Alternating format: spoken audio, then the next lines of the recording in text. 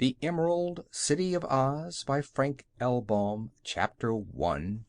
How the Nome King Became Angry. The Nome King was in an angry mood, and at such times he was very disagreeable. Everyone kept away from him, even his chief steward Kaliko.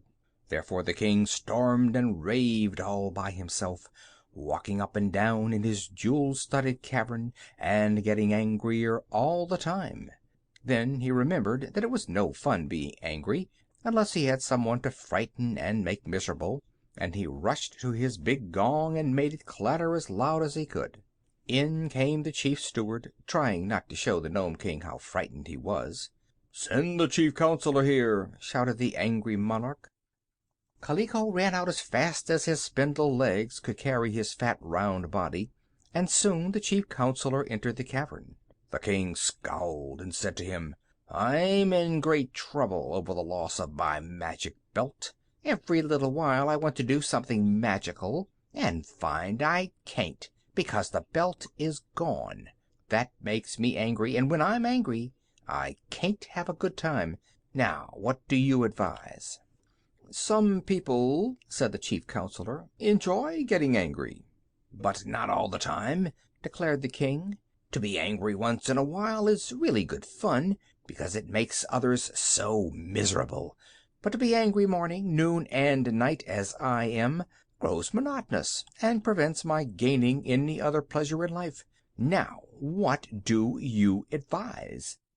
"Why, if you are angry because you want to do magical things and can't, and if you don't want to get angry at all, my advice is not to want to do magical things." Hearing this, the king glared at his counselor with a furious expression and tugged at his own long white whiskers until he pulled them so hard that he yelled with pain. "You are a fool!" he exclaimed. "I share that honor with your majesty," said the chief counselor. The king roared with rage and stamped his foot. "Ho there, my guards!" he cried. Ho is a royal way of saying come here. So when the guards had hoed, the king said to them, "Take this chief counselor and throw him away." Then the guards took the chief counselor and bound him with chains to prevent his struggling, and threw him away. And the king paced up and down his cavern, more angry than before. Finally he rushed to his big gong and made it clatter like a fire alarm. Kaliko appeared again, trembling and white with fear. "Fetch my pipe!" yelled the king. "Your pipe is already here, your majesty," replied Kaliko. "Then get my tobacco!" roared the king. "The tobacco is in your pipe, your majesty," returned the steward. "Then bring a live coal from the furnace," commanded the king.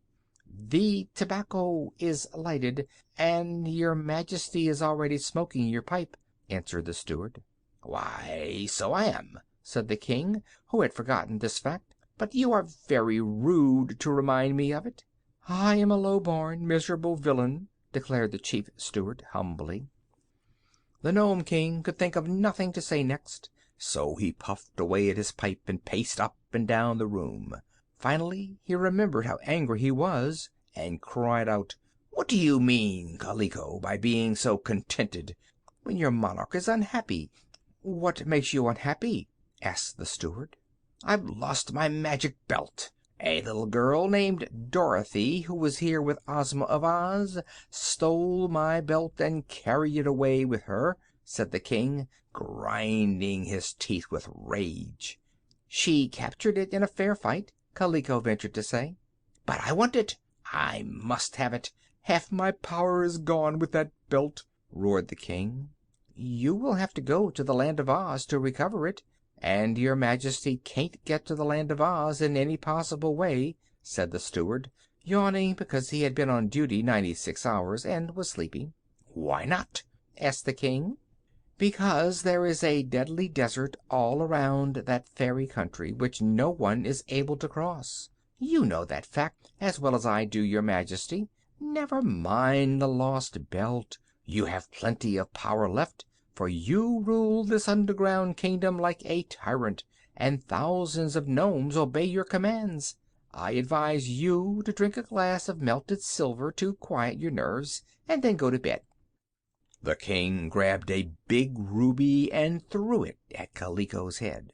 The steward ducked to escape the heavy jewel, which crashed against the door just over his left ear. "Get out of my sight! Vanish! Go away! And send General Blug here!" screamed the Nome King. Kaliko hastily withdrew, and the Nome King stamped up and down until the general of his armies appeared. This gnome was known far and wide as a terrible fighter and a cruel, desperate commander. He had 50,000 gnome soldiers, all well drilled, who feared nothing but their stern master. Yet General Blug was a trifle uneasy when he arrived and saw how angry the Nome King was. "Ha! So you're here!" cried the king. "So I am," said the general. "March your army at once to the land of Oz, capture and destroy the Emerald City, and bring back to me my magic belt!" roared the king. "You're crazy," calmly remarked the general. "What's that? What's that? What's that?" And the Nome King danced around on his pointed toes, he was so enraged. "You don't know what you're talking about," continued the general, seating himself upon a large cut diamond. "I advise you to stand in a corner and count 60 before you speak again. By that time you may be more sensible." The king looked around for something to throw at General Blug, but as nothing was handy, he began to consider that perhaps the man was right and he had been talking foolishly. So he merely threw himself into his glittering throne and tipped his crown over his ear and curled his feet up under him and glared wickedly at Blug. "In the first place," said the general, "we cannot march across the deadly desert to the land of Oz, and if we could, the ruler of that country, Princess Ozma, has certain fairy powers that would render my army helpless. Had you not lost your magic belt, we might have some chance of defeating Ozma, but the belt is gone." "I want it!" screamed the king. "I must have it!" "Well, then, let us try a sensible way to get it," replied the general. "The belt was captured by a little girl named Dorothy, who lives in Kansas, in the United States of America." "But she left it in the Emerald City with Ozma," declared the king. "How do you know that?" asked the general. "One of my spies, who is a blackbird, flew over the desert to the land of Oz and saw the magic belt in Ozma's palace," replied the king with a groan. "Now that gives me an idea," said General Blug thoughtfully. "There are two ways to get to the land of Oz without traveling across the sandy desert." "What are they?" demanded the king eagerly. "One way is over the desert, through the air, and the other way is under the desert, through the earth." Hearing this, the Nome King uttered a yell of joy and leaped from his throne to resume his wild walk up and down the cavern. "That's it, Blug!" he shouted. "That's the idea, General. I'm king of the underworld, and my subjects are all miners. I'll make a secret tunnel under the desert to the land of Oz. Yes, right up to the Emerald City, and you will march your armies there and capture the whole country." "Softly, softly, your Majesty. Don't go too fast," warned the general. "My nomes are good fighters, but they are not strong enough to conquer the Emerald City." "Are you sure?" asked the king. "Absolutely certain, your Majesty." "Then what am I to do?" "Give up the idea and mind your own business," advised the general. "You have plenty to do trying to rule your underground kingdom." "But I want the magic belt, and I'm going to have it!" roared the Nome King. "I'd like to see you get it," replied the general, laughing maliciously. The king was by this time so exasperated that he picked up his scepter, which had a heavy ball made from a sapphire at the end of it, and threw it with all his force at General Blug. The sapphire hit the general upon his forehead and knocked him flat upon the ground, where he lay motionless. Then the king rang his gong and told his guards to drag out the general and throw him away, which they did. The Nome King was named Roquat the Red, and no one loved him. He was a bad man and a powerful monarch, and he had resolved to destroy the Land of Oz and its magnificent Emerald City, to enslave Princess Ozma and little Dorothy and all the Oz people, and recover his magic belt. This same belt had once enabled Roquat the Red to carry out many wicked plans, but that was before Ozma and her people marched to the underground cavern and captured it. The Nome King could not forgive Dorothy or Princess Ozma, and he had determined to be revenged upon them. But they, for their part, did not know they had so dangerous an enemy. Indeed, Ozma and Dorothy had both almost forgotten that such a person as the Nome King yet lived under the mountains of the Land of Ev, which lay just across the Deadly Desert to the south of the Land of Oz. An unsuspected enemy is doubly dangerous. End of chapter 1.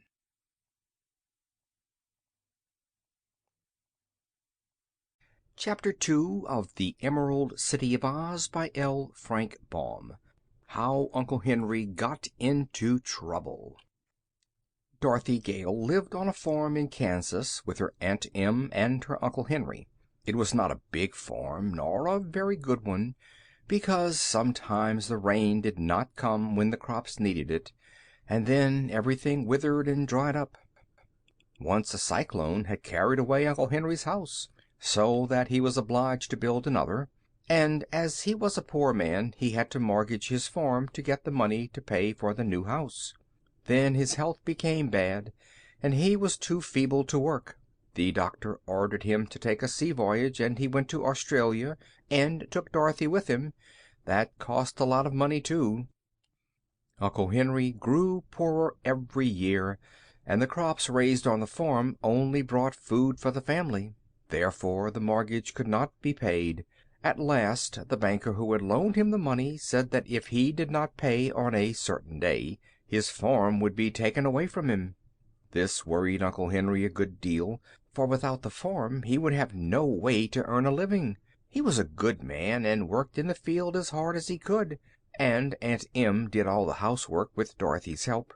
Yet they did not seem to get along. This little girl, Dorothy, was like dozens of little girls you know. She was loving and usually sweet-tempered, and had a round, rosy face and earnest eyes. Life was a serious thing to Dorothy, and a wonderful thing, too, for she had encountered more strange adventures in her short life than many other girls of her age. Aunt Em once said she thought the fairies must have marked Dorothy at her birth, because she had wandered into strange places and had always been protected by some unseen power. As for Uncle Henry, he thought his little niece merely a dreamer, as her dead mother had been, for he could not quite believe all the curious stories Dorothy told him of the Land of Oz, which she had several times visited. He did not think that she tried to deceive her uncle and aunt, but he imagined that she had dreamed all those astonishing adventures, and that the dreams had been so real to her that she had come to believe them true. Whatever the explanation might be, it was certain that Dorothy had been absent from her Kansas home for several long periods, always disappearing unexpectedly, yet always coming back safe and sound, with amazing tales of where she had been and the unusual people she had met. Her uncle and aunt listened to her stories eagerly, and in spite of their doubts began to feel that the little girl had gained a lot of experience and wisdom that were unaccountable in this age when fairies are supposed no longer to exist. Most of Dorothy's stories were about the Land of Oz, with its beautiful Emerald City, and the lovely girl ruler named Ozma, who was the most faithful friend of the little Kansas girl. When Dorothy told about the riches of this fairy country, Uncle Henry would sigh, for he knew that a single one of the great emeralds that were so common there would pay all his debts and leave his farm free. But Dorothy never brought any jewels home with her, so their poverty became greater every year. When the banker told Uncle Henry that he must pay the money in 30 days or leave the farm, the poor man was in despair, as he knew he could not possibly get the money. So he told his wife, Aunt Em, of his trouble, and she first cried a little and then said that they must be brave and do the best they could, and go away somewhere and try to earn an honest living. But they were getting old and feeble, and she feared that they would not take care of Dorothy as well as they had formerly done. Probably the little girl would also be obliged to go to work. They did not tell their niece the sad news for several days, not wishing to make her unhappy, but one morning the little girl found Aunt Em softly crying, while Uncle Henry tried to comfort her. Then Dorothy asked them to tell her what was the matter. "We must give up the farm, my dear," replied her uncle sadly, "and wander away into the world to work for our living." The girl listened quite seriously, for she had not known before how desperately poor they were. "We don't mind for ourselves," said her aunt, stroking the little girl's head tenderly, "but we love you as if you were our own child, and we are heartbroken to think that you must also endure poverty and work for a living before you have grown big and strong." "What could I do to earn money?" asked Dorothy. "You might do housework for someone, dear, you are so handy, or perhaps you could be a nursemaid to little children. I'm sure I don't know exactly what you can do to earn money, but if your uncle and I are able to support you we will do it willingly, and send you to school. We fear, though, that we shall have much trouble in earning a living for ourselves. No one wants to employ old people who are broken down in health, as we are." Dorothy smiled. "Wouldn't it be funny," she said, "for me to do housework in Kansas, when I'm a princess in the Land of Oz?" "A princess!" they both exclaimed, astonished. "Yes, Ozma made me a princess some time ago, and she has often begged me to come and live always in the Emerald City," said the child. Her uncle and aunt looked at her in amazement. Then the man said, "Do you suppose you could manage to return to your fairyland, my dear?" "Oh, yes," replied Dorothy, "I could do that easily." "How?" asked Aunt Em. "Ozma sees me every day at 4 o'clock in her magic picture. She can see me wherever I am, no matter what I am doing, and at that time, if I make a certain secret sign, she will send for me by means of the magic belt which I once captured from the Nome King. Then, in the wink of an eye, I shall be with Ozma in her palace." The elder people remained silent for some time after Dorothy had spoken. Finally Aunt Em said, with another sigh of regret, "If that is the case, Dorothy, perhaps you'd better go and live in the Emerald City. It will break our hearts to lose you from our lives, but you will be so much better off with your fairy friends that it seems wisest and best for you to go." "I'm not so sure about that," remarked Uncle Henry, shaking his gray head doubtfully. "These things all seem very real to Dorothy, I know, but I'm afraid our little girl won't find her fairyland just what she had dreamed it to be. It would make me very unhappy to think that she was wandering among strangers who might be unkind to her."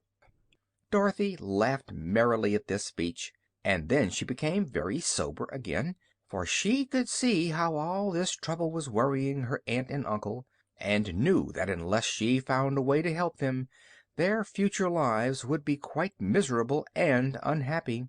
She knew that she could help them. She had thought of a way already. Yet she did not tell them at once what it was, because she must ask Ozma's consent before she would be able to carry out her plans. So she only said, "If you will promise not to worry a bit about me, I'll go to the Land of Oz this very afternoon, and I'll make a promise, too, that you shall both see me again before the day comes when you must leave this farm." "That day isn't far away now," her uncle sadly replied. "I did not tell you of our trouble until I was obliged to, dear Dorothy, so the evil time is near at hand. But if you are quite sure your fairy friends will give you a home, it will be best for you to go to them, as your aunt says." That was why Dorothy went to her little room in the attic that afternoon, taking with her a small dog named Toto.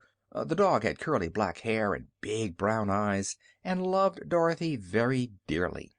The child had kissed her uncle and aunt affectionately before she went upstairs, and now she looked around her little room rather wistfully, gazing at the simple trinkets and worn calico and gingham dresses as if they were old friends.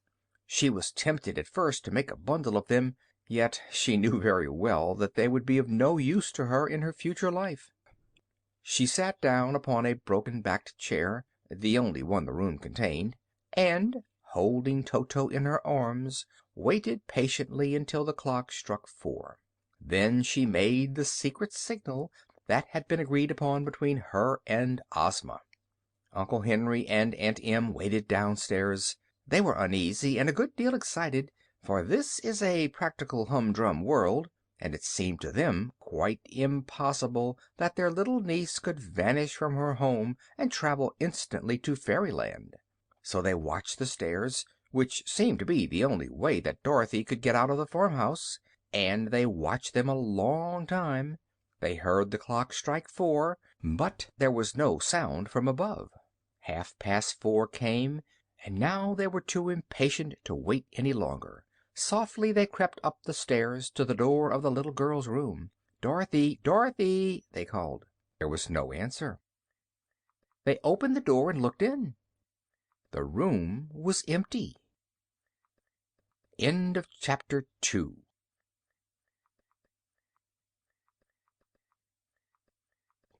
Chapter 3 of the Emerald City of Oz, by L. Frank Baum. How Ozma Granted Dorothy's Request. I suppose you have read so much about the magnificent Emerald City that there is little need for me to describe it here. It is the capital city of the Land of Oz, which is justly considered the most attractive and delightful fairyland in all the world. The Emerald City is built all of beautiful marbles, in which are set a profusion of emeralds, every one exquisitely cut and of very great size. There are other jewels used in the decorations inside the houses and palaces, such as rubies, diamonds, sapphires, amethysts, and turquoises. But in the streets and upon the outside of the buildings only emeralds appear, from which circumstance the place is named the Emerald City of Oz. It has 9,654 buildings, in which lived 57,318 people up to the time my story opens. All the surrounding country, extending to the borders of the desert which enclosed it upon every side, was full of pretty and comfortable farmhouses, in which resided those inhabitants of Oz who preferred country to city life. Altogether, there were more than 500,000 people in the Land of Oz, although some of them, as you will soon learn, were not made of flesh and blood as we are, and every inhabitant of that favored country was happy and prosperous. No disease of any sort was ever known among the Ozites, and so no one ever died unless he met with an accident that prevented him from living. This happened very seldom indeed. There were no poor people in the Land of Oz, because there was no such thing as money, and all property of every sort belonged to the ruler. The people were her children, and she cared for them. Every person was given freely by his neighbors whatever he required for his use, which is as much as anyone may reasonably desire. Some tilled the lands and raised great crops of grain, which was divided equally among the entire population, so that all had enough. There were many tailors and dressmakers and shoemakers and the like, who made things that anyone who desired them might wear. Likewise, there were jewelers who made ornaments for the person which pleased and beautified the people, and these ornaments also were free to those who asked for them. Each man and woman, no matter what he or she produced for the good of the community, was supported by the neighbors with food and clothing and a house and furniture and ornaments and games. If by chance the supply ever ran short, more was taken from the great storehouses of the ruler, which were afterward filled up again when there was more of any article than the people needed. Everyone worked half the time and played half the time, and the people enjoyed the work as much as they did the play, because it is good to be occupied and to have something to do. There were no cruel overseers set to watch them, and no one to rebuke them or to find fault with them. So each one was proud to do all he could for his friends and neighbors, and was glad when they would accept the things he produced. You will know by what I have here told you that the Land of Oz was a remarkable country. I do not suppose such an arrangement would be practical with us, but Dorothy assures me that it works finely with the Oz people. Oz being a fairy country, the people were of course fairy people, but that does not mean that all of them were very unlike the people of our own world. There were all sorts of queer characters among them, but not a single one who was evil, or who possessed a selfish or violent nature. They were peaceful, kind-hearted, loving, and merry, and every inhabitant adored the beautiful girl who ruled them, and delighted to obey her every command. In spite of all I have said in a general way, there were some parts of the Land of Oz not quite so pleasant as the farming country and the Emerald City, which was its center. Far away in the South Country there lived in the mountains a band of strange people called Hammerheads, because they had no arms and used their flat heads to pound anyone who came near them. Their necks were like rubber, so that they could shoot out their heads to quite a distance, and afterward draw them back again to their shoulders. The Hammerheads were called the Wild People, but never harmed any but those who disturbed them in their mountains where they lived. In some of the dense forests there lived great beasts of every sort, yet these were for the most part harmless and even sociable, and conversed agreeably with those who visited their haunts. The Kalidahs, beasts with bodies like bears and heads like tigers, had once been fierce and bloodthirsty, but even they were now nearly all tamed, although at times one or another of them would get cross and disagreeable. Not so tame were the fighting trees, which had a forest of their own. If anyone approached them, these curious trees would bend down their branches, twine them around the intruders, and hurl them away. But these unpleasant things existed only in a few remote parts of the Land of Oz. I suppose every country has some drawbacks, so even this almost perfect fairyland could not be quite perfect. Once there had been wicked witches in the land, too, but now these had all been destroyed, so, as I said, only peace and happiness reigned in Oz. For some time Ozma had ruled over this fair country, and never was ruler more popular or beloved. She is said to be the most beautiful girl the world has ever known, and her heart and mind are as lovely as her person. Dorothy Gale had several times visited the Emerald City and experienced adventures in the Land of Oz, so that she and Ozma had now become firm friends.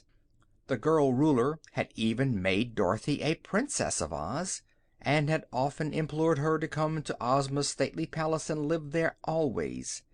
But Dorothy had been loyal to her Aunt Em and Uncle Henry, who had cared for her since she was a baby, and she had refused to leave them because she knew they would be lonely without her.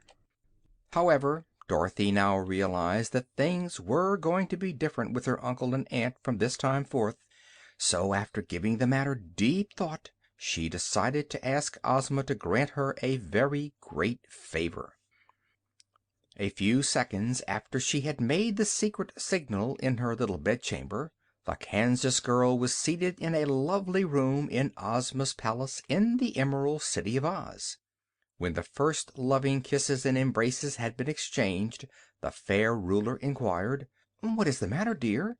I know something unpleasant has happened to you, for your face was very sober when I saw it in my magic picture, and whenever you signal me to transport you to this safe place where you are always welcome, I know you are in danger or in trouble." Dorothy sighed. "This time, Ozma, it isn't I," she replied. "But it's worse, I guess, for Uncle Henry and Aunt Em are in a heap of trouble, and there seems no way to get them out of it. Anyhow, not while they live in Kansas." "Tell me about it, Dorothy," said Ozma with ready sympathy.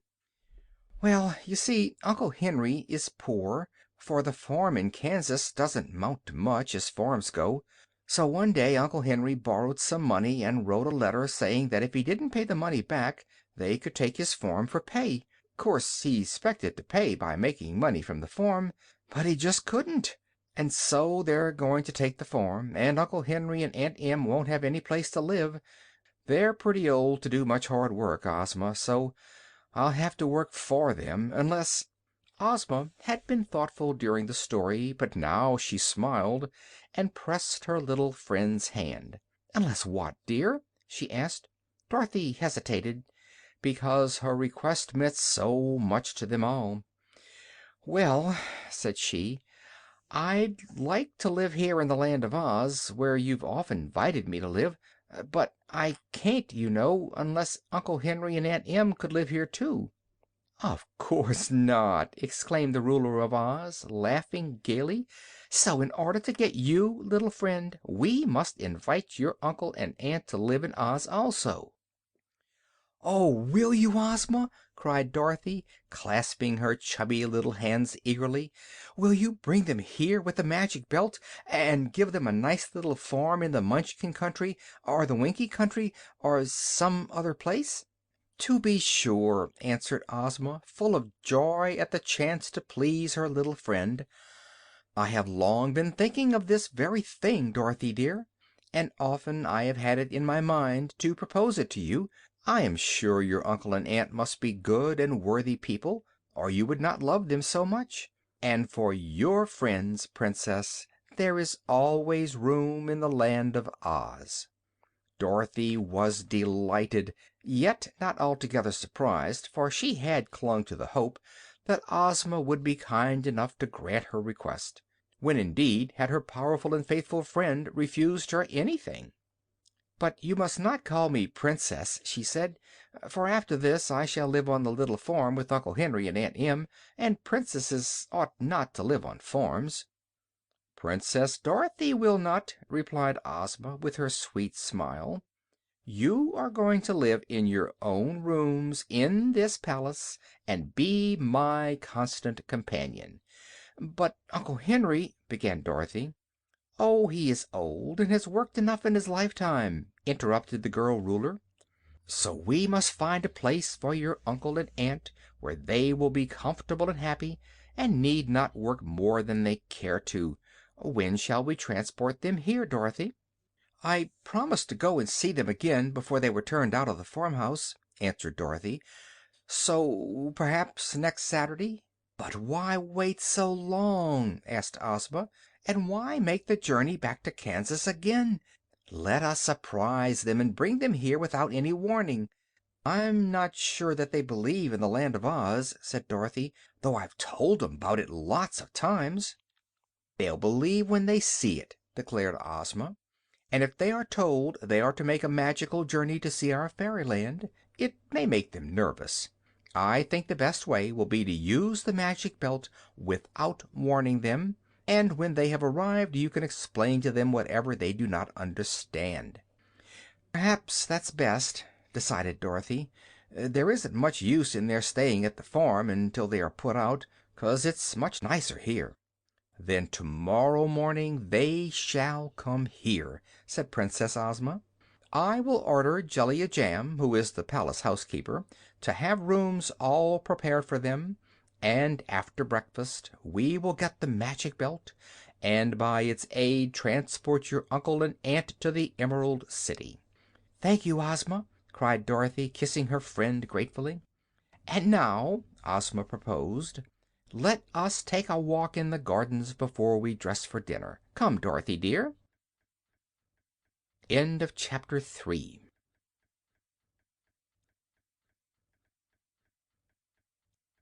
Chapter 4 of the Emerald City of Oz by L. Frank Baum. How the Nome King Planned Revenge. The reason most people are bad is because they do not try to be good. Now, the Nome King had never tried to be good, so he was very bad indeed. Having decided to conquer the Land of Oz and to destroy the Emerald City and enslave all its people, King Roquat the Red kept planning ways to do this dreadful thing, and the more he planned, the more he believed he would be able to accomplish it. About the time Dorothy went to Ozma, the Nome King called his chief steward to him and said, "Kaliko, I think I shall make you the general of my armies." "I think you won't," replied Kaliko positively. "Why not?" inquired the King, reaching for his scepter with the big sapphire. "Because I'm your chief steward and know nothing of warfare," said Kaliko, preparing to dodge if anything were thrown at him. "I manage all the affairs of your kingdom better than you could yourself, and you'll never find another steward as good as I am. But there are hundreds of nomes better fitted to command your army, and your generals get thrown away so often that I have no desire to be one of them." "Ah, there is some truth in your remarks, Kaliko," remarked the King, deciding not to throw the scepter. "Summon my army to assemble in the great cavern." Kaliko bowed and retired, and in a few minutes returned to say that the army was assembled. So the King went out upon a balcony that overlooked the great cavern, where 50,000 nomes, all armed with swords and pikes, stood marshaled in military array. When they were not required as soldiers, all these nomes were metal workers and miners, and they had hammered so much at the forges and dug so hard with pick and shovel that they had acquired great muscular strength. They were strangely formed creatures, rather round and not very tall. Their toes were curly and their ears broad and flat. In time of war every nome left his forge or mine and became part of the great army of King Roquat. The soldiers wore rock-colored uniforms and were excellently drilled. The King looked upon this tremendous army, which stood silently arrayed before him, and a cruel smile curled the corners of his mouth, for he saw that his legions were very powerful. Then he addressed them from the balcony, saying, "I have thrown away General Blug because he did not please me. So I want another general to command this army. Who is next in command?" "I am," replied Colonel Crinkle, a dapper-looking nome, as he stepped forward to salute his monarch. The King looked at him carefully and said, "I want you to march this army through an underground tunnel, which I am going to bore, to the Emerald City of Oz. When you get there, I want you to conquer the Oz people, destroy them in their city, and bring all their gold and silver and precious stones back to my cavern. Also, you are to recapture my magic belt and return it to me. Will you do this, General Crinkle?" "No, your Majesty," replied the nome, "for it can't be done." "Oh, indeed!" exclaimed the King. Then he turned to his servants and said, "Please take General Crinkle to the torture chamber. There you will kindly slice him into thin slices. Afterward you may feed him to the seven-headed dogs." "Anything to oblige your Majesty," replied the servants politely, and led the condemned man away. When they had gone, the King addressed the army again. "Listen," said he. "The general who is to command my armies must promise to carry out my orders. If he fails, he will share the fate of poor Crinkle. Now then, who will volunteer to lead my hosts to the Emerald City?" For a time no one moved, and all were silent. Then an old nome with white whiskers so long that they were tied around his waist to prevent their tripping him up, stepped out of the ranks and saluted the King. "I'd like to ask a few questions, your Majesty," he said. "Go ahead," replied the king. "These Oz people are quite good, are they not?" "As good as apple pie," said the king. "And they are happy, I suppose?" continued the old gnome. "Happy as the day is long," said the king. "And contented and prosperous?" inquired the gnome. "Very much so," said the king. "Well, your Majesty," remarked he of the white whiskers, "I think I should like to undertake the job, so I'll be your general. I hate good people. I detest happy people. I'm opposed to anyone who is contented and prosperous. That is why I am so fond of your Majesty. Make me your general, and I'll promise to conquer and destroy the Oz people. If I fail, I'm ready to be sliced thin and fed to the seven-headed dogs." Very good indeed. That's the way to talk," cried Roquat the Red, who was greatly pleased. "What is your name, General?" "I'm called Guff, your Majesty." "Well, Guff, come with me to my private cave, and we'll talk it over." Then he turned to the army. "Gnomes and soldiers," said he, "you are to obey the commands of General Guff until he becomes dog feed. Any man who fails to obey his new general will be promptly thrown away. You are now dismissed." Guff went to the king's private cave and sat down upon an amethyst chair and put his feet on the arm of the king's ruby throne. Then he lighted his pipe and threw the live coal he had taken from his pocket upon the king's left foot, and puffed the smoke into the king's eyes and made himself comfortable. For he was a wise old gnome, and he knew that the best way to get along with Roquat the Red was to show that he was not afraid of him. "I'm ready for the talk, your Majesty," he said. The king coughed and looked at his new general fiercely. "Do you not tremble to take such liberties with your monarch?" he asked. "Oh, no," replied Guff calmly, and he blew a wreath of smoke that curled around the king's nose and made him sneeze. "You want to conquer the Emerald City, and I'm the only gnome in all your dominions who can conquer it. So you will be very careful not to hurt me until I have carried out your wishes.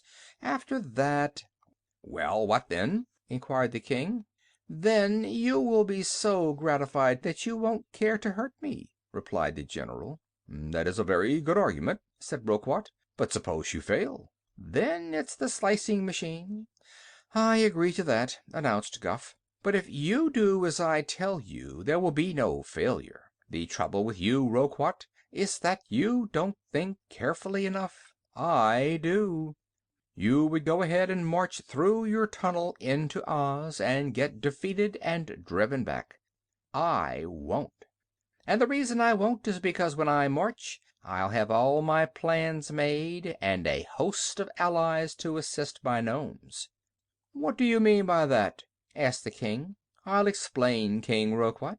You're going to attack a fairy country, and a mighty fairy country, too.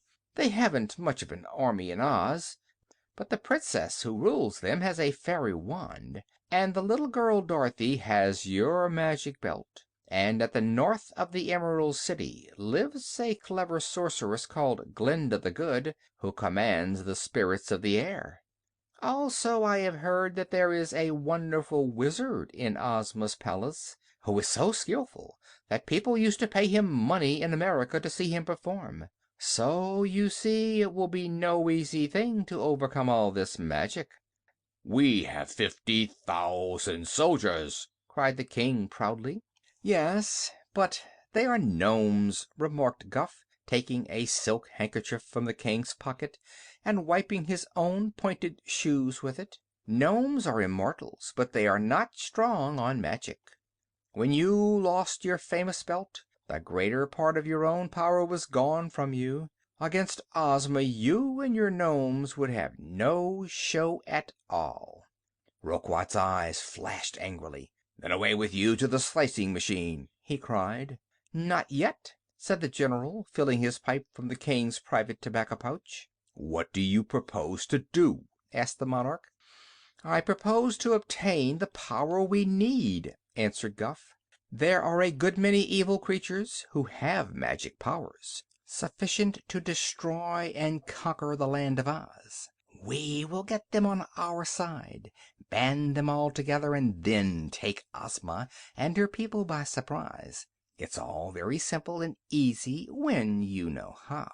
Alone, we should be helpless to injure the ruler of Oz, but with the aid of the evil powers we can summon, we shall easily succeed." King Roquat was delighted with this idea, for he realized how clever it was. "Surely, Guph, you are the greatest general I have ever had!" he exclaimed, his eyes sparkling with joy. "You must go at once and make all arrangements with the evil powers to assist us, and meantime I'll begin to dig the tunnel." "I thought you'd agree with me, Roquat," replied the new general. "I'll start this very afternoon to visit the Chief of the Whimsies."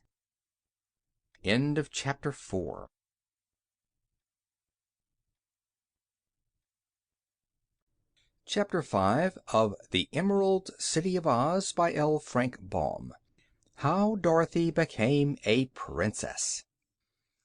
When the people of the Emerald City heard that Dorothy had returned to them, every one was eager to see her, for the little girl was a general favorite in the Land of Oz.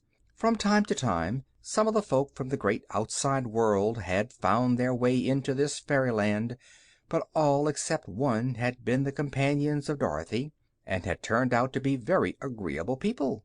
The exception I speak of was the wonderful Wizard of Oz, a sleight of hand performer from Omaha, who went up in a balloon and was carried by a current of air to the Emerald City.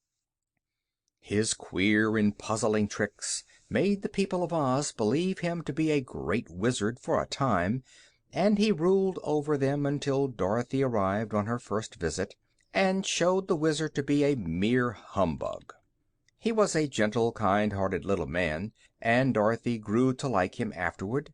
When, after an absence, the Wizard returned to the Land of Oz, Ozma received him graciously and gave him a home in a part of the palace.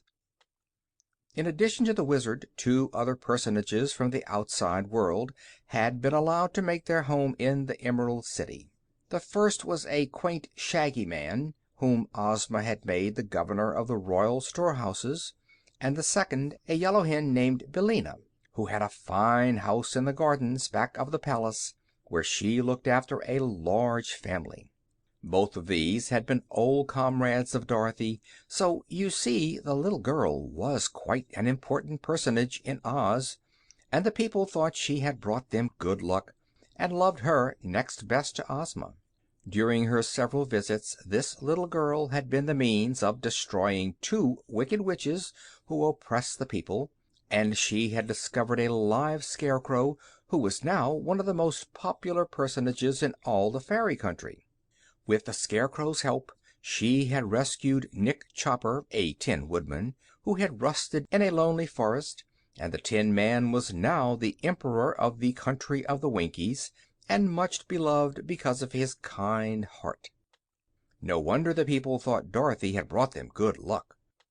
Yet, strange as it may seem, she had accomplished all these wonders not because she was a fairy or had any magical powers whatever, but because she was a simple, sweet, and true little girl who was honest to herself and to all whom she met. In this world in which we live, simplicity and kindness are the only magic wands that work wonders, and in the Land of Oz Dorothy found these same qualities had won for her the love and admiration of the people. Indeed, the little girl had made many warm friends in the fairy country, and the only real grief the Ozites had ever experienced was when Dorothy left them and returned to her Kansas home. Now she received a joyful welcome, although no one except Ozma knew at first that she had finally come to stay for good and all. That evening Dorothy had many callers, and among them were such important people as Tik-Tok, a machine man who thought and spoke and moved by clockwork; her old companion, the genial Shaggy Man; Jack Pumpkinhead, whose body was brushwood, and whose head was a ripe pumpkin with a face carved upon it; the Cowardly Lion and the Hungry Tiger, two great beasts from the forest, who served Princess Ozma; and Professor H.M. Wogglebug, T.E. This Wogglebug was a remarkable creature. He had once been a tiny little bug, crawling around in a schoolroom, but he was discovered and highly magnified, so that he could be seen more plainly, and while in this magnified condition he had escaped. He had always remained big, and he dressed like a dandy, and was so full of knowledge and information, which are distinct acquirements, that he had been made a professor and the head of the Royal College. Dorothy had a nice visit with these old friends, and also talked a long time with the Wizard, who was little and old and withered and dried up, but as merry and active as a child. Afterward she went to see Billina's fast-growing family of chicks. Toto, Dorothy's little black dog, also met with a cordial reception. Toto was an especial friend of the Shaggy Man, and he knew everyone else. Being the only dog in the Land of Oz, he was highly respected by the people, who believed animals entitled to every consideration if they behaved themselves properly. Dorothy had 4 lovely rooms in the palace, which were always reserved for her use and were called Dorothy's rooms. These consisted of a beautiful sitting room, a dressing room, a dainty bedchamber, and a big marble bathroom. And in these rooms were everything that heart could desire, placed there with loving thoughtfulness by Ozma for her little friend's use.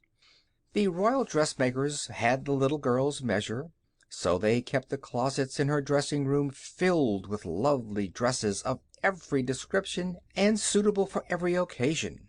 No wonder Dorothy had refrained from bringing with her her old calico and gingham dresses. Here everything that was dear to a little girl's heart was supplied in profusion, and nothing so rich and beautiful could ever have been found in the biggest department stores in America. Of course Dorothy enjoyed all these luxuries, and the only reason she had heretofore preferred to live in Kansas was because her uncle and aunt loved her and needed her with them. Now, however, all was to be changed, and Dorothy was really more delighted to know that her dear relatives were to share in her good fortune and enjoy the delights of the Land of Oz than she was to possess such luxury for herself. Next morning, at Ozma's request, Dorothy dressed herself in a pretty sky-blue gown of rich silk trimmed with real pearls. The buckles of her shoes were set with pearls, too, and more of these priceless gems were on a lovely coronet which she wore upon her forehead. "For," said her friend Ozma, "from this time forth, my dear, you must assume your rightful rank as a Princess of Oz, and being my chosen companion, you must dress in a way befitting the dignity of your position." Dorothy agreed to this, although she knew that neither gowns nor jewels could make her anything else than the simple, unaffected little girl she had always been. As soon as they had breakfasted, the girls eating together in Ozma's pretty boudoir, the ruler of Oz said: "Now, dear friend, we will use the magic belt to transport your uncle and aunt from Kansas to the Emerald City. But I think it would be fitting, in receiving such distinguished guests, for us to sit in my throne room." "Oh, they're not very distinguished, Ozma," said Dorothy. "They're just plain people, like me." "Being your friends and relatives, Princess Dorothy, they are certainly distinguished," replied the ruler with a smile. "They won't hardly know what to make of all your splendid furniture and things," protested Dorothy, gravely. "It may scare 'em to see your grand throne room, and perhaps we'd better go into the back yard, Ozma, where the cabbages grow and the chickens are playing. Then it would seem more natural to Uncle Henry and Aunt Em." "No, they shall first see me in my throne room," replied Ozma decidedly, and when she spoke in that tone Dorothy knew it was not wise to oppose her, for Ozma was accustomed to having her own way.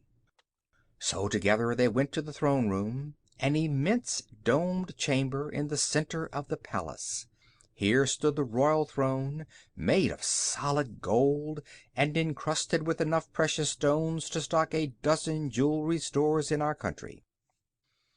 Ozma, who was wearing the magic belt, seated herself in her throne, and Dorothy sat at her feet. In the room were assembled many ladies and gentlemen of the court, clothed in rich apparel and wearing fine jewelry. Two immense animals squatted, one on each side of the throne, the Cowardly Lion and the Hungry Tiger.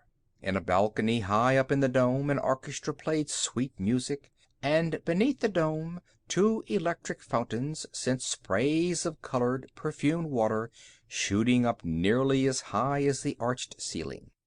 "Are you ready, Dorothy?" asked the ruler. "I am," replied Dorothy, "but I don't know whether Aunt Em and Uncle Henry are ready." "That won't matter," declared Ozma. "The old life can have very little interest to them, and the sooner they begin the new life here the happier they will be. Here they come, my dear." As she spoke, there before the throne appeared Uncle Henry and Aunt Em, who for a moment stood motionless, glaring with white and startled faces at the scene that confronted them. If the ladies and gentlemen present had not been so polite, I am sure they would have laughed at the two strangers. Aunt Em had her calico dress skirt tucked up, and she wore a faded blue checked apron. Her hair was rather straggly, and she had on a pair of Uncle Henry's old slippers. In one hand she held a dish towel, and in the other a cracked earthenware plate, which she had been engaged in wiping when so suddenly transported to the Land of Oz. Uncle Henry, when the summons came, had been out in the barn "doin' chores." He wore a ragged and much soiled straw hat, a checked shirt without any collar, and blue overalls tucked into the tops of his old cowhide boots. "By gum!" gasped Uncle Henry, looking around as if bewildered. "Well, I swan!" gurgled Aunt Em in a hoarse, frightened voice. Then her eyes fell upon Dorothy, and she said, "Don't that look like our little girl, our Dorothy, Henry?" "Hi there! Look out, Em!" exclaimed the old man, as Aunt Em advanced a step. "Take care of the wild beasties, or you're a goner." But now Dorothy sprang forward and embraced and kissed her aunt and uncle affectionately, afterward taking their hands in her own. "Don't be afraid," she said to them. "You are now in the Land of Oz, where you are to live always and be comfortable and happy. You'll never have to worry over anything again, 'cause there won't be anything to worry about. And you owe it all to the kindness of my friend Princess Ozma." Here she led them before the throne and continued, "Your Highness, this is Uncle Henry, and this is Aunt Em. They want to thank you for bringing them here from Kansas." Aunt Em tried to slick her hair, and she hid the dish towel and dish under her apron while she bowed to the lovely Ozma. Uncle Henry took off his straw hat and held it awkwardly in his hands. But the ruler of Oz rose and came from her throne to greet her newly arrived guests, and she smiled as sweetly upon them as if they had been a king and a queen. "You are very welcome here, where I have brought you for Princess Dorothy's sake," she said graciously, "and I hope you will be quite happy in your new home." Then she turned to her courtiers, who were silently and gravely regarding the scene, and added, "I present to my people our Princess Dorothy's beloved Uncle Henry and Aunt Em, who will hereafter be subjects of our kingdom. It will please me to have you show them every kindness and honor in your power, and to join me in making them happy and contented." Hearing this, all those assembled bowed low and respectfully to the old farmer and his wife, who bobbed their own heads in return. "And now," said Ozma to them, "Dorothy will show you the rooms prepared for you. I hope you will like them, and shall expect you to join me at luncheon." So Dorothy led her relatives away, and as soon as they were out of the throne room and alone in the corridor, Aunt Em squeezed Dorothy's hand and said, "Child, child, how in the world did we ever get here so quick? And is it all real? And are we to stay here, as she says? And what does it all mean, anyhow?" Dorothy laughed. "Why didn't you tell us what you were going to do?" inquired Uncle Henry, reproachfully. "If I'd known about it, I'd have put on my Sunday clothes." "I'll 'splain everything as soon as we get to your rooms," promised Dorothy. "You're in great luck, Uncle Henry and Aunt Em, and so am I, and oh, I'm so happy to have you here at last." As he walked by the little girl's side, Uncle Henry stroked his whiskers thoughtfully. "'Pears to me, Dorothy, we won't make bang up fairies," he remarked. "And my back hair looks like a fright," wailed Aunt Em. "Never mind," returned the little girl, reassuringly. "You won't have anything to do now but to look pretty, Aunt Em, and Uncle Henry won't have to work till his back aches, that's certain." "Sure?" they asked, wonderingly, and in the same breath. "'Course I'm sure," said Dorothy. "You're in Fairyland of Oz now, and what's more, you belong to it."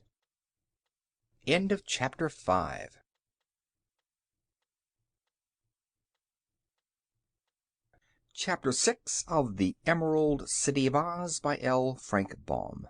How Guph Visited the Whimsies.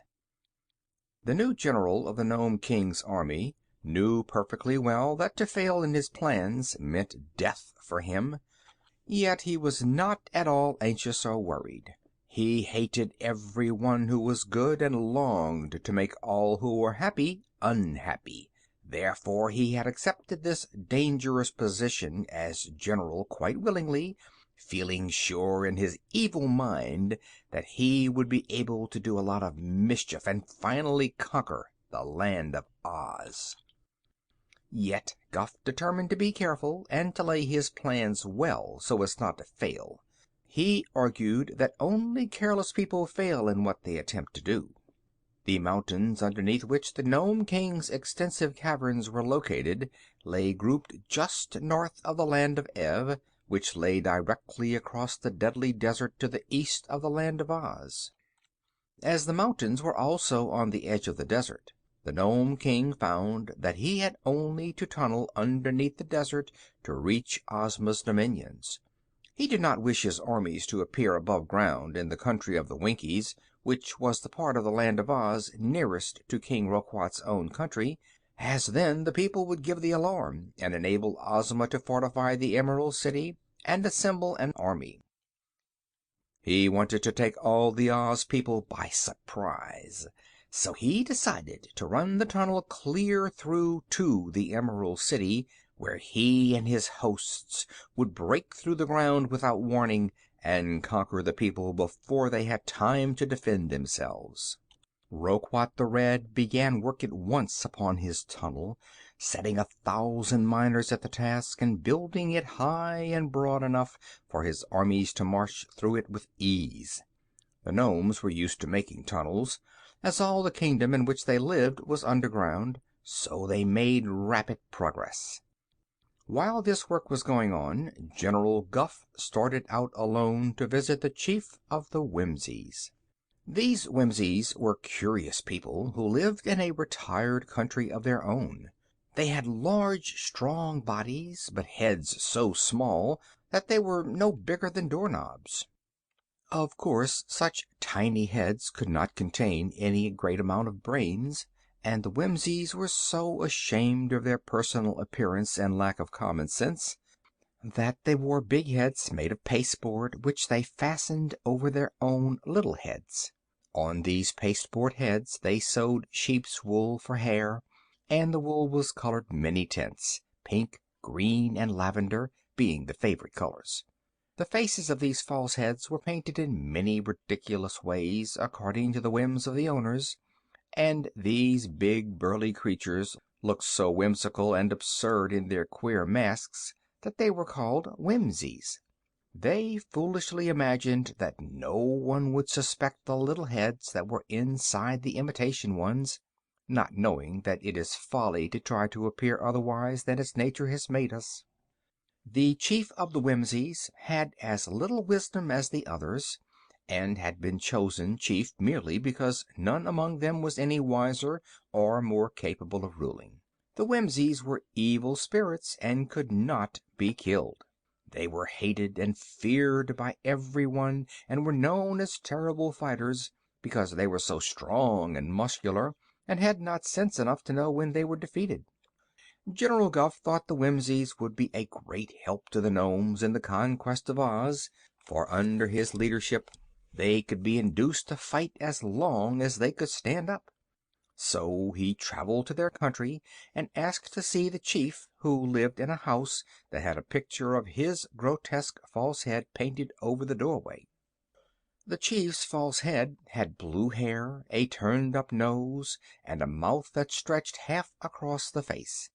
Big green eyes had been painted upon it, but in the center of the chin were two small holes made in the pasteboard, so that the chief could see through them with his own tiny eyes, for when the big head was fastened upon his shoulders, the eyes in his own natural head were on a level with the false chin. Said General Guph to the chief of the Whimsies, "We Nomes are going to conquer the land of Oz and capture our king's magic belt, which the Oz people stole from him. Then we are going to plunder and destroy the whole country, and we want the Whimsies to help us." "Will there be any fighting?" asked the chief. "Plenty," replied Guph. That must have pleased the chief, for he got up and danced around the room 3 times.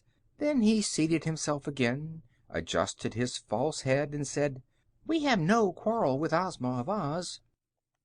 "But you Whimsies love to fight, and here is a splendid chance to do so," urged Guph. "Wait till I sing a song," said the chief. Then he lay back in his chair and sang a foolish song that did not seem to the general to mean anything, although he listened carefully. When he had finished, the Chief Whimsy looked at him through the holes in his chin and asked, "What reward will you give us if we help you?" The general was prepared for this question, for he had been thinking the matter over on his journey. People often do a good deed without hope of reward, but for an evil deed they always demand payment.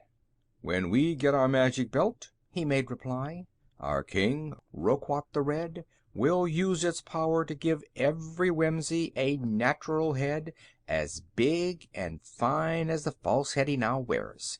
Then you will no longer be ashamed because your big strong bodies have such teensy-weensy heads." "Oh, will you do that?" asked the chief eagerly. "We surely will," promised the general.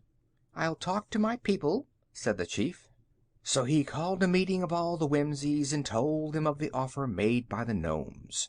The creatures were delighted with the bargain, and at once agreed to fight for the Nome King and help him to conquer Oz. One Whimsy alone seemed to have a glimmer of sense, for he asked, "Suppose we fail to capture the magic belt? What will happen then? And what good will all our fighting do?" But they threw him into the river for asking foolish questions, and laughed when the water ruined his pasteboard head before he could swim out again. So the compact was made, and General Guph was delighted with his success in gaining such powerful allies. But there were other people, too, just as important as the Whimsies, whom the clever old gnome had determined to win to his side. End of Chapter 6.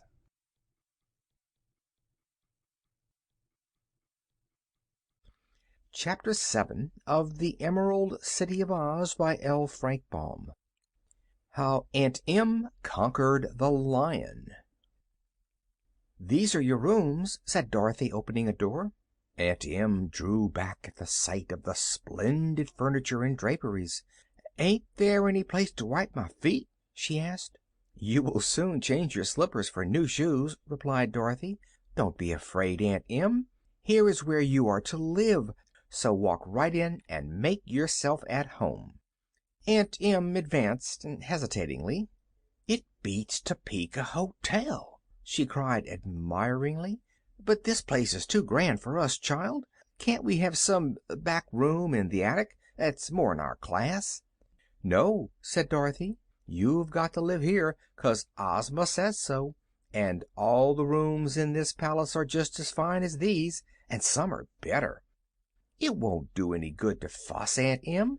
You've got to be swell and high-toned in the Land of Oz, whether you want to or not, so you may as well make up your mind to it."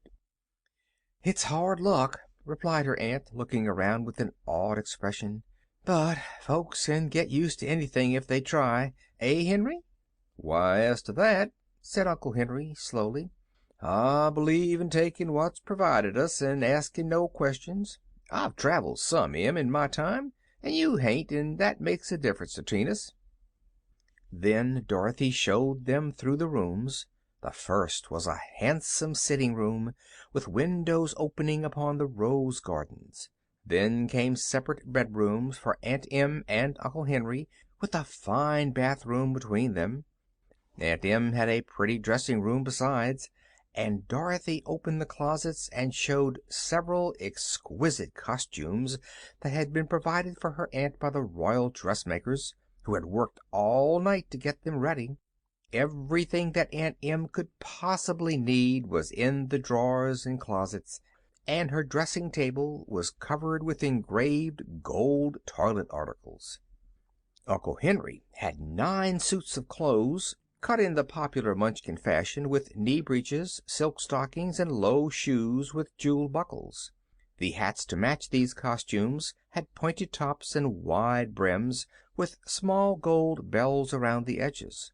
His shirts were of fine linen with frilled bosoms, and his vests were richly embroidered with colored silks. Uncle Henry decided that he would first take a bath and then dress himself in a blue satin suit that had caught his fancy. He accepted his good fortune with calm composure, and refused to have a servant to assist him. But Aunt Em was all of a flutter, as she said, and it took Dorothy and Jellia Jamb, the housekeeper, and 2 maids a long time to dress her and do up her hair and get her rigged like a popinjay, as she quaintly expressed it. She wanted to stop and admire everything that caught her eye, and she sighed continually and declared that such finery was too good for an old country woman, and that she never thought she would have to put on airs at her time of life. Finally she was dressed, and when she went into the sitting room there was Uncle Henry in his blue satin, walking gravely up and down the room. He had trimmed his beard and mustache, and looked very dignified and respectable. "Tell me, Dorothy," he said, "do all men here wear duds like these?" "Yes," she replied, "all 'cept the Scarecrow and the Shaggy Man, and of course the Tin Woodman and Tik-Tok, who are made of metal. You'll find all the men at Ozma's court dressed just as you are, only perhaps a little finer." "Henry, you look like a play actor," announced Aunt Em, looking at her husband critically. "And you, Em, look more highfalutin than a peacock," he replied. "I guess you're right," she said regretfully, "but we're helpless victims of high-toned royalty." Dorothy was much amused. "Come with me," she said, "and I'll show you round the palace." She took them through the beautiful rooms and introduced them to all the people they chanced to meet. Also she showed them her own pretty rooms, which were not far from their own. "So it's all true," said Aunt Em, wide-eyed with amazement, "and what Dorothy told us of this fairy country was plain facts instead of dreams. But where are all the strange creatures you used to know here?" "Yes, where's the Scarecrow?" inquired Uncle Henry. "Why, he's just now away on a visit to the Tin Woodman, who is Emperor of the Winkie Country," answered the little girl. "You'll see him when he comes back, and you're sure to like him." "And where's the wonderful Wizard?" asked Aunt Em. "You'll see him at Ozma's luncheon, for he lives here in this palace," was the reply.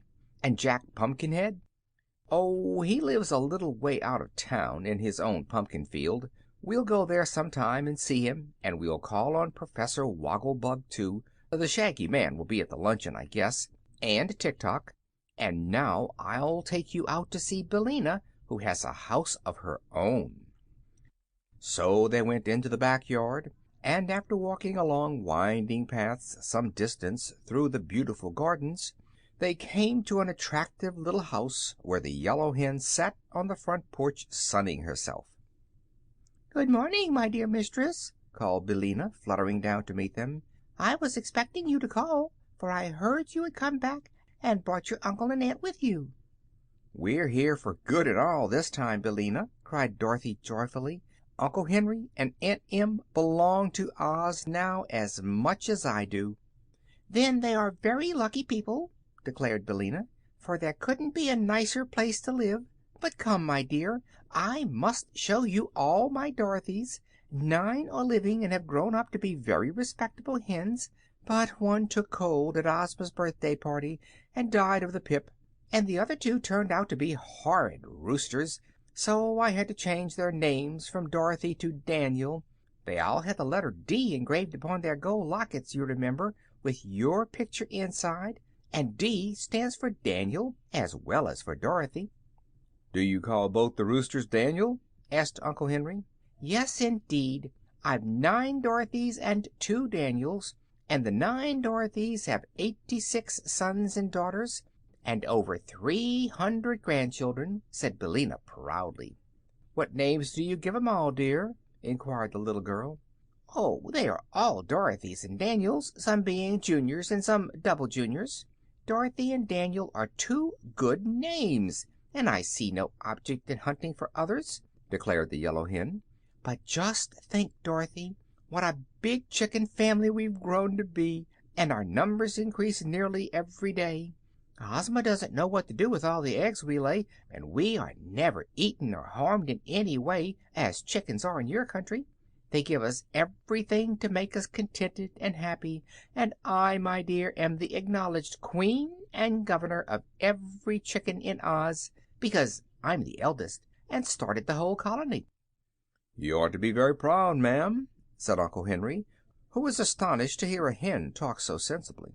"Oh, I am," she replied. "I've the loveliest pearl necklace you ever saw. Come in the house and I'll show it to you. And I've 9 leg bracelets and a diamond pin for each wing, but I only wear them on state occasions." They followed the yellow hen into the house, which Aunt Em declared was neat as a pin. They could not sit down because all Billina's chairs were roosting poles made of silver, so they had to stand while the hen fussily showed them her treasures. Then they had to go into the back rooms, occupied by Billina's 9 Dorothys and 2 Daniels, who were all plump yellow chickens, and greeted the visitors very politely. It was easy to see that they were well bred, and that Billina had looked after their education. In the yards were all the children and grandchildren of these 11 elders, and they were of all sizes, from well-grown hens to tiny chickens just out of the shell.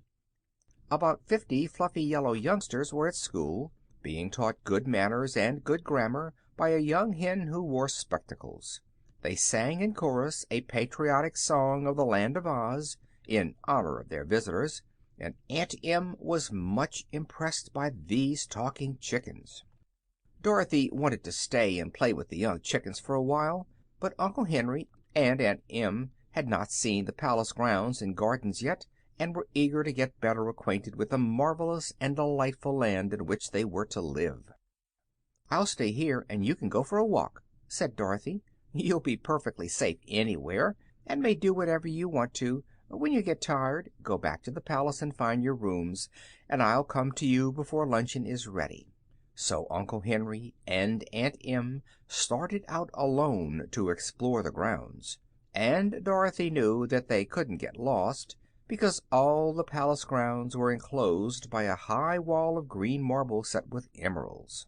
It was a rare treat to these simple folk, who had lived in the country all their lives and known little enjoyment of any sort, to wear beautiful clothes and live in a palace and be treated with respect and consideration by all around them. They were very happy indeed as they strolled up the shady walks and looked upon the gorgeous flowers and shrubs, feeling that their new home was more beautiful than any tongue could describe. Suddenly, as they turned a corner and walked through a gap in a high hedge, they came face to face with an enormous lion which crouched upon the green lawn and seemed surprised by their appearance. They stopped short, Uncle Henry trembling with horror, and Aunt Em too terrified to scream. Next moment the poor woman clasped her husband around the neck and cried, "Save me, Henry, save me!" "Can't even save myself, Em," he returned in a husky voice, "for the animal looks as if he could eat both of us and lick its chops for more. If I only had a gun." "Haven't you, Henry, haven't you?" she asked anxiously. "Ne'er a gun, Em. So let's die as brave and graceful as we can. I knew our luck couldn't last." "I won't die. I won't be eaten by a lion," wailed Aunt Em, glaring upon the huge beast. Then a thought struck her, and she whispered, "Henry, I've heard as savage beasties can be conquered by the human eye. I'll eye that lion out of countenance and save our lives." "Try it, Em," he returned, also in a whisper. "Look at him as you do at me when I'm late to dinner." Aunt Em turned upon the lion a determined countenance and a wild, dilated eye. She glared at the immense beast steadily, and the lion, who had been quietly blinking at them, began to appear uneasy and disturbed. "Is anything the matter, ma'am?" he asked in a mild voice. At this speech from the terrible beast, Aunt Em and Uncle Henry both were startled, and then Uncle Henry remembered that this must be the lion they had seen in Ozma's throne room. "Hold on, Em!" he exclaimed. "Quit the eagle eye conquest and take courage. I guess this is the same cowardly lion Dorothy has told us about." "Oh, is it?" she cried, much relieved.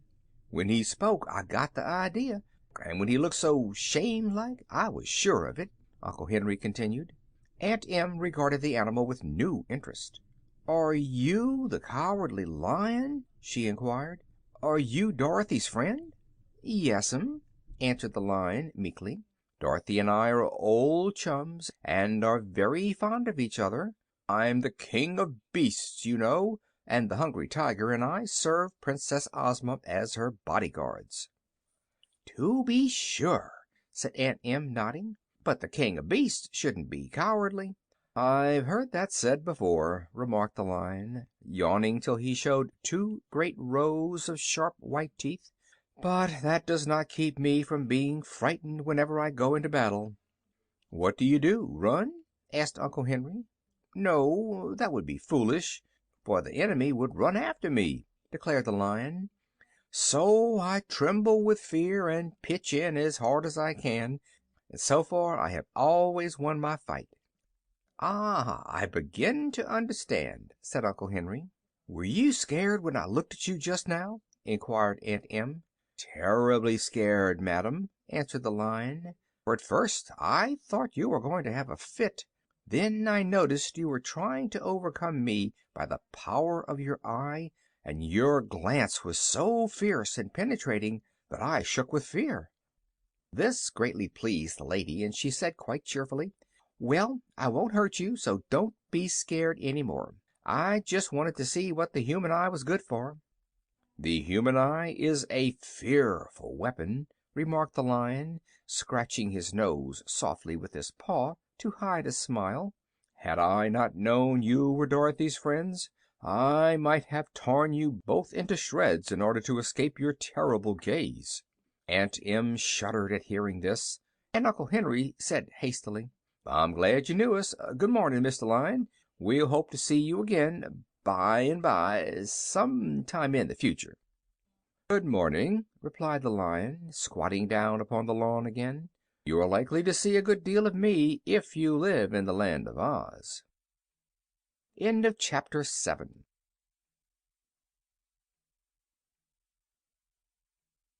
Chapter 8 of the Emerald City of Oz by L. Frank Baum. How the Grand Gallipoot Joined the Nomes. After leaving the Whimsies, Guph continued on his journey and penetrated far into the northwest. He wanted to get to the country of the Growleywogs, and in order to do that he must cross the Ripple Land, which was a hard thing to do. For the Ripple Land was a succession of hills and valleys, all very steep and rocky, and they changed places constantly by rippling. While Guff was climbing a hill, it sank down under him and became a valley, and while he was descending into a valley, it rose up and carried him to the top of a hill. This was very perplexing to a traveler, and a stranger might have thought he could never cross the Ripple Land at all. But Guff knew that if he kept steadily on, he would get to the end at last, so he paid no attention to the changing hills and valleys, and plodded along as calmly as if walking upon the level ground. The result of this wise persistence was that the general finally reached firmer soil and, after penetrating a dense forest, came to the dominion of the Growleywogs. No sooner had he crossed the border of this domain when two guards seized him and carried him before the Grand Gallipoot of the Growleywogs, who scowled upon him ferociously and asked him why he dared intrude upon his territory. "I am the Lord High General of the Invincible Army of the Nomes, and my name is Guff," was the reply. "All the world trembles when that name is mentioned." The Growleywogs gave a shout of jeering laughter at this, and one of them caught the gnome in his strong arms and tossed him high into the air. Guff was considerably shaken when he fell upon the hard ground, but he appeared to take no notice of the impertinence, and composed himself to speak again to the Grand Gallipoot. "My master, King Roquat the Red, has sent me here to confer with you. He wishes your assistance to conquer the Land of Oz." Here the general paused, and the Grand Gallipoot scowled upon him more terribly than ever, and said, "Go on." The voice of the Grand Gallipoot was partly a roar and partly a growl. He mumbled his words badly, and Guff had to listen carefully in order to understand him. These Growleywogs were certainly remarkable creatures. They were of gigantic size, yet were all bone and skin and muscle, there being no meat or fat upon their bodies at all. Their powerful muscles lay just underneath their skins like bunches of tough rope, and the weakest Growleywog was so strong that he could pick up an elephant and toss it 7 miles away. It seems unfortunate that strong people are usually so disagreeable and overbearing that no one cares for them. In fact, to be different from your fellow creatures is always a misfortune. The Growleywogs knew that they were disliked and avoided by everyone, so they had become surly and unsociable even among themselves. Guff knew that they hated all people, including the gnomes, but he hoped to win them over nevertheless, and knew that if he succeeded they would afford him very powerful assistance. "The Land of Oz is ruled by a namby-pamby girl who is disgustingly kind and good," he continued. "Her people are all happy and contented, and have no care or worries whatever." "Go on," growled the Grand Gallipoot. "Once the Nome King enslaved the royal family of Ev, another goody-goody lot that we detest," said the general. "But Ozma interfered, although it was none of her business, and marched her army against us. With her was a Kansas girl named Dorothy, and a yellow hen, and they marched directly into the Nome King's cavern. There they liberated our slaves from Ev, and stole King Roquat's magic belt, which they carried away with them. So now our king is making a tunnel under the Deadly Desert, so we can march through it to the Emerald City. When we get there, we mean to conquer and destroy all the land, and recapture the magic belt." Again he paused, and again the Grand Gallipoot growled, "Go on." Guff tried to think what to say next, and a happy thought soon occurred to him. "We want you to help us in this conquest," he announced. for we need the mighty aid of the Growlywogs in order to make sure that we shall not be defeated. You are the strongest people in all the world, and you hate good and happy creatures as much as we gnomes do. I am sure it will be a real pleasure to you to tear down the beautiful Emerald City, and in return for your valuable assistance, we will allow you to bring back to your country 10,000 people of Oz to be your slaves." 20,000, growled the Grand Gallipoot. "All right, we promise you 20,000, agreed the general. The Gallipoot made a signal, and at once his attendants picked up General Guph and carried him away to a prison, where the jailer amused himself by sticking pins in the round, fat body of the old gnome to see him jump and hear him yell. But while this was going on, the Grand Gallipoot was talking with his counselors, who were the most important officials of the Growlywogs. When he had stated to them the proposition of the Nome King, he said, "My advice is to offer to help them. Then, when we have conquered the land of Oz, we will take not only our 20,000 prisoners, but all the gold and jewels we want." "Let us take the magic belt, too," suggested one counselor. "And rob the Nome King and make him our slave," said another. "That is a good idea," declared the Grand Gallipoot. "I'd like King Roquat for my own slave. He could black my boots and bring me my porridge every morning while I am in bed." "There is a famous scarecrow in Oz. I'll take him for my slave," said a counselor. "I'll take Tik-Tok, the machine man," said another. "Give me the Tin Woodman," said a third. They went on for some time, dividing up the people and the treasure of Oz in advance of the conquest, for they had no doubt at all that they would be able to destroy Ozma's domain. Were they not the strongest people in all the world? "The deadly desert has kept us out of Oz before," remarked the Grand Gallipoot. "But now that the Nome King is building a tunnel, we shall get into the Emerald City very easily. So let us send the little fat general back to his king with our promise to assist him. We will not say that we intend to conquer the gnomes after we have conquered Oz, but we will do so just the same."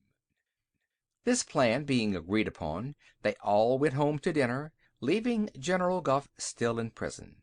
The gnome had no idea that he had succeeded in his mission, for finding himself in prison, he feared the Growlywogs intended to put him to death. By this time the jailer had tired of sticking pins in the general, and was amusing himself by carefully pulling the gnome's whiskers out by the roots, one at a time. This enjoyment was interrupted by the Grand Gallipoot sending for the prisoner. "Wait a few hours," begged the jailer. "I haven't pulled out a quarter of his whiskers yet." "If you keep the Grand Gallipoot waiting, he'll break your back," declared the messenger. "Perhaps you're right," sighed the jailer. "Take the prisoner away if you will, but I advise you to kick him at every step he takes. It will be good fun, for he is as soft as a ripe peach." So Guph was led away to the royal castle, where the Grand Gallipoot told him that the Growlywogs had decided to assist the gnomes in conquering the land of Oz.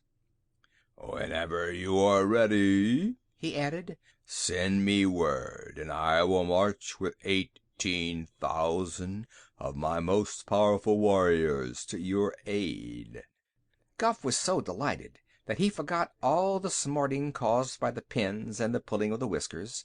He did not even complain of the treatment he had received, but thanked the Grand Gallipoot and hurried away upon his journey.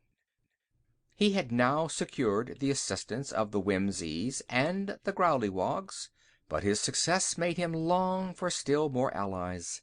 His own life depended upon his conquering Oz, and he said to himself, "I'll take no chances. I'll be certain of success.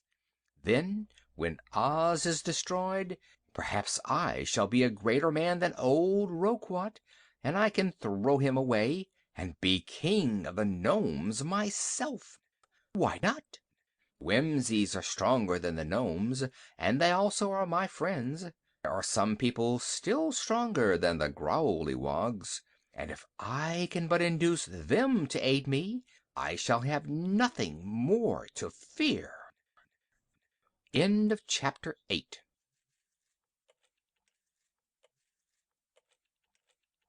Chapter 9 of The Emerald City of Oz by L. Frank Baum. How the Woggle-Bug Taught Athletics. It did not take Dorothy long to establish herself in her new home, for she knew the people and the manners and customs of the Emerald City just as well as she knew the old Kansas farm. But Uncle Henry and Aunt Em had some trouble in getting used to the finery and pomp and ceremony of Ozma's place, and felt uneasy because they were obliged to be dressed up all the time. Yet everyone was very courteous and kind to them, and endeavored to make them happy. Ozma, especially, made much of Dorothy's relatives for her little friend's sake, and she well knew that the awkwardness and strangeness of their new mode of life would all wear off in time. The old people were chiefly troubled by the fact that there was no work for them to do. "Every day is like Sunday now," declared Aunt Em solemnly, "and I can't say I like it. If they'd only let me do up the dishes after meals, or even sweep and dust my own rooms, I'd be a deal happier. Henry don't know what to do with himself, either, and once when he stole out and fed the chickens, Billina scolded him for letting him eat between meals. I never knew before what a hardship it is to be rich and have everything you want." These complaints began to worry Dorothy, so she had a long talk with Ozma upon the subject. "I see I must find them something to do," said the girlish ruler of Oz, seriously. "I've been watching your uncle and aunt, and I believe that they will be more contented if occupied with some light tasks. While I am considering the matter, Dorothy, you might make a trip with them through the Land of Oz, visiting some of the odd corners and introducing your relatives to some of our curious people." "Oh, that would be fine!" exclaimed Dorothy eagerly. "I will give you an escort befitting your rank as a princess," continued Ozma, "and you may go to some of the places you have not yet visited yourself, as well as some others that you know. I will mark out a plan of the trip for you, and have everything in readiness for you to start tomorrow morning. Take your time, dear, and be gone as long as you wish. By the time you return I shall have found some occupation for Uncle Henry and Aunt Em that will keep them from being restless and dissatisfied." Dorothy thanked her good friend and kissed the lovely ruler gratefully. Then she ran to tell the joyful news to her uncle and aunt. Next morning after breakfast everything was found ready for their departure. The escort included Omby Amby, the Captain General of Ozma's army, which consisted merely of 27 officers besides the Captain General. Once Omby Amby had been a private soldier, the only private in the army, but as there was never any fighting to do, Ozma saw no need of a private, so she made Omby Amby the highest officer of them all. He was very tall and slim, and wore a gay uniform and a fierce mustache. Yet the mustache was the only fierce thing about Omby Amby, whose nature was as gentle as that of a child. The wonderful Wizard had asked to join the party, and with him came his friend the Shaggy Man, who was shaggy but not ragged, being dressed in fine silks with satin shags and bobtails. The Shaggy Man had shaggy whiskers and hair, but a sweet disposition and a soft, pleasant voice. There was an open wagon with 3 seats for the passengers, and the wagon was drawn by the famous wooden Sawhorse, which had once been brought to life by Ozma by means of a magic powder. The Sawhorse wore wooden shoes to keep his wooden legs from wearing away, and he was strong and swift. As this curious creature was Ozma's own favorite steed, and very popular with all the people of the Emerald City, Dorothy knew that she had been highly favored by being permitted to use the Sawhorse on her journey. In the front seat of the wagon sat Dorothy and the Wizard. Uncle Henry and Aunt Em sat in the next seat, and the Shaggy Man and Omby Amby in the third seat. Of course Toto was with the party, curled up at Dorothy's feet, and just as they were about to start, Billina came fluttering along the path and begged to be taken with them. Dorothy readily agreed, so the yellow hen flew up and perched herself upon the dashboard. She wore her pearl necklace and 3 bracelets upon each leg, in honor of the occasion. Dorothy kissed Ozma good-bye, and all the people standing around waved their handkerchiefs, and the band in an upper balcony struck up a military march. Then the Wizard clucked at the Sawhorse and said, "Gid ap!" and the wooden animal pranced away and drew behind him the big red wagon and all the passengers without any effort at all. A servant threw open a gate of the palace enclosure, that they might pass out, and so, with music and shouts following them, the journey was begun.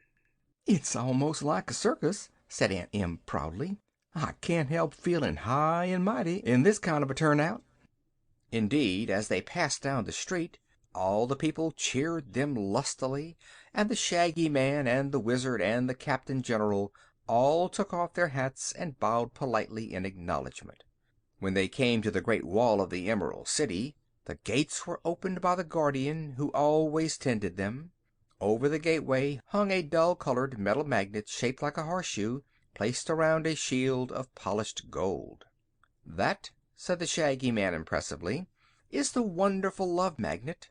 I brought it to the Emerald City myself, and all who pass underneath this gateway are both loving and beloved."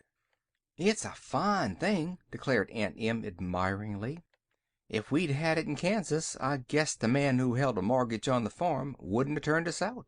"Then I'm glad we didn't have it," returned Uncle Henry. "I like Oz better than Kansas, even. And this little wood Sawhorse beats all the critters I ever saw. He don't have to be curried or fed or watered, and he's strong as an ox. Can he talk, Dorothy?" "Yes, Uncle," replied the child, "but the Sawhorse never says much. He told me once that he can't talk and think at the same time, so he prefers to think." "Which is very sensible," declared the Wizard, nodding approvingly. "Which way do we go, Dorothy?" "Straight ahead into the Quadling Country," she answered. "I've got a letter of introduction to Miss Cuttenclip." "Oh!" exclaimed the Wizard, much interested. "Are we going there? Then I'm glad I came, for I have always wanted to meet the Cuttenclips." "Who are they?" inquired Aunt Em. "Wait till we get there," replied Dorothy with a laugh. "Then you'll see for yourself. I've never seen the Cuttenclips, you know, so I can't 'zactly 'splain 'em to you." Once free of the Emerald City, the Sawhorse dashed away at tremendous speed. Indeed, he went so fast that Aunt Em had hard work to catch her breath, and Uncle Henry held fast to the seat of the red wagon. "Gently, gently, my boy," called the Wizard, and at this the Sawhorse slackened his speed. "What's wrong?" asked the animal, slightly turning his wooden head to look at the party with one eye, which was a knot of wood. "Why, we wish to admire the scenery, that's all," answered the Wizard. "Some of your passengers," added the Shaggy Man, "have never been out of the Emerald City before, and the country is all new to them." "If you go too fast you'll spoil all the fun," said Dorothy. "There's no hurry." "Very well, it is all the same to me," observed the Sawhorse, and after that he went at a more moderate pace. Uncle Henry was astonished. "How can a wooden thing be so intelligent?" he asked. "Why, I gave him some sawdust brains the last time I fitted his head with new ears," explained the Wizard. "The sawdust was made from hard knots, and now the Sawhorse is able to think out any knotty problem he meets with." "I see," said Uncle Henry. "I don't," remarked Aunt Em, but no one paid any attention to this statement. Before long they came to a stately building that stood upon a green plain with handsome shade trees grouped here and there. "What is that?" asked Uncle Henry. "That," replied the Wizard, "is the Royal Athletic College of Oz, which is directed by Professor H.M. Wogglebug, T.E." "Let's stop and make a call," suggested Dorothy. So the Sawhorse drew up in front of the great building, and they were met at the door by the learned Wogglebug himself.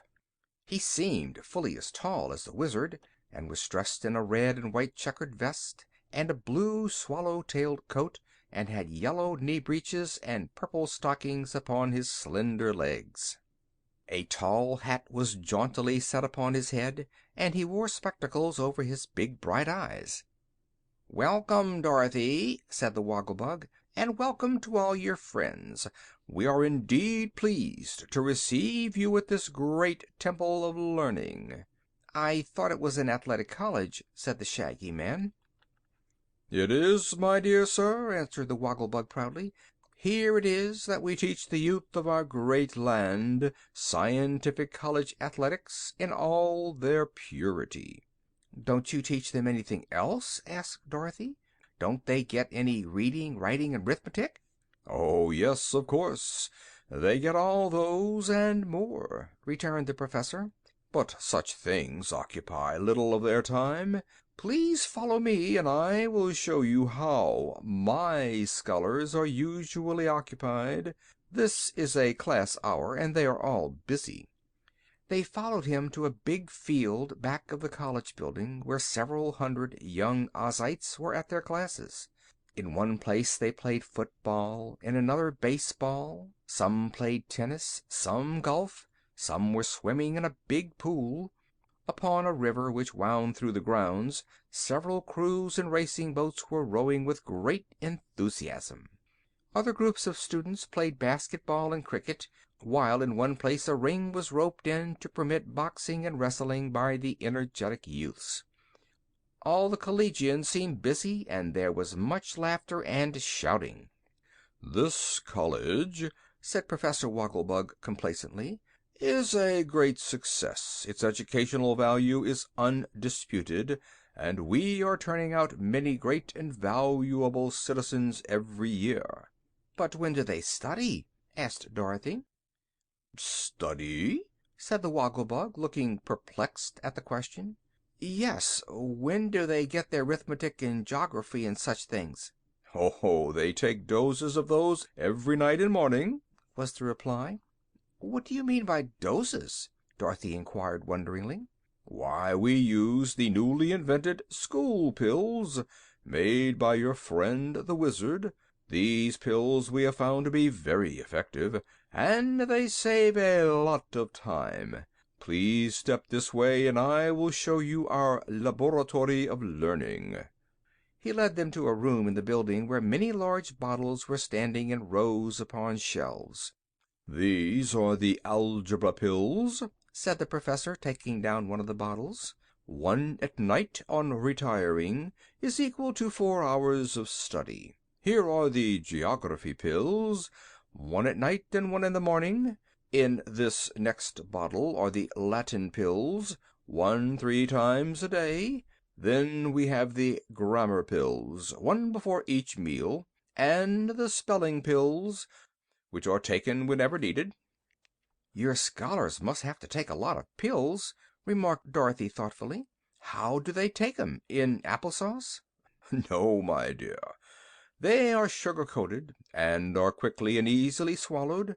I believe the students would rather take the pills than study, and certainly the pills are a more effective method. You see, until these school pills were invented, we wasted a lot of time in study that may now be better employed in practicing athletics." "Seems to me the pills are a good thing," said Omby Amby, who remembered how it used to make his head ache as a boy to study arithmetic. "They are, sir," declared the Woggle-Bug earnestly. "They give us an advantage over all other colleges, because, at no loss of time, our boys become thoroughly conversant with Greek and Latin, mathematics and geography, grammar and literature. You see, they are never obliged to interrupt their games to acquire the lesser branches of learning." "It's a great invention, I'm sure," said Dorothy, looking admiringly at the Wizard, who blushed modestly at this praise. "We live in an age of progress," announced Professor Woggle-Bug pompously. "It is easier to swallow knowledge than to acquire it laboriously from books. Is it not so, my friends?" "Some folks can swallow anything," said Aunt Em, "but to me this seems too much like taking medicine." "Young men in college always have to take their medicine one way or another," observed the Wizard with a smile. "And, as our professor says, these school pills have proved to be a great success. One day, while I was making them, I happened to drop one of them, and one of Billina's chickens gobbled it up. A few minutes afterward this chick got upon a roost and recited 'The Boy Stood on the Burning Deck' without making a single mistake. Then it recited 'The Charge of the Light Brigade,' and afterwards 'Excelsior.' You see the chicken had eaten an elocution pill." They now bade good-bye to the professor, and thanking him for his kind reception, mounted again into the Red Wagon and continued their journey. End of Chapter 9.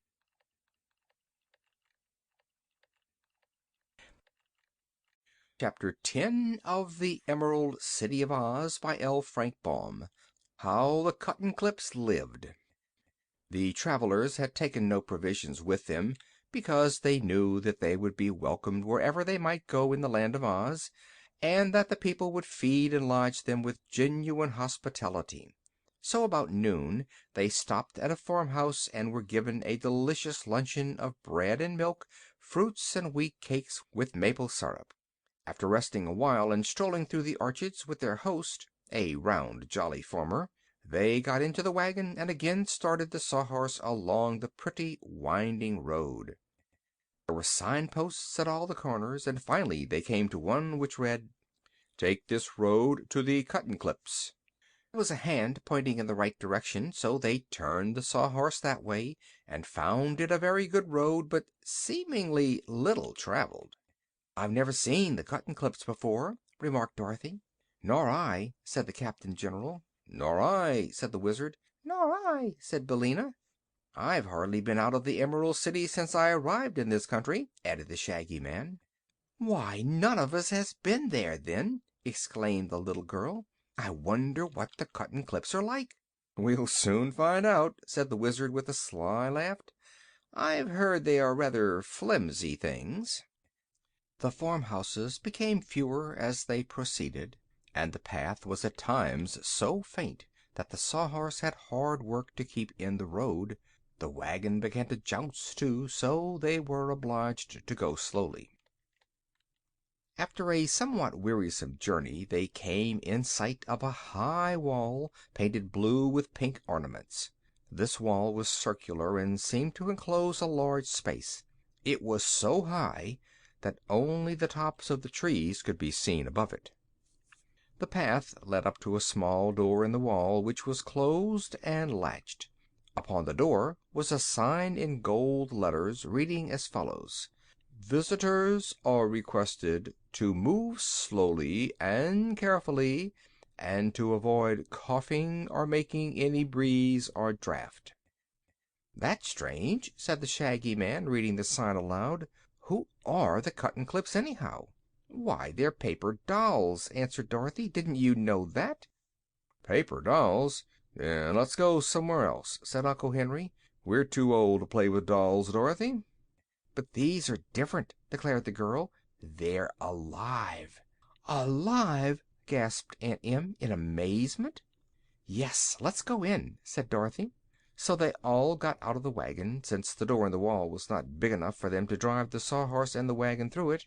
"You stay here, Toto," commanded Dorothy, shaking her finger at the little dog. "You're so careless that you might make a breeze if I let you inside." Toto wagged his tail as if disappointed at being left behind, but he made no effort to follow them.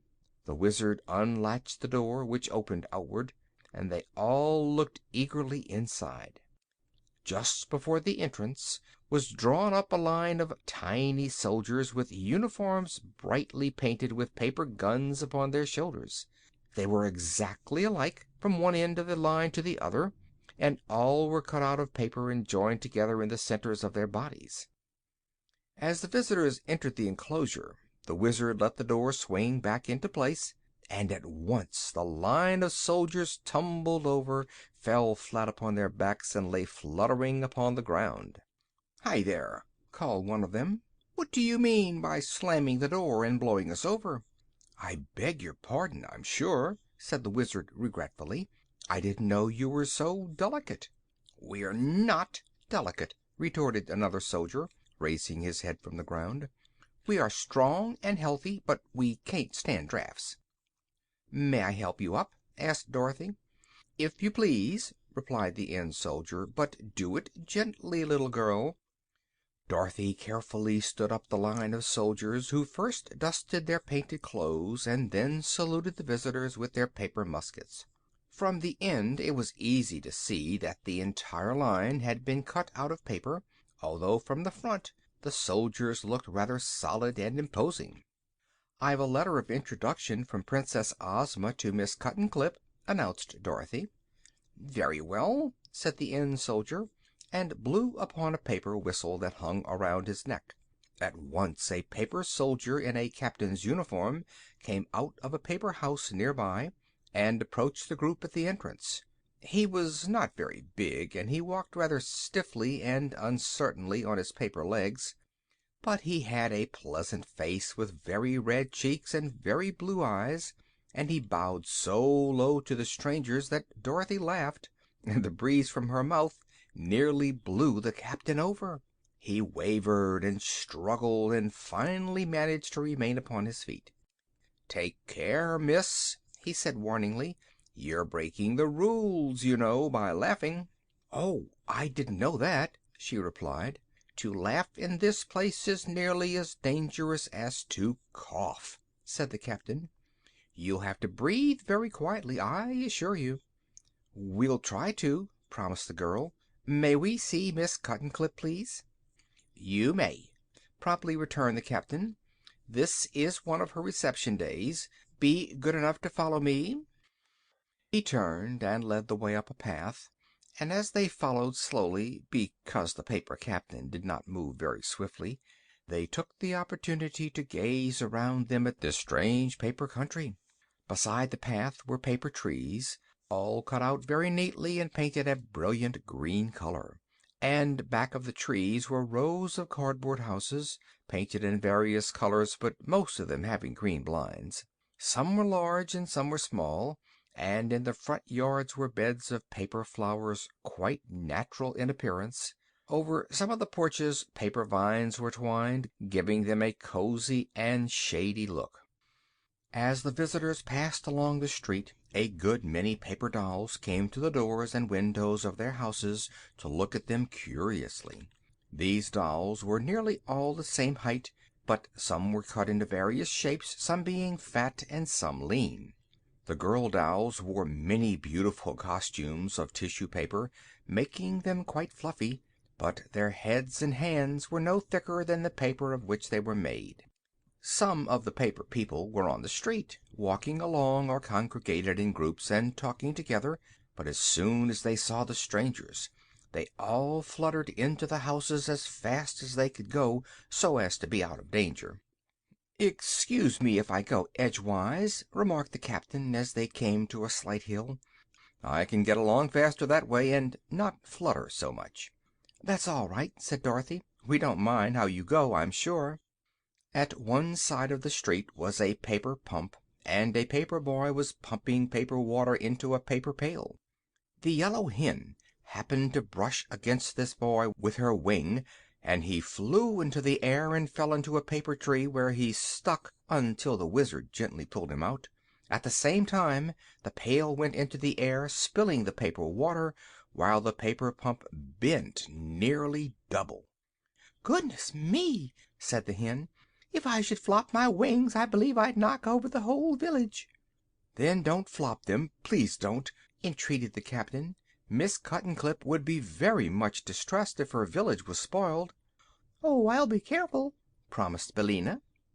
"Are not all these paper girls and women named Miss Cuttenclips?" inquired Omby Amby. "No, indeed," answered the captain, who was walking better since he began to move edgewise. "There is but one Miss Cuttenclip, who is our queen, because she made us all. These girls are Cuttenclips, to be sure, but their names are Emily and Polly and Sue and Betty and such things, Only the queen is called Miss Cuttenclip." "I must say this place beats anything I ever heard of," observed Aunt Em. "I used to play with paper dolls myself, and cut 'em out, but I never thought I'd see such things alive." "I don't see as it's any more curious than hearing hens talk," returned Uncle Henry. "You're likely to see many queer things in the Land of Oz, sir," said the Wizard. "But a fairy country is extremely interesting when you get used to being surprised." "Here we are," called the captain, stopping before a cottage. This house was made of wood, and was remarkably pretty in design. In the Emerald City it would have been considered a tiny dwelling indeed, but in the midst of this paper village it seemed immense. Real flowers were in the garden, and real trees grew beside it. Upon the front door was a sign reading, "Miss Cuttenclip." Just as they reached the porch the front door opened, and a little girl stood before them. She appeared to be about the same age as Dorothy, and smiling upon her visitors, she said sweetly, "You are welcome." All the party seemed relieved to find that here was a real girl of flesh and blood. She was very dainty and pretty as she stood there welcoming them. Her hair was a golden blonde, and her eyes turquoise blue. She had rosy cheeks and lovely white teeth. Over her simple white lawn dress she wore an apron with pink and white checks, and in one hand she held a pair of scissors. "May we see Miss Cuttenclip, please?" asked Dorothy.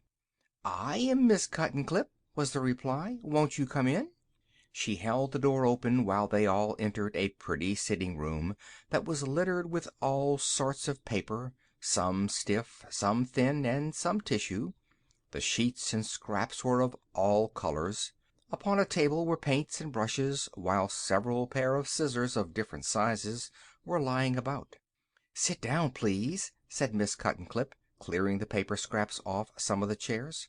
"It is so long since I've had any visitors that I'm not properly prepared to receive them. But I'm sure you will pardon my untidy room, for this is my workshop." "Do you make all the paper dolls?" inquired Dorothy. "Yes.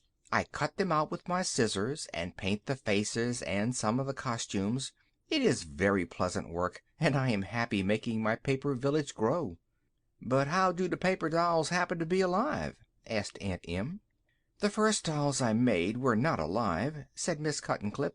"I used to live near the castle of a great sorceress named Glinda the Good, and she saw my dolls and said they were very pretty.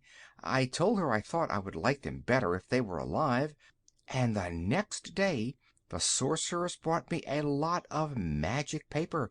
'This is live paper,' she said, 'and all the dolls you cut out of it will be alive and able to think and to talk. When you have used it all up, come to me and I will give you more.'" Of course I was delighted with this present, continued Miss Cuttenclip, and at once set to work and made several paper dolls, which, as soon as they were cut out, began to walk around and talk to me. But they were so thin that I found that any breeze would blow them over and scatter them dreadfully, so Glinda found this lonely place for me where few people ever come. She built the wall to keep any wind from blowing away my people, and told me I could build a paper village here and be its queen. That is why I came here and settled down to work and started the village you now see. It was many years ago that I built the first houses, and I've kept pretty busy and made my village grow finely, and I need not tell you that I am very happy in my work." "Many years ago!" exclaimed Aunt Em. "Why, how old are you, child?" "I never keep track of the years," said Miss Cuttenclip, laughing. "You see, I don't grow up at all, but stay just the same as I was when I first came here. Perhaps I'm older even than you are, madam, but I couldn't say for sure." They looked at the lovely little girl wonderingly, and the Wizard asked, "What happens to your paper village when it rains?" "It does not rain here," replied Miss Cuttenclip. "Glinda keeps all the rainstorms away, so I never worry about my dolls getting wet. But now, if you will come with me, It will give me pleasure to show you over my paper kingdom. Of course, you must go slowly and carefully, and avoid making any breeze." They left the cottage and followed their guide through the various streets of the village. It was indeed an amazing place, when one considered that it was all made with scissors, and the visitors were not only greatly interested, but full of admiration for the skill of little Miss Cuttenclip. In one place a large group of especially nice paper dolls assembled to greet their queen, whom it was easy to see they loved early. These dolls marched and danced before the visitors, and then they all waved their paper handkerchiefs and sang in a sweet chorus a song called "The Flag of Our Native Land." At the conclusion of the song they ran up a handsome paper flag on a tall flagpole, and all the people of the village gathered around to cheer as loudly as they could, although of course their voices were not especially strong.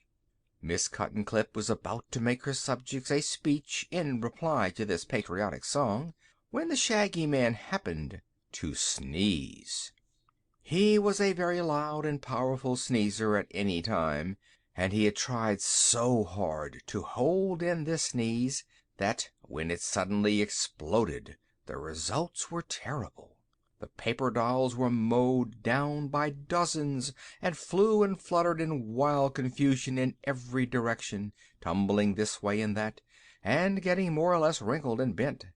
A wail of terror and grief came from the scattered throng, and Miss Cuttenclip exclaimed, "Dear me! Dear me!"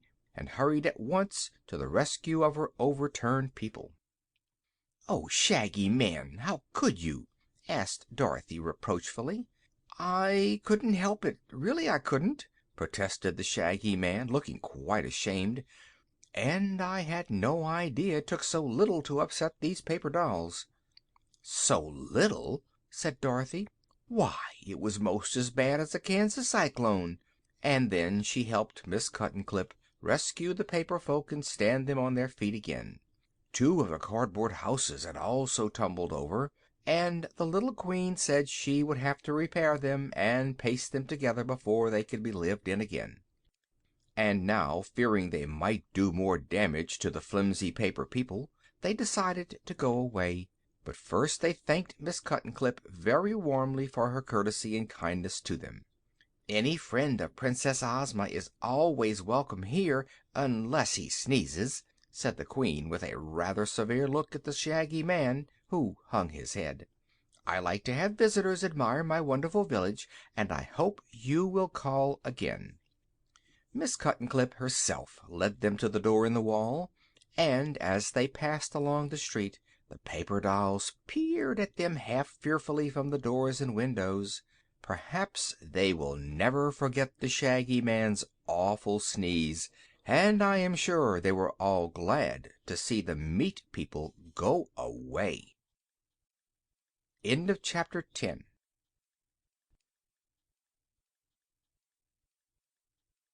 Chapter 11 of the Emerald City of Oz by L. Frank Baum. How the General Met the First and Foremost.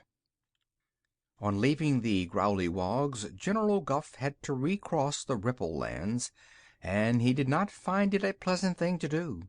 Perhaps having his whiskers pulled out one by one, and being used as a pincushion for the innocent amusement of a good-natured jailer, had not improved the quality of Guph's temper, for the old gnome raved and raged at the recollection of the wrongs he had suffered, and vowed to take vengeance upon the Growleywogs after he had used them for his purposes and Oz had been conquered. He went on in this furious way until he was half across the Ripple Land. Then he became seasick, and the rest of the way this naughty gnome was almost as miserable as he deserved to be. But when he reached the plains again, and the ground was firm under his feet, he began to feel better, and instead of going back home he turned directly west. A squirrel perched in a tree saw him take this road, and called to him warningly, "Look out!" But he paid no attention. An eagle paused in its flight through the air to look at him wonderingly and say, "Look out!" But on he went. No one can say that Guff was not brave, for he had determined to visit those dangerous creatures, the Phanfasms, who resided upon the very top of the dread mountain of Fantastico. The Phanfasms were herbs, and so dreaded by mortals and immortals alike that no one had been near their mountain home for several thousand years. Yet General Guffe hoped to induce them to join in his proposed warfare against the good and happy Oz people. Guffe knew very well that the Phanfasms would be almost as dangerous to the Nomes as they would to the Ozites, but he thought himself so clever that he believed he could manage these strange creatures and make them obey him. And there was no doubt at all that if he could enlist the services of the Phanfasms, their tremendous power, united to the strength of the Growlywogs and the cunning of the Whimsies, would doom the land of Oz to absolute destruction. So the old gnome climbed the foothills and trudged along the wild mountain paths until he came to a big gully that encircled the mountain of Fantastico and marked the boundary line of the dominion of the Phanfasms. This gully was about a third of the way up the mountain, and it was filled to the brim with red-hot, molten lava in which swam fire serpents and poisonous salamanders.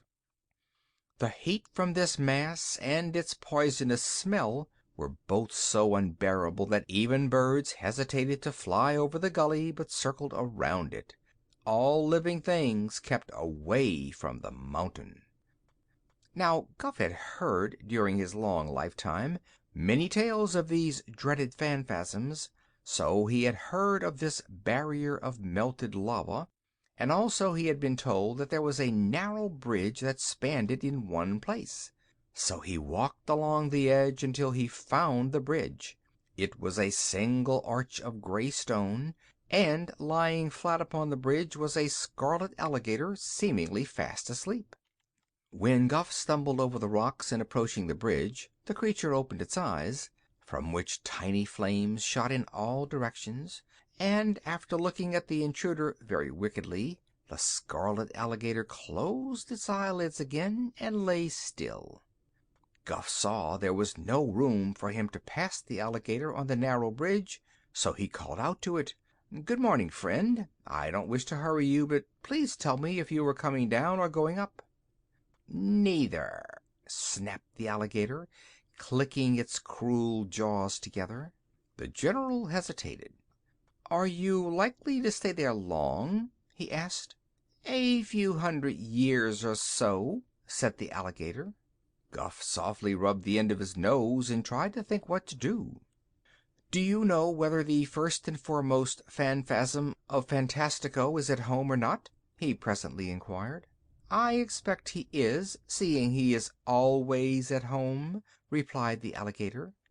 "Ah, who is that coming down the mountain?" asked the Nome, gazing upward.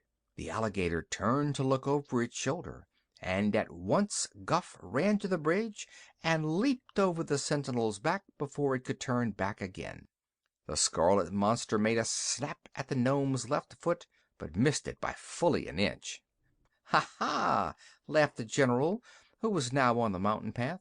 "I fooled you that time." "So you did, and perhaps you fooled yourself," retorted the alligator. "Go up the mountain, if you dare, and find out what the first and foremost will do to you." "I will," declared Guffe boldly, and on he went up the path. At first the scene was wild enough, but gradually it grew more and more awful in appearance. All the rocks had the shapes of frightful beings, and even the tree trunks were gnarled and twisted like serpents. Suddenly there appeared before the Nome a man with the head of an owl. His body was hairy like that of an ape, and his only clothing was a scarlet scarf twisted around his waist. He bore a huge club in his hand, and his round owl eyes blinked fiercely upon the intruder. "What are you doing here?" he demanded, threatening Guffe with his club. "I've come to see the first and foremost Phanfasm of Fantastico," replied the general, who did not like the way this creature looked at him, but still was not afraid. "Ah, you shall see him," the man said with a sneering laugh. "The first and foremost shall decide upon the best way to punish you." "He will not punish me," returned Guph calmly, "for I have come here to do him and his people a rare favor. Lead on, fellow, and take me directly to your master." The Owl man raised his club with a threatening gesture. "If you try to escape," he said, "beware—" But here the general interrupted him. "Spare your threats," said he, "and do not be impertinent, or I will have you severely punished. Lead on, and keep silent." This Guph was really a clever rascal, and it seems a pity he was so bad, for in a good cause he might have accomplished much. He realized that he had put himself into a dangerous position by coming to this dreadful mountain, but he also knew that if he showed fear he was lost. So he adopted a bold manner as his best defense. The wisdom of this plan was soon evident, for the phanfasm with the owl's head turned and led the way up the mountain. At the very top was a level plain upon which were heaps of rocks that at first glance seemed solid. On looking closer, Guph discovered that these rock heaps were dwellings, for each had an opening. Not a person was to be seen outside the rock huts. All was silent. The Owl man led the way among the groups of dwellings to one standing in the center. It seemed no better and no worse than any of the others. Outside the entrance to this rock heap, the guide gave a low wail that sounded like Leo. Suddenly there bounded from the opening another hairy man. This one wore the head of a bear. In his hand he bore a brass hoop. He glared at the stranger in evident surprise. "Why have you captured this foolish wanderer and brought him here?" he demanded, addressing the Owl man. "I did not capture him," was the answer. "He passed the scarlet alligator and came here of his own free will and accord." The first and foremost looked at the general. "Have you tired of life, then?" he asked. "No, indeed," answered Guph. "I am a Nome, and the chief general of King Roquat the Red's great army of Nomes. I come of a long-lived race, and I may say that I expect to live a long time yet. Sit down, you phanfasms, if you can find a seat in this wild haunt, and listen to what I have to say." With all his knowledge and bravery, General Guph did not know that the steady glare from the bare eyes was reading his inmost thoughts as surely as if they had been put into words. He did not know that these despised rock heaps of the phanfasms were merely deceptions to his own eyes. Nor could he guess that he was standing in the midst of one of the most splendid and luxurious cities ever built by magic power. All that he saw was a barren waste of rock heaps, a hairy man with an owl's head and another with a bear's head. The sorcery of the phanfasms permitted him to see no more.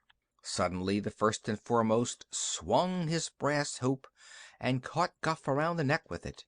The next instant, before the general could think what had happened to him, he was dragged inside the rock hut. Here, his eyes still blinded to realities, he perceived only a dim light, by which the hut seemed as rough and rude inside as it was outside.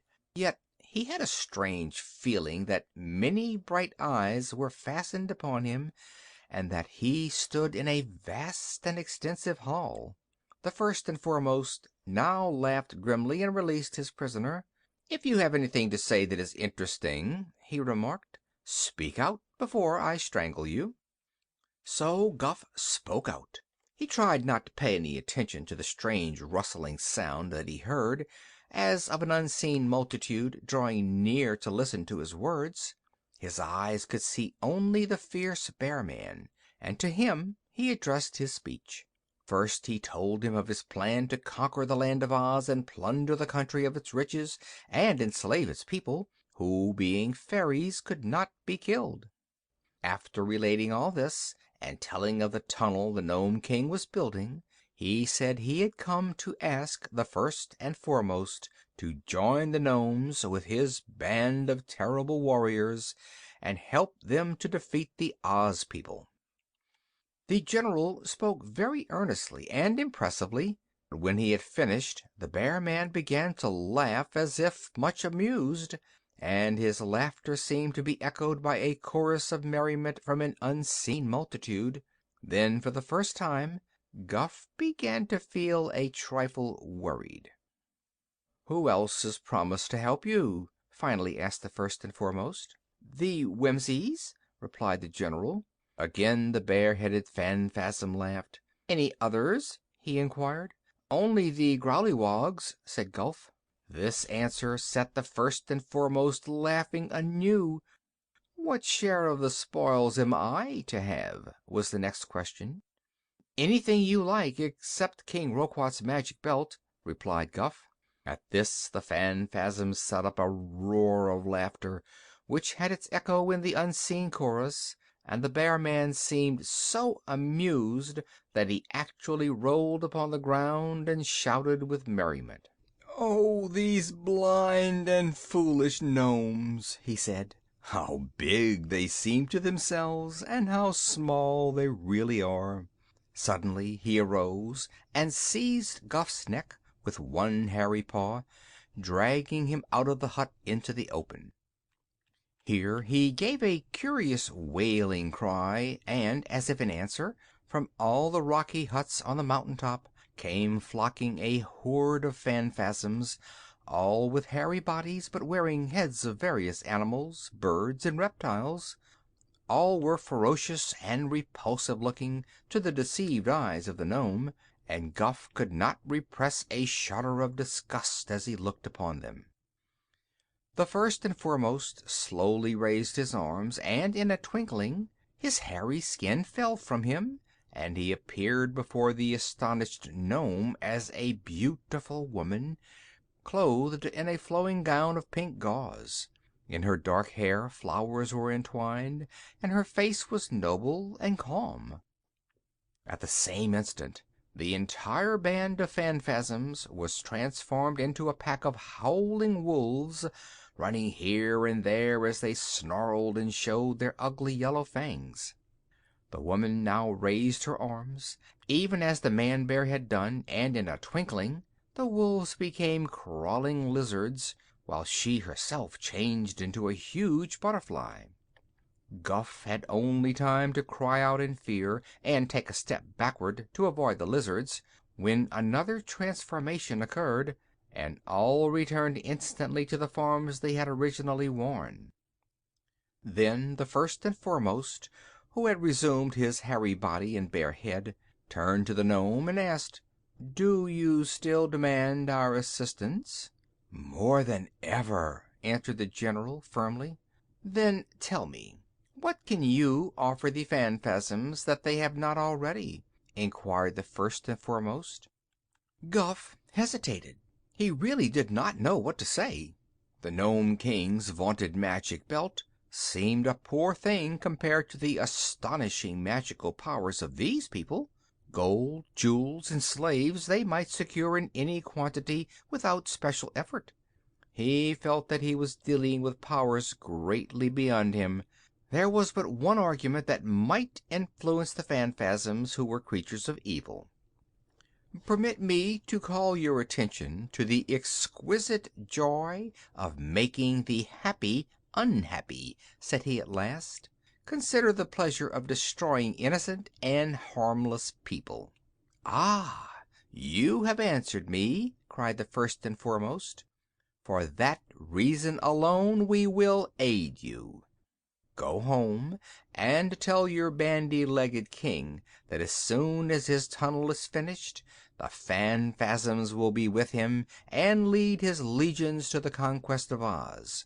The deadly desert alone has kept us from destroying Oz long ago, and your underground tunnel is a clever thought. Go home and prepare for our coming." Guph was very glad to be permitted to go with this promise. The Owl Man led him back down the mountain path and ordered the scarlet alligator to crawl away and allow the gnome to cross the bridge in safety. After the visitor had gone, a brilliant and gorgeous city appeared upon the mountain top, clearly visible to the eyes of the gaily dressed multitude of phanfasms that lived there. And the first and foremost, beautifully arrayed, addressed the others in these words: "It is time we went into the world and brought sorrow and dismay to its people. Too long have we remained for ourselves upon this mountain top, for while we are thus secluded many nations have grown happy and prosperous, and the chief joy of the race of phanfasms is to destroy happiness. So I think it is lucky that this messenger from the Nomes arrived among us just now, to remind us that the opportunity has come for us to make trouble. We will use King Roquat's tunnel to conquer the Land of Oz. Then we will destroy the Whimsies, the Growlywogs, and the Nomes, and afterward go out to ravage and annoy and grieve the whole world." The multitude of evil phanfasms eagerly applauded this plan, which they fully approved. I am told that the herbs are the most powerful and merciless of all the evil spirits, and the phanfasms of Fantastico belong to the race of herbs. End of chapter 11.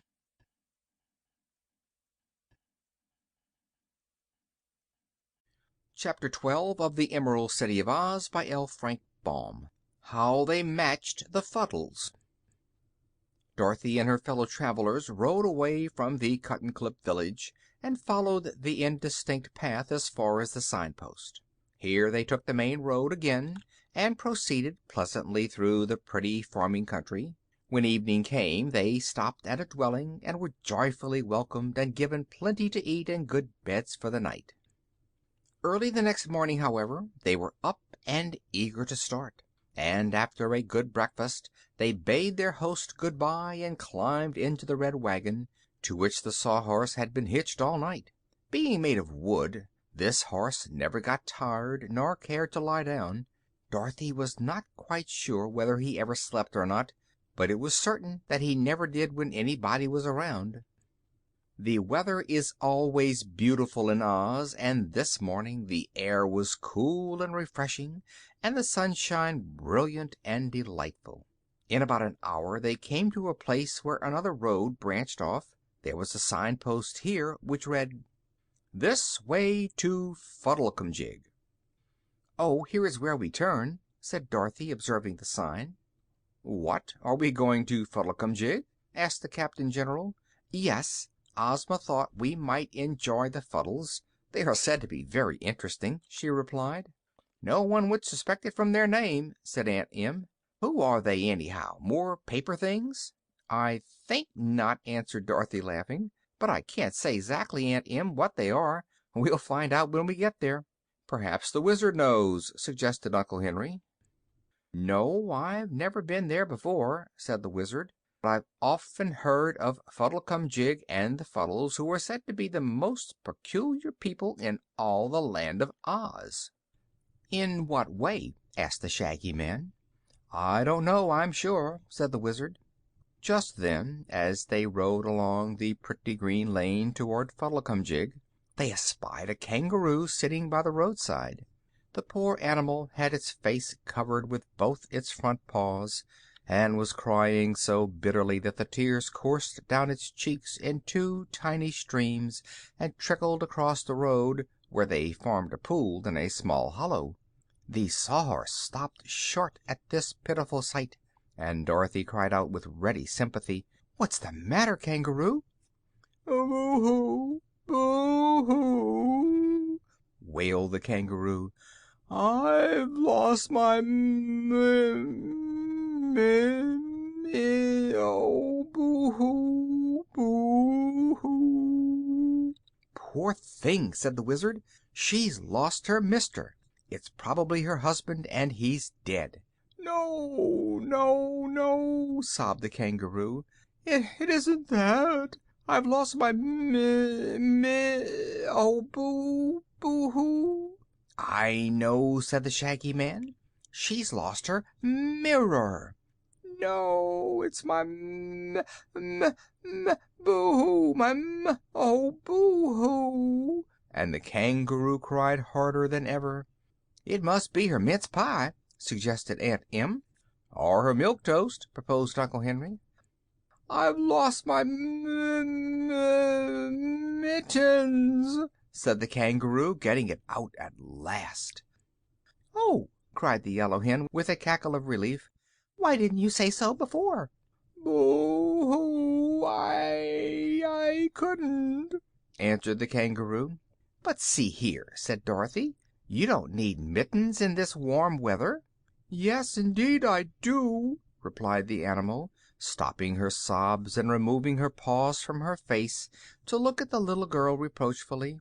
"My hands will get all sunburned and tanned without my mittens, and I've worn them so long that I'll probably catch cold without them." "Nonsense!" said Dorothy. "I've never heard of any kangaroo wearing mittens." "Didn't you?" asked the animal, as if surprised. "Never," repeated the girl. "And you'll probably make yourself sick if you don't stop crying. Where do you live?" "About 2 miles beyond Fuddlecumjig," was the answer.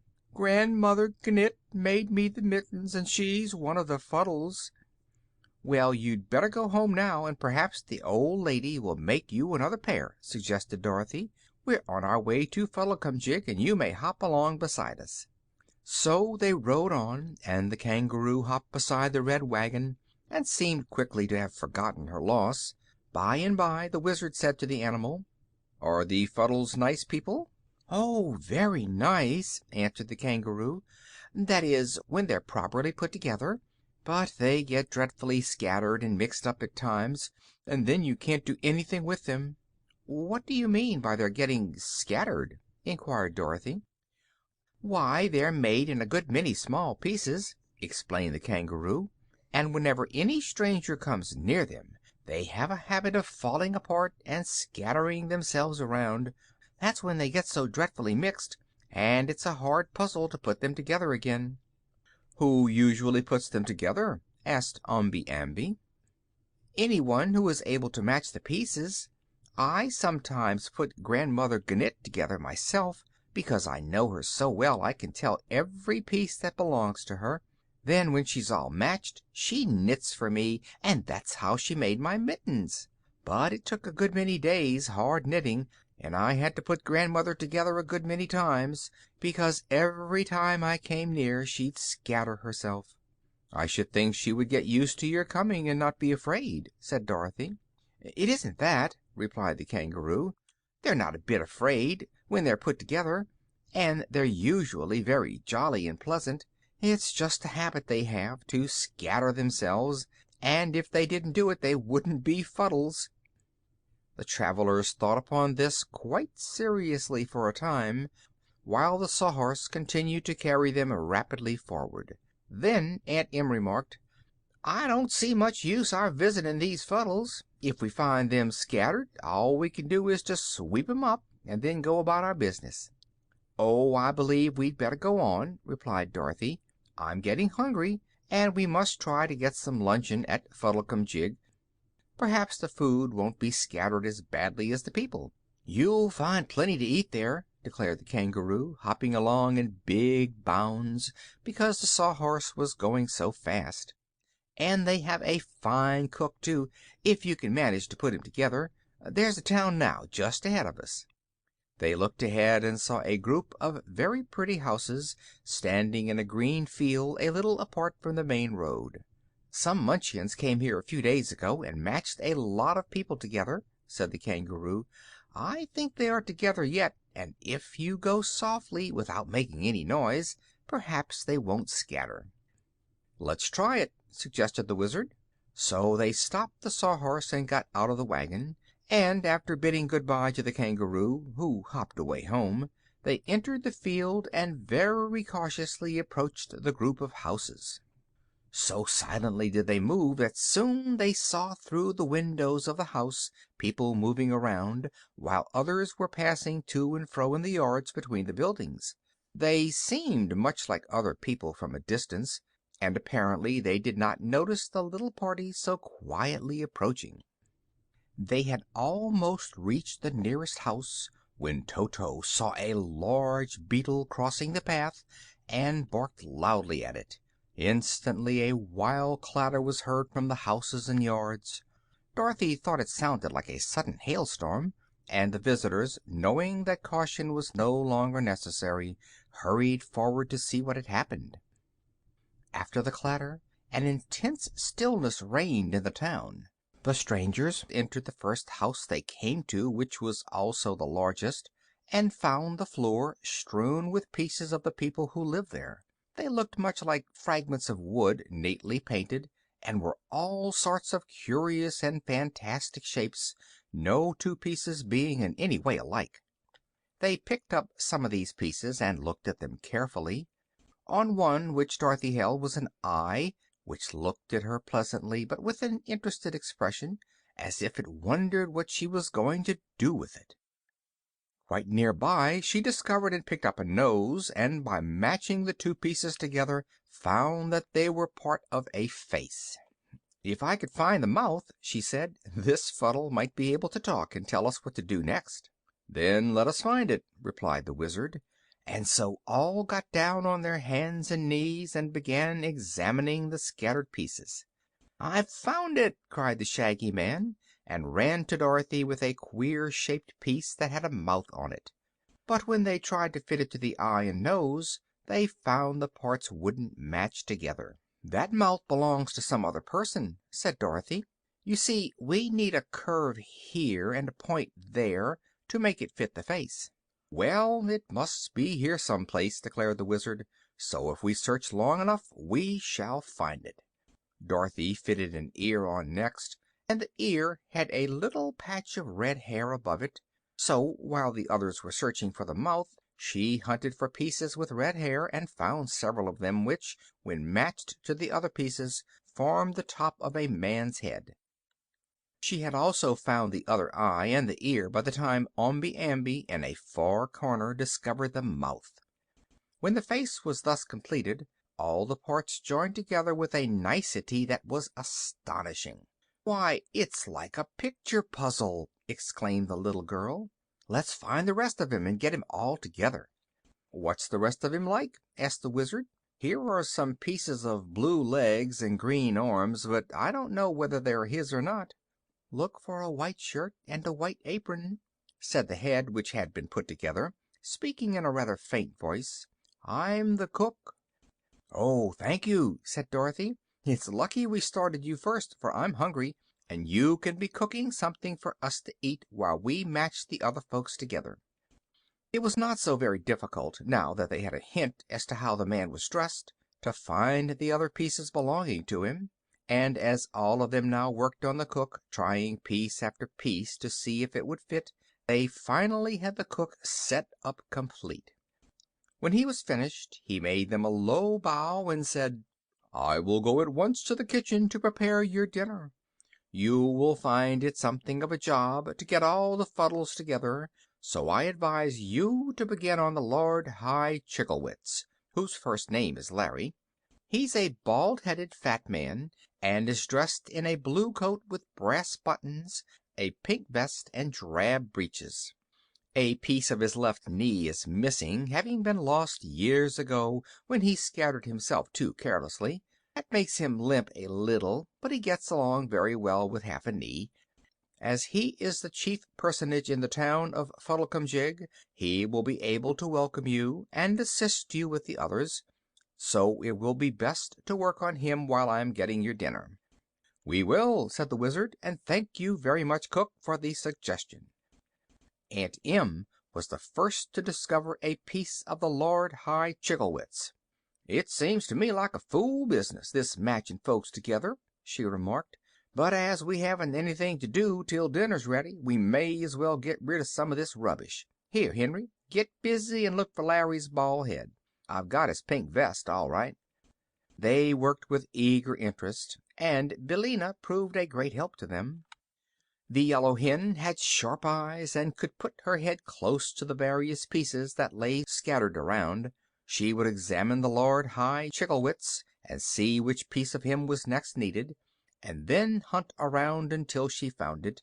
So before an hour had passed, old Larry was standing complete before them. "I congratulate you, my friends," he said, speaking in a cheerful voice. "You are certainly the cleverest people who ever visited us. I was never matched together so quickly in my life. I'm considered a great puzzle, usually." "Well," said Dorothy, "there used to be a picture puzzle craze in Kansas, and so I've had some 'sperience matching puzzles, but the pictures were flat, while you are round, and that makes you harder to figure out." "Thank you, my dear," replied old Larry, greatly pleased. "I feel highly complimented. Were I not a really good puzzle, there would be no object in my scattering myself." "Why do you do it?" asked Aunt Em severely. "Why don't you behave yourself and stay put together?" The Lord High Chicklewitz seemed annoyed by this speech, but he replied politely, "Madam, you have perhaps noticed that every person has some peculiarity. Mine is to scatter myself. What your own peculiarity is, I will not venture to say, but I shall never find fault with you, whatever you do." "Now you've got your diploma, Em," said Uncle Henry with a laugh, "and I'm glad of it. This is a queer country, and we may as well take people as we find them." "If we did, we'd leave these folks scattered," she returned, and this retort made everybody laugh good naturedly. Just then Omby Amby found a hand with a knitting needle in it, and they decided to put Grandmother Ganit together. She proved an easier puzzle than old Larry, and when she was completed they found her a pleasant old lady who welcomed them cordially. Dorothy told her how the kangaroo had lost his mittens, and Grandmother Ganit promised to set to work at once and make the poor animal another pair. Then the cook came to call them to dinner, and they found an inviting meal prepared for them. The Lord High Chicklewitz sat at the head of the table, and Grandmother Ganit at the foot, and the guests had a merry time and thoroughly enjoyed themselves. After dinner they went out into the yard and matched several other people together, and this work was so interesting that they might have spent the entire day at Fuddlecumjig had not the Wizard suggested that they resume their journey. "But I don't like to leave all these poor people scattered," said Dorothy, undecided what to do. "Oh, don't mind us, my dear," returned old Larry.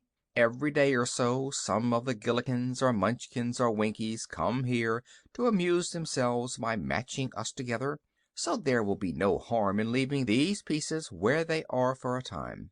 But I hope you will visit us again, and if you do you will always be welcome, I assure you." "Don't you ever match each other?" she inquired. "Never, for we are no puzzles to ourselves, and so there wouldn't be any fun in it." They now said good-bye to the queer Fuddles and got into their wagon to continue their journey. "Those are certainly strange people," remarked Aunt Em thoughtfully, as they drove away from Fuddlecumjig, "but I really can't see what use they are at all." "Why, they amused us all for several hours," replied the Wizard. "That is being of use to us, I'm sure."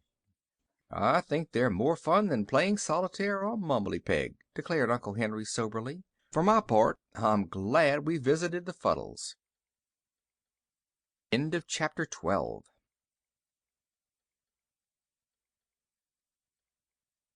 Chapter 13 of the Emerald City of Oz by L. Frank Baum. How the General Talked to the King. When General Guph returned to the cavern of the Nome King, his Majesty asked, "Well, what luck? Will the Whimsies join us?" "They will," answered the general. "They will fight for us with all their strength and cunning." "Good!" exclaimed the King. "What reward did you promise them?" "Your Majesty is to use the magic belt to give each Whimsy a large, fine head in place of the small one he is now obliged to wear." "I agree to that," said the King. "That is good news, Guph, and it makes me feel more certain of the conquest of Oz." "But I have other news for you," announced the general. "Good or bad?" "Good, Your Majesty." "Then I will hear it," said the King, with interest. "The Growleywogs will join us." "No!" cried the astonished king. Yes, indeed, said the general. I have their promise. But what reward do they demand? Inquired the king suspiciously, for he knew how greedy the Growleywogs were. They are to take a few of the Oz people for their slaves, replied Guph. He did not think it necessary to tell Roquat that the Growleywogs demanded 20,000 slaves. It would be time enough for that when Oz was conquered. A very reasonable request, I'm sure, remarked the king. I must congratulate you, Guph, upon the wonderful success of your journey. That is not all, said the general proudly. The king seemed astonished. Speak out, sir, he commanded. I have seen the first and foremost Phanfasm of the Mountain of Fantastico, and he will bring his people to assist us. What? Cried the king.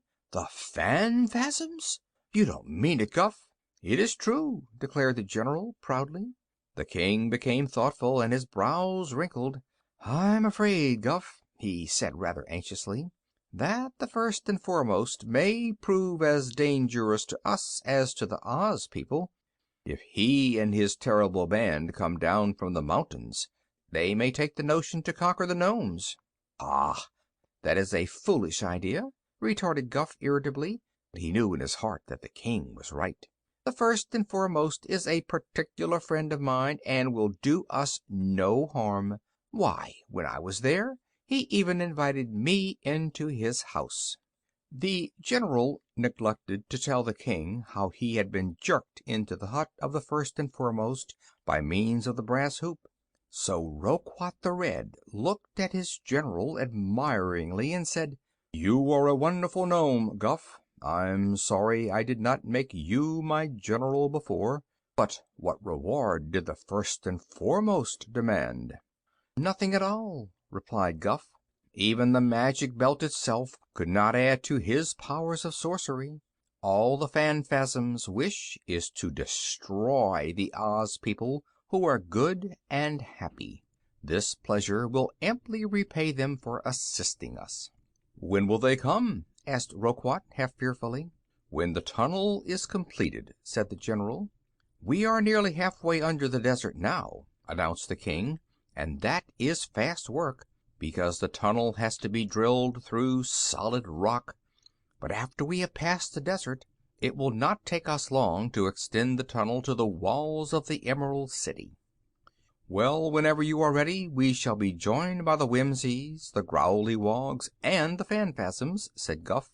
"So the conquest of Oz is assured without a doubt." Again the king seemed thoughtful. "I'm almost sorry we did not undertake the conquest alone," said he. "All of these allies are dangerous people, and they may demand more than you have promised them. It might have been better to have conquered Oz without any outside assistance." "We could not do it," said the general positively. "Why not, Guph? You know very well. You have had one experience with the Oz people, and they defeated you." "That was because they rolled eggs at us," replied the king with a shudder. "My Nomes cannot stand eggs, any more than I can myself. They are poison to all who live underground." "That is true enough," agreed Guph. "But we might have taken the Oz people by surprise and conquered them before they had a chance to get any eggs. Our former defeat was due to the fact that the girl Dorothy had a yellow hen with her. I do not know whatever became of that hen, but I believe there are no hens at all in the Land of Oz, and so there could be no eggs there." "On the contrary," said Guph, "there are now hundreds of chickens in Oz, and they lay heaps of those dangerous eggs. I met a goshawk on my way home, and the bird informed me that he had lately been to Oz to capture and devour some of the young chickens, but they are protected by magic, so the hawk did not get a single one of them." "That is a very bad report," said the king nervously. "Very bad indeed. My Nomes are willing to fight, but they simply can't face hens' eggs, and I don't blame them." "They won't need to face them," replied Guph. "I'm afraid of eggs myself, and don't propose to take any chances of being poisoned by them. My plan is to send the Whimsies through the tunnel first, and then the Growlywogs and the Phanfasms.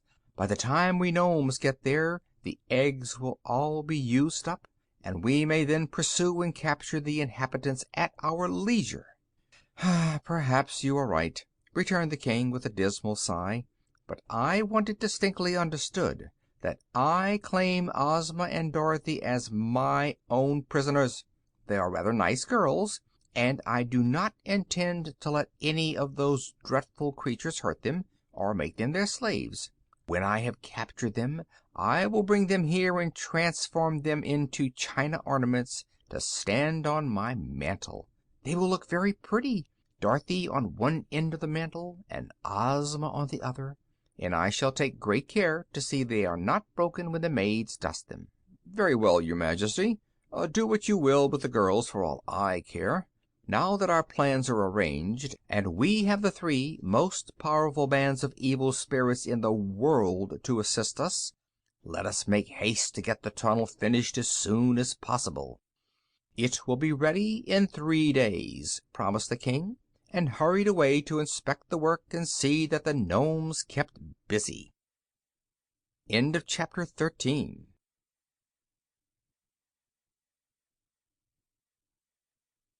Chapter 14 of the Emerald City of Oz by L. Frank Baum. How the Wizard Practiced Sorcery. "Where next?" asked the Wizard when they had left the town of Fuddlecumjig, and the Sawhorse had started back along the road.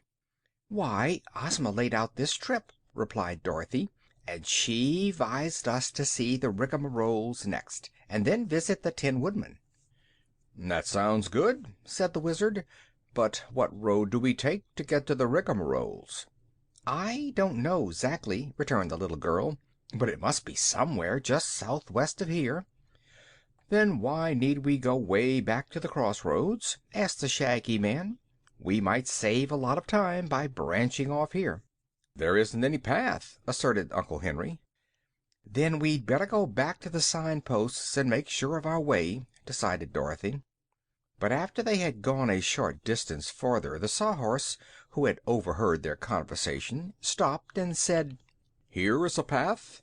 Sure enough, a dim path seemed to branch off from the road they were on, and it led across pretty green meadows and past leafy groves straight toward the southwest. "That looks like a good path," said Omby Amby. "Why not try it?" "All right," answered Dorothy. "I'm anxious to see what the Rigmaroles are like, and this path ought to take us there the quickest way." No one made any objection to this plan, so the Sawhorse turned into the path, which proved to be nearly as good as the one they had taken to get to the Fuddles. At first they passed a few retired farmhouses, but soon these scattered dwellings were left behind and only the meadows and the trees were before them. But they rode along in cheerful contentment, and Aunt Em got into an argument with Billina about the proper way to raise chickens. "I don't care to contradict you," said the Yellow Hen with dignity, "but I have an idea I know more about chickens than human beings do." "Pshaw!" replied Aunt Em. "I've raised chickens for nearly 40 years, Billina, and I know you've got to starve 'em to make 'em lay lots of eggs, and stuff 'em if you want good broilers." "Broilers!" exclaimed Billina in horror. "Broil my chickens!" "Why, that's what they're for, ain't it?" asked Aunt Em, astonished. "No, Aunt, not in Oz," said Dorothy. "People do not eat chickens here. You see, Billina was the first hen that was ever seen in this country, and I brought her here myself. Everybody liked her and respected her, so the Oz people wouldn't any more eat her chickens than they would eat Billina." "Well, I declare!" gasped Aunt Em. "How about the eggs?" "Oh, if we have more eggs than we want to hatch, we allow people to eat them," said Billina.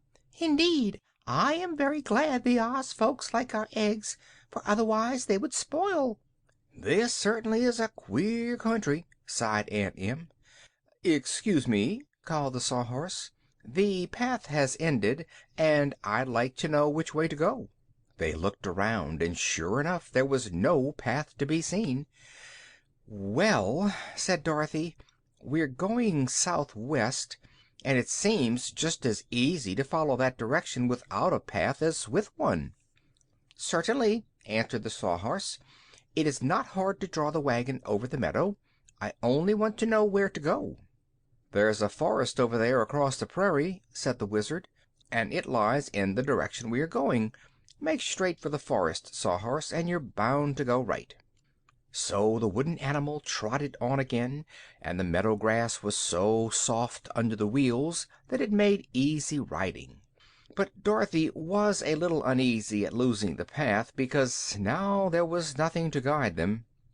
No houses were to be seen at all, so they could not ask their way of any farmer, and although the Land of Oz was always beautiful wherever one might go, this part of the country was strange to all the party.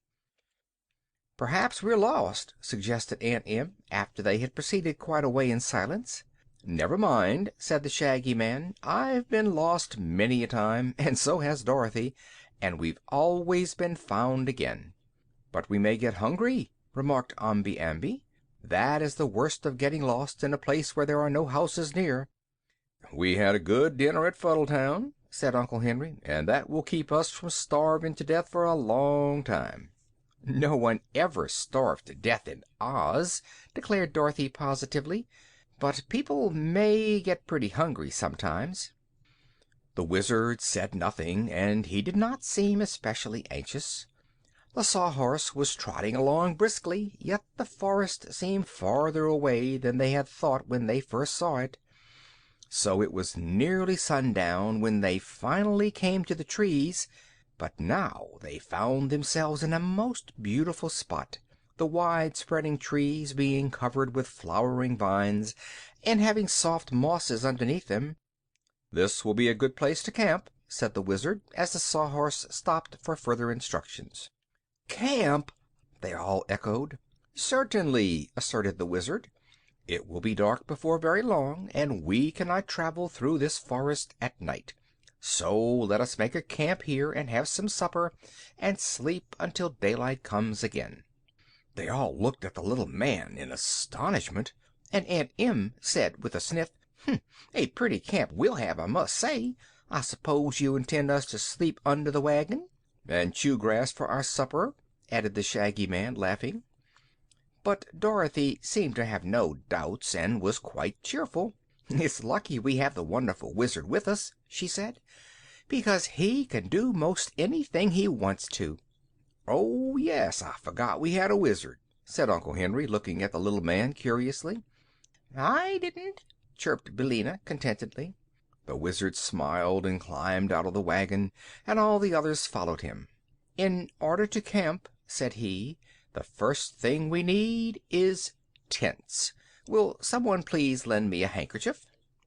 The Shaggy Man offered him one, and Aunt Em another.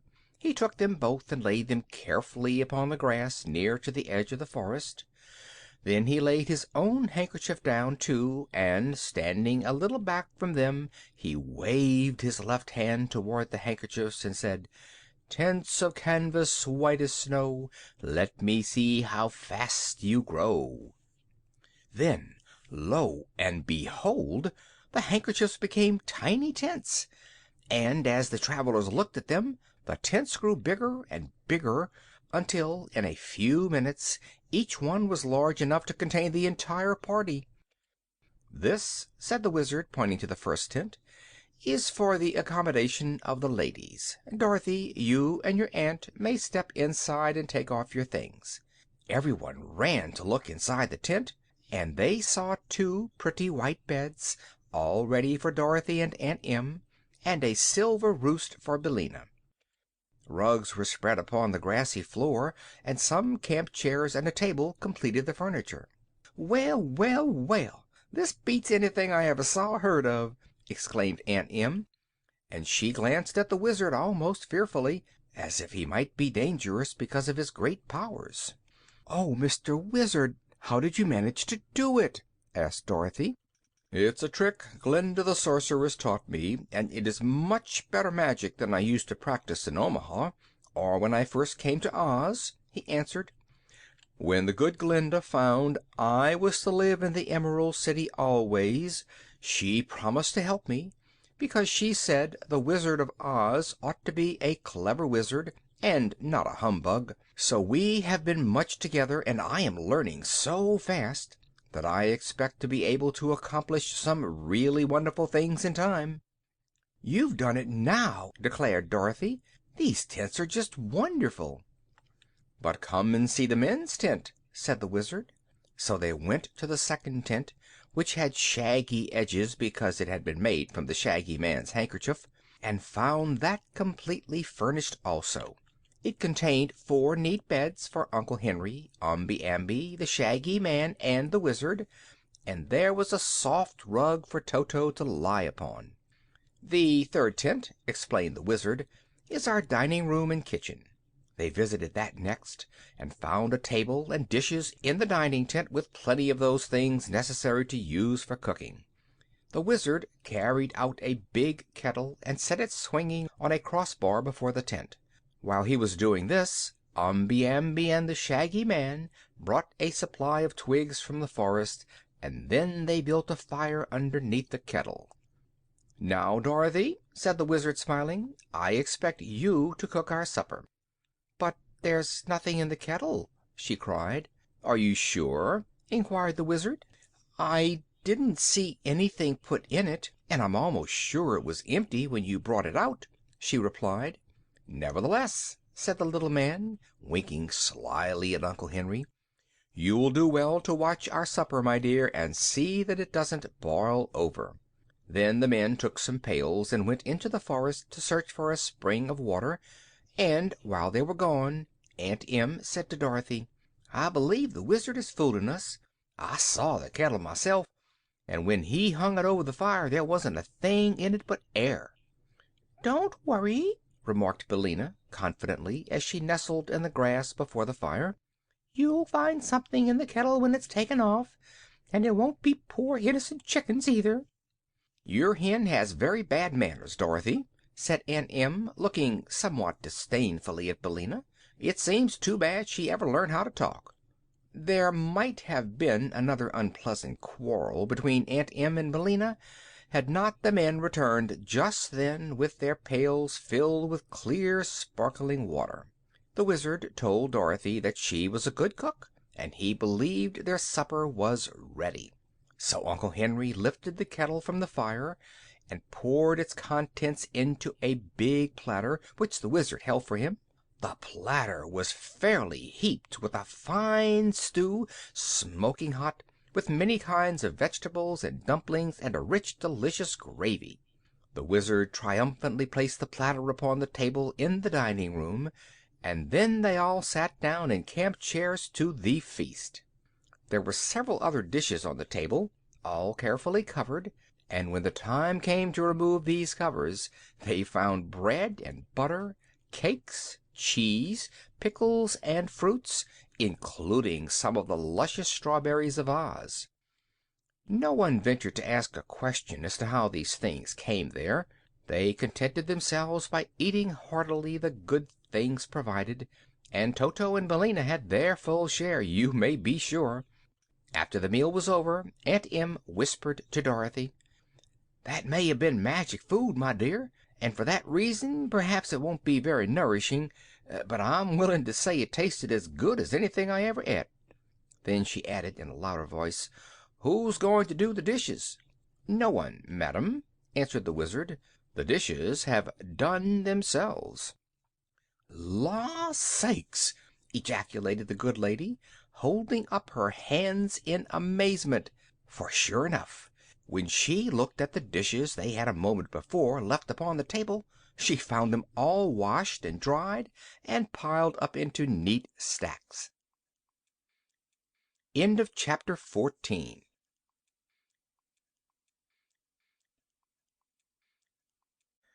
15 of the Emerald City of Oz by L. Frank Baum. How Dorothy Happened to Get Lost. It was a beautiful evening, so they drew their camp chairs in a circle before one of the tents and began to tell stories to amuse themselves and pass away the time before they went to bed. Pretty soon a zebra was seen coming out of the forest, and he trotted straight up to them and said politely, "Good evening, people." The zebra was a sleek little animal, and had a slender head, a stubby mane, and a paint-brush tail very like a donkey's.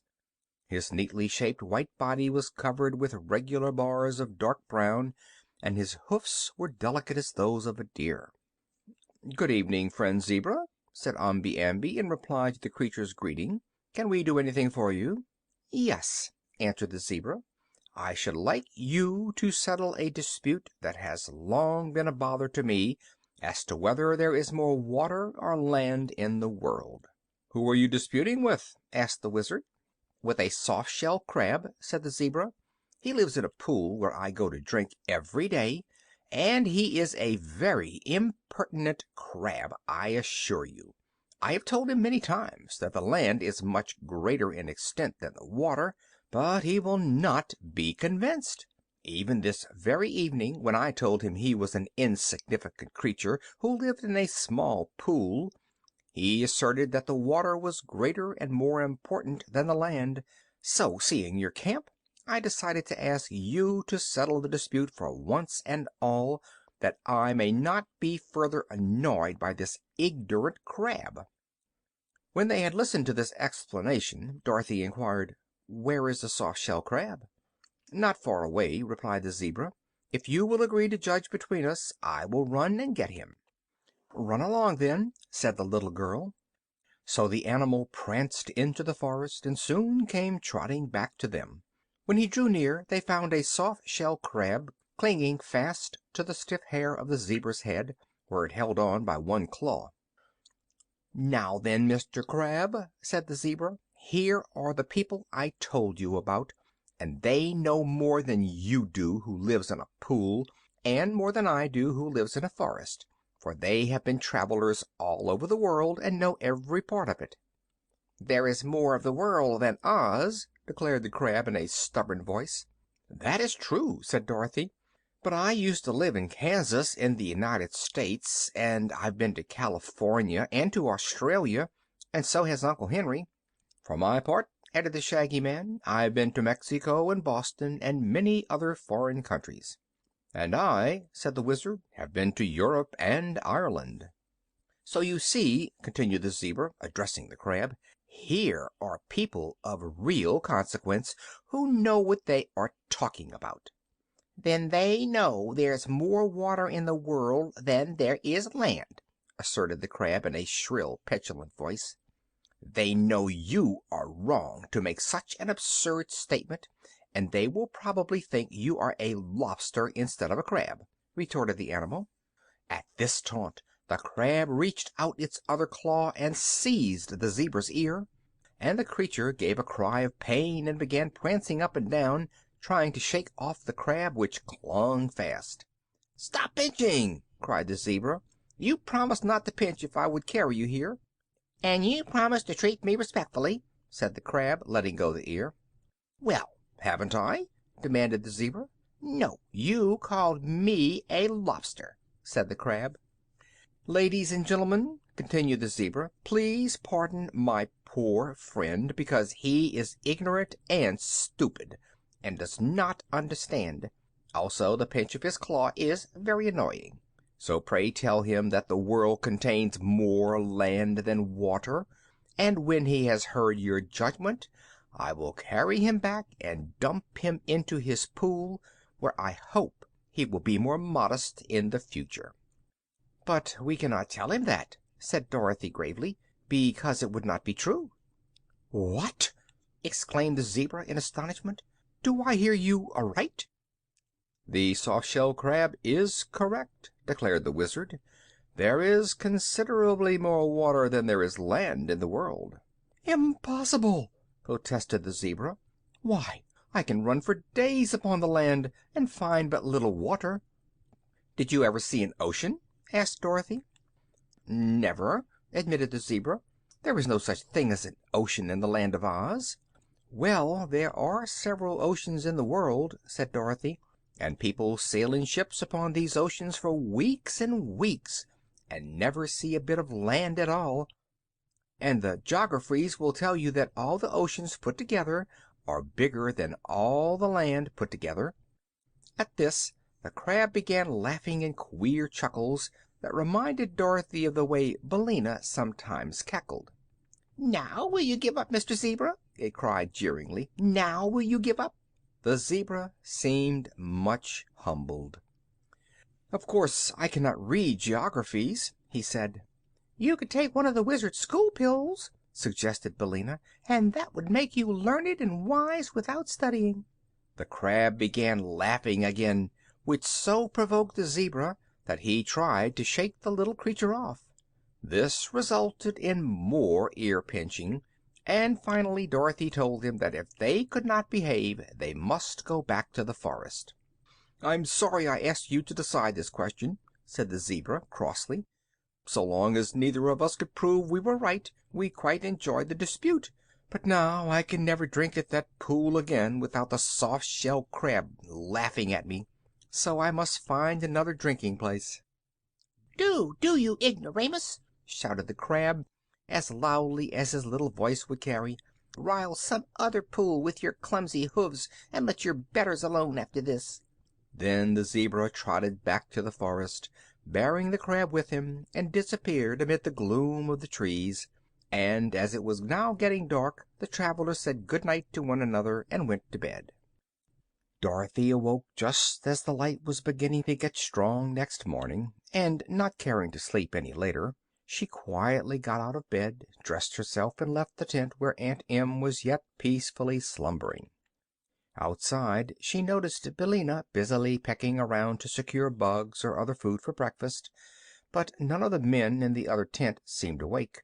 So the little girl decided to take a walk in the woods and try to discover some path or road that they might follow when they again started upon their journey. She reached the edge of the forest when the yellow hen came fluttering along and asked where she was going. "Just to take a walk, Billina, and maybe I'll find some path," said Dorothy. "Then I'll go along," decided Billina, and scarcely had she spoken when Toto ran up and joined them. Toto and the yellow hen had become quite friendly by this time, although at first they did not get along well together. Billina had been rather suspicious of dogs, and Toto had had an idea that it was every dog's duty to chase a hen on sight. But Dorothy had talked to them and scolded them for not being agreeable to one another until they grew better acquainted and became friends. I won't say they loved each other dearly, but at least they had stopped quarreling and now managed to get on together very well. The day was growing lighter every minute and driving the black shadows out of the forest, so Dorothy found it very pleasant walking under the trees. She went some distance in one direction, but not finding a path, presently turned in a different direction. There was no path here either, although she advanced quite a way into the forest, winding here and there among the trees and peering through the bushes in an endeavor to find some beaten track. "I think we'd better go back," suggested the yellow hen after a time. "The people will all be up by this time, and breakfast will be ready." "Very well," agreed Dorothy. Let's see. The camp must be over this way." She had probably made a mistake about that, for after they had gone far enough to have reached the camp, they still found themselves in the thick of the woods. So the little girl stopped short and looked around her, and Toto glanced up into her face with his bright little eyes and wagged his tail as if he knew something was wrong. He couldn't tell much about direction himself, because he had spent his day prowling among the bushes and running here and there, nor had Billina paid much attention to where they were going, being interested in picking bugs from the moss as they passed. The yellow hen now turned one eye up toward the little girl and asked, "Have you forgotten where the camp is, Dorothy?" "Yes," she admitted. "Have you, Billina?" "I didn't try to remember," returned Billina. "I'd no idea you would get lost, Dorothy." "It's the thing we don't expect, Billina, that usually happens," observed the girl thoughtfully. "But it's no use standing here. Let's go in that direction," pointing a finger at random. "It may be we'll get out of the forest over there." So on they went again, But this time the trees were closer together, and the vines were so tangled that often they tripped Dorothy up.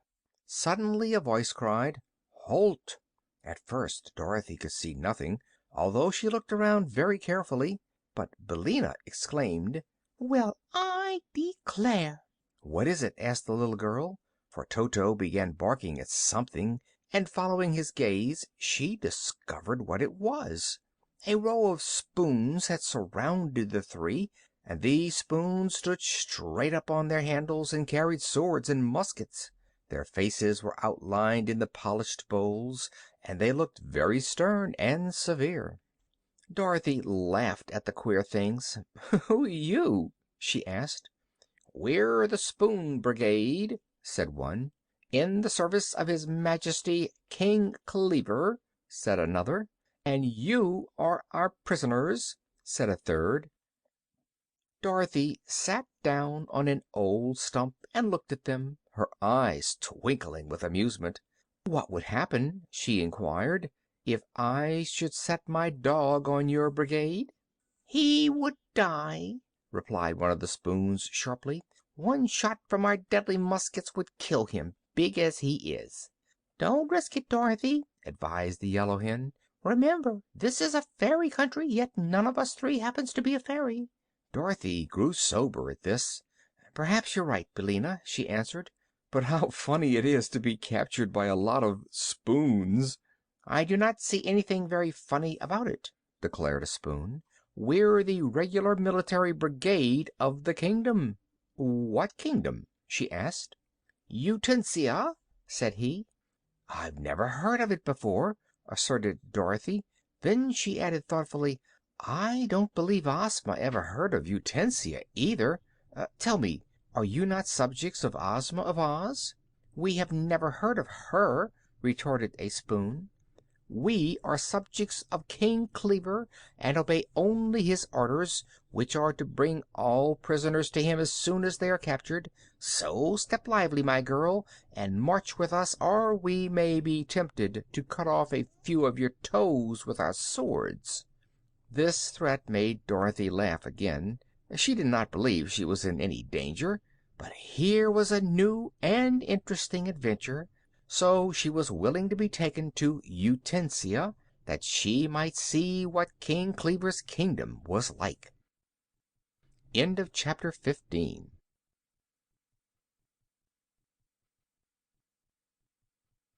Chapter 16 of The Emerald City of Oz by L. Frank Baum. How Dorothy Visited Utensia.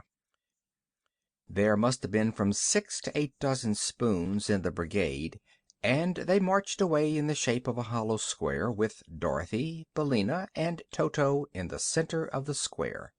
Before they had gone very far Toto knocked over one of the spoons by wagging his tail, and then the captain of the spoons told the little dog to be more careful or he would be punished. So Toto was careful, and the Spoon Brigade moved along with astonishing swiftness, while Dorothy really had to walk fast to keep up with it. By and by they left the woods and entered a big clearing, in which was the kingdom of Utensia. Standing all around the clearing were a good many cook stoves, ranges, and grills of all sizes and shapes, and beside these there were several kitchen cabinets and cupboards, and a few kitchen tables.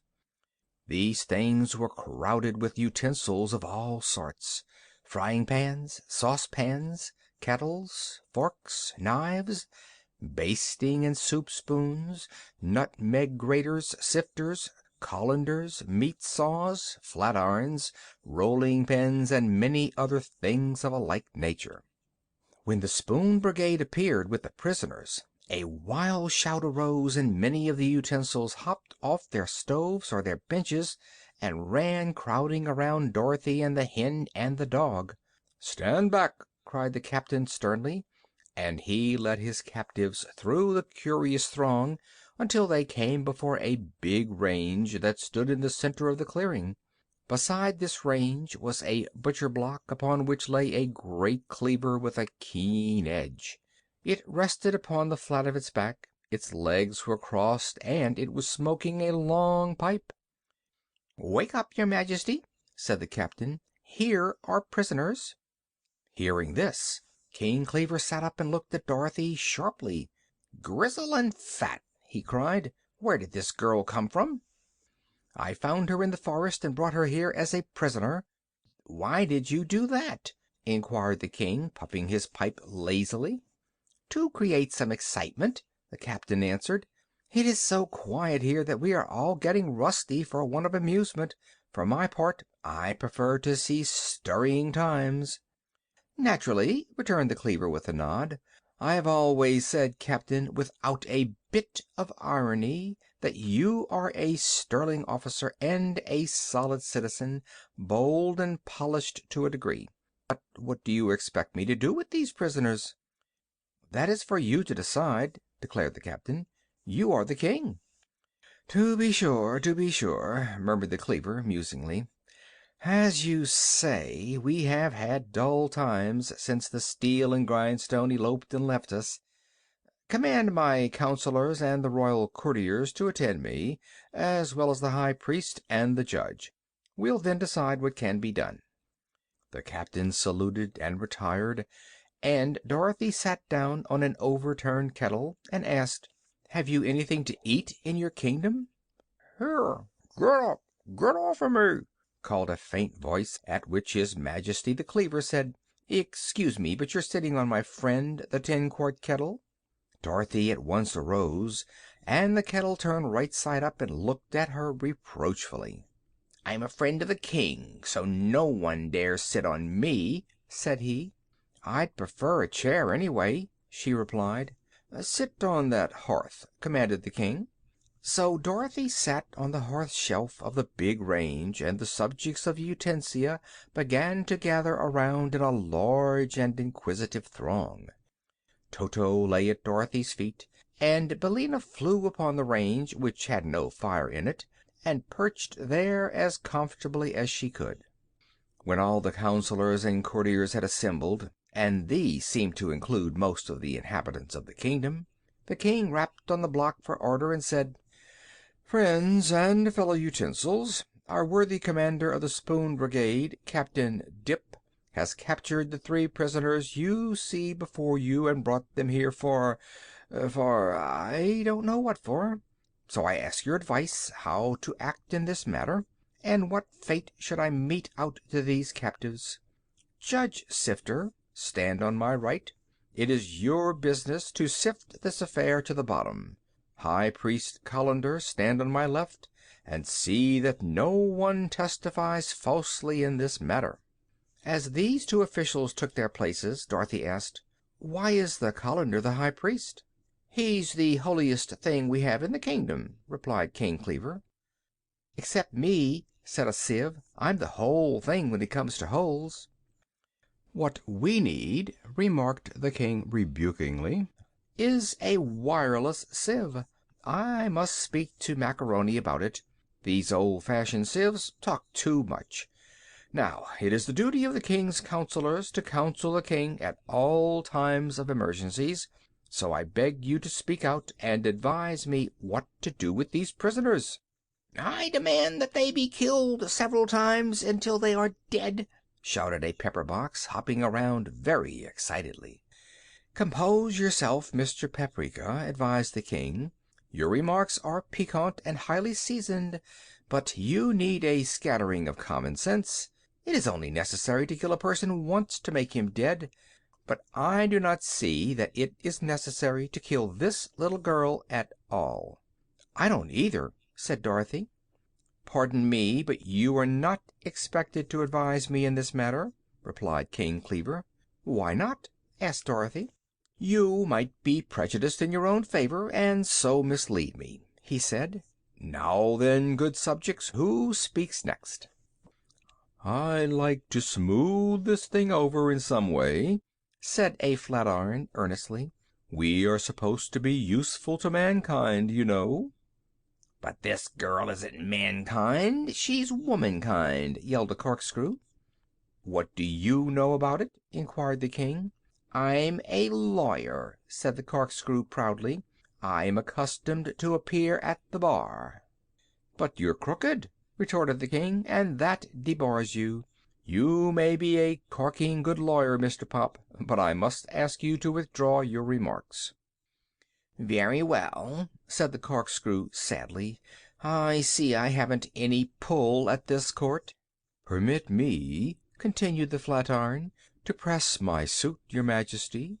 I do not wish to gloss over any fault the prisoner may have committed, if such a fault exists, but we owe her some consideration, and that's flat."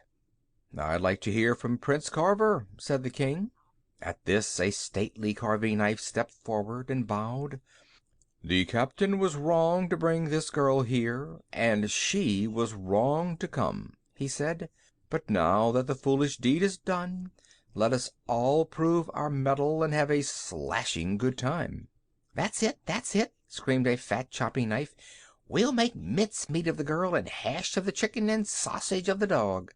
There was a shout of approval at this, and the king had to rap again for order.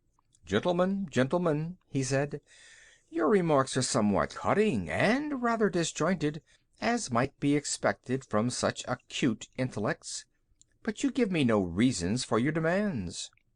"See here, Cleaver, you make me tired," said a saucepan, strutting before the king very impudently. "You're about the worst king that ever reigned in Utensia, and that's saying a good deal. Why don't you run things yourself, instead of asking everybody's advice like the big clumsy idiot you are?" The king sighed. "I wish there wasn't a saucepan in my kingdom," he said. "You fellows are always stewing over something, and every once in a while you slop over and make a mess of it. Go hang yourself, sir, by the handle, and don't let me hear from you again." Dorothy was much shocked by the dreadful language the utensils employed, and she thought that they must have had very little proper training. So she said, addressing the king, who seemed very unfit to rule his turbulent subjects, "I wish you'd decide my fate right away. I can't stay here all day trying to find out what you're going to do with me. This thing is becoming a regular broil, and it's time I took part in it," observed a big gridiron, coming forward. "What I'd like to know," said a can opener in a shrill voice, "is why the little girl came to our forest anyhow, and why she intruded upon Captain Dip, who ought to be called Dippy, and who she is, and where she came from, and where she is going, and why, and wherefore, and therefore, and when." "I'm sorry to see, Sir Jabber," remarked the king to the can opener, "that you have such a prying disposition. As a matter of fact, all the things you mention are none of your business." Having said this, the king relighted his pipe, which had gone out. "Tell me, please, what is our business?" inquired a potato masher, winking at Dorothy somewhat impertinently. "I'm fond of little girls myself, and it seems to me she has as much right to wander in the forest as we have." "Who accuses the little girl, anyway?" inquired a rolling pin. "What has she done?" "I don't know," said the king. "What has she done, Captain Dip?" "That's the trouble, your majesty. She hasn't done anything," replied the captain. "What do you want me to do?" asked Dorothy. The question seemed to puzzle them all. Finally a chafing dish exclaimed irritably, "If no one can throw any light on this subject, you must excuse me if I go out." At this a big kitchen fork pricked up its ears and said in a tiny voice, "Let's hear from Judge Sifter." "That's proper," returned the king. So Judge Sifter turned around slowly several times and then said, "We have nothing against the girl except the stove hearth upon which she sits. Therefore I order her instantly discharged." "Discharged!" cried Dorothy. "Why, I never was discharged in my life, and I don't intend to be. If it's all the same to you, I'll resign." "It's all the same," declared the king. "You are free, you and your companions, and may go wherever you like." "Thank you," said the little girl, "but haven't you anything to eat in your kingdom? I'm hungry." "Go into the woods and pick blackberries," advised the king, lying down upon his back again and preparing to go to sleep. There isn't a morsel to eat in all Utensia that I know of." So Dorothy jumped up and said, "Come on, Toto and Billina. If we can't find the camp, we may find some blackberries."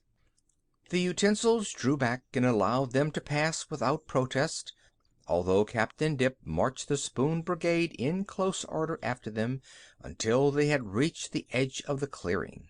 There the spoons halted, but Dorothy and her companions entered the forest again and began searching diligently for a way back to the camp, that they might rejoin their party.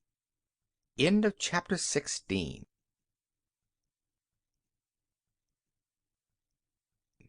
Chapter 17 of the Emerald City of Oz by L. Frank Baum. How They Came to Bunbury. Wandering through the woods without knowing where you are going or what adventure you are about to meet next is not as pleasant as one may think. The woods are always beautiful and impressive, and if you are not worried or hungry, you may enjoy them immensely. But Dorothy was worried and hungry that morning, so she paid little attention to the beauties of the forest and hurried along as fast as she could go. She tried to keep in one direction and not circle around, but she was not at all sure that the direction she had chosen would lead her to the camp. By and by, to her great joy, she came upon a path. It ran to the right and to the left, being lost in the trees in both directions, and just before her, upon a big oak, were fastened two signs, with arms pointing both ways. One sign read, "Take the other road to Bunbury," and the second sign read, "Take the other road to Bunnybury." "Well," exclaimed Billina, eyeing the signs, "this looks as if we were getting back to civilization again." "I'm not sure about the civilization, dear," replied the little girl, "but it looks as if we might get somewhere, and that's a big relief, anyhow." "Which path shall we take?" inquired the yellow hen. Dorothy stared at the signs thoughtfully. "Bunbury sounds like something to eat," she said. "Let's go there." "It's all the same to me," replied Billina. She had picked up enough bugs and insects from the moss as she went along to satisfy her own hunger, but the hen knew Dorothy could not eat bugs, nor could Toto. The path to Bunbury seemed little traveled, but it was distinct enough and ran through the trees in a zigzag course until it finally led them to an open space filled with the queerest houses Dorothy had ever seen. They were all made of crackers laid out in tiny squares, and were of many pretty and ornamental shapes, having balconies and porches with posts of breadsticks and roofs shingled with wafer crackers. There were walks of bread crusts leading from house to house and forming streets, and the place seemed to have many inhabitants. When Dorothy, followed by Billina and Toto, entered the place, they found people walking the streets, or assembled in groups talking together, or sitting upon the porches and balconies. And what funny people they were! Men and women and children were all made of buns and bread. Some were thin and others fat. Some were white, some light brown, and some very dark of complexion. A few of the buns, which seemed to form the more important class of the people, were neatly frosted. Some had raisins for eyes and currant buttons on their clothes. Others had eyes of cloves and legs of stick cinnamon, and many wore hats and bonnets frosted pink and green.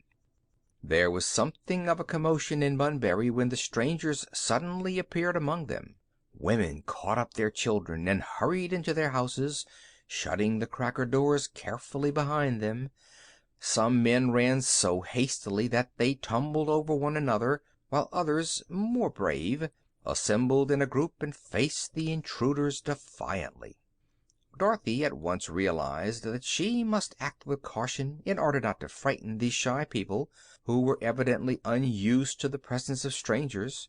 There was a delightful fragrant odor of fresh bread in the town, and this made the little girl more hungry than ever. She told Toto and Billina to stay back, while she slowly advanced toward the group that stood silently awaiting her. "You must 'scuse me for coming unexpected," she said softly, but I really didn't know I was coming here until I arrived. I was lost in the woods, you know, and I'm as hungry as anything." Hungry, they murmured in horrified chorus. "Yes, I haven't had anything to eat since last night's supper," she exclaimed. "Are there any edibles in Bunbury?" They looked at one another undecidedly. Then one portly Bun man, who seemed a person of consequence, stepped forward and said, "Little girl, to be frank with you, we are all edibles. Everything in Bunbury is edible to ravenous human creatures like you.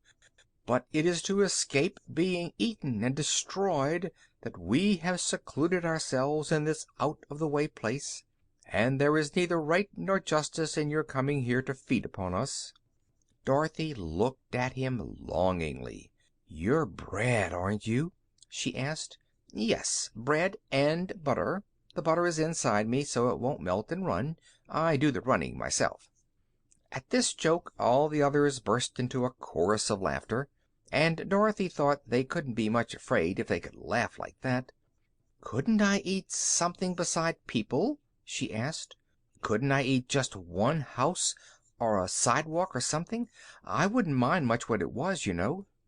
"This is not a public bakery, child," replied the man sternly. "It's private property.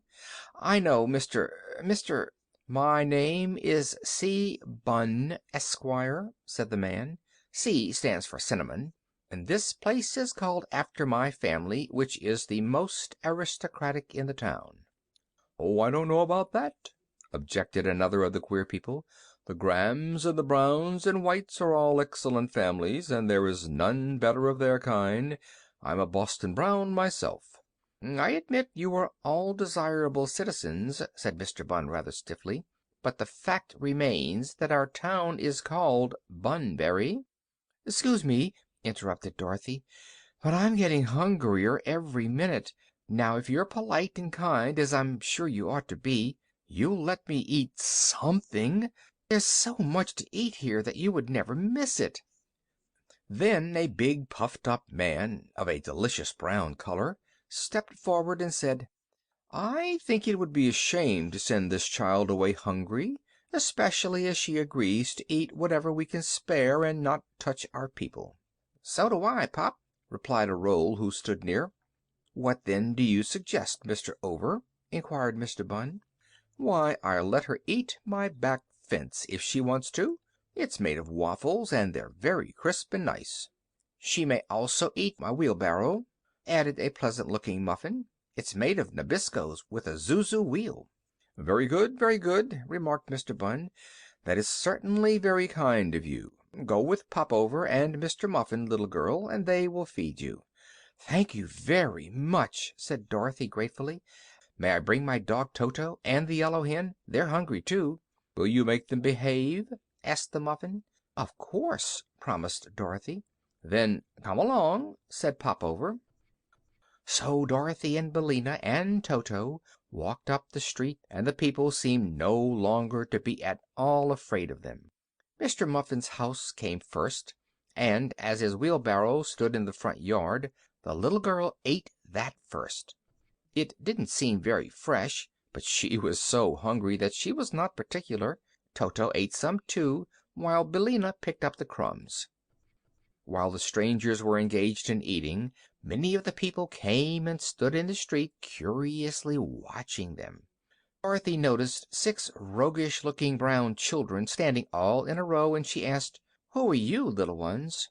"We're the Graham Gems," replied one, "and we're all twins." "I wonder if your mother could spare one or two of you?" asked Billina, who decided that they were fresh baked.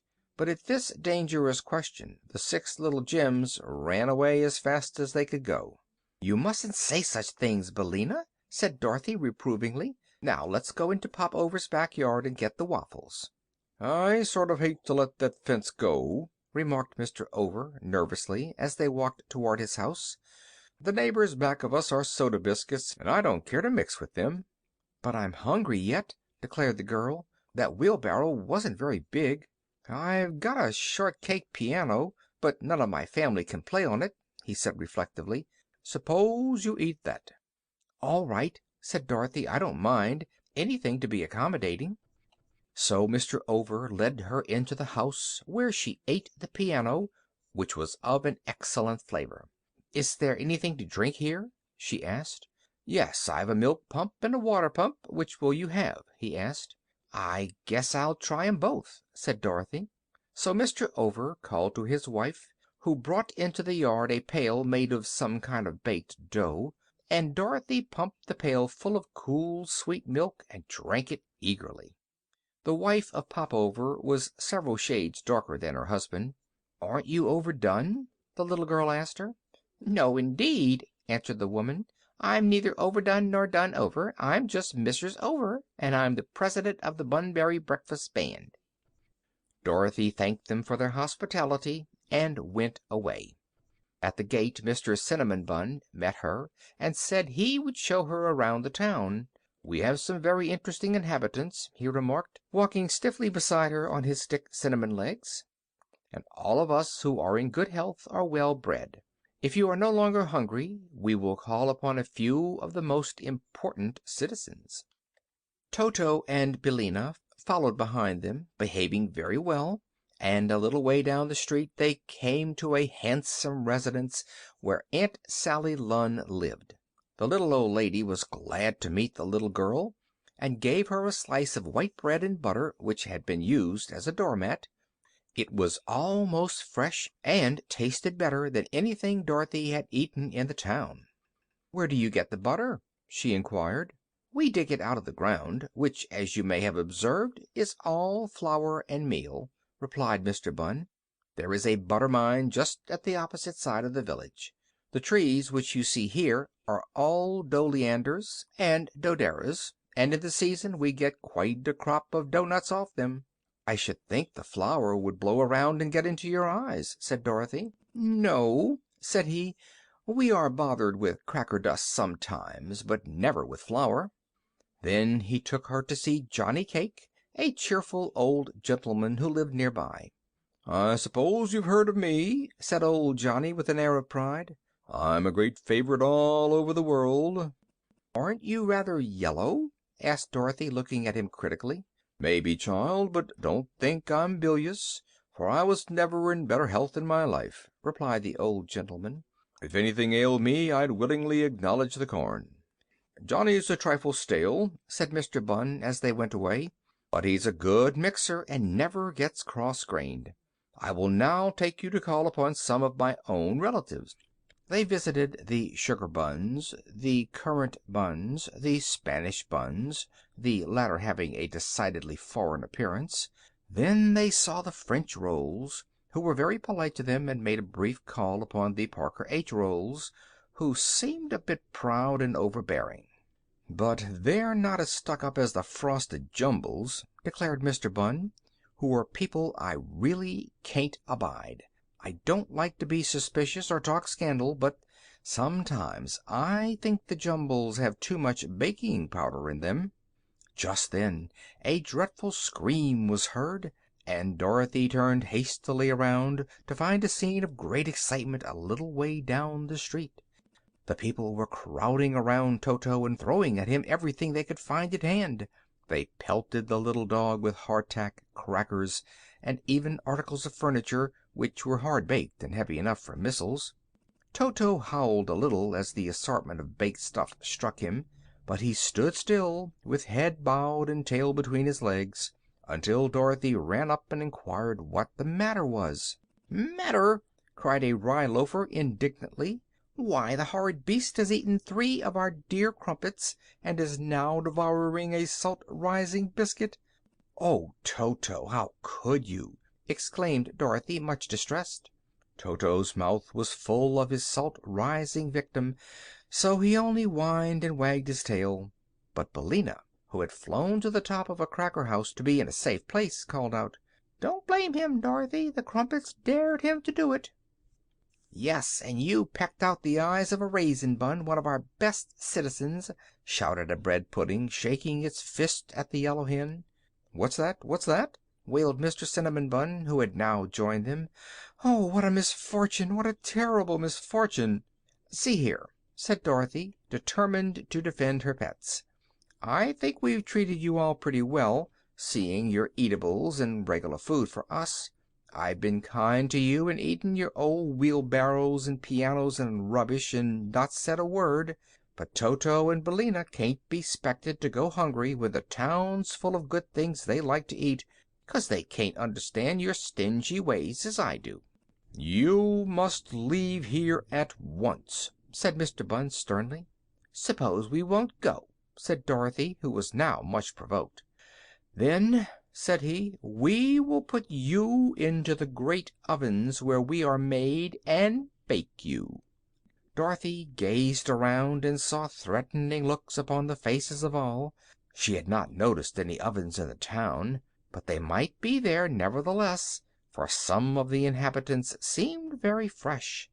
So she decided to go, and calling to Toto and Billina to follow her, she marched up the street with as much dignity as possible, considering that she was followed by the hoots and cries of the buns and biscuits and other baked stuff. End of chapter 17.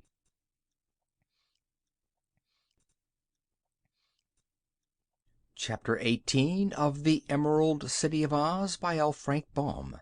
How Ozma Looked into the Magic Picture.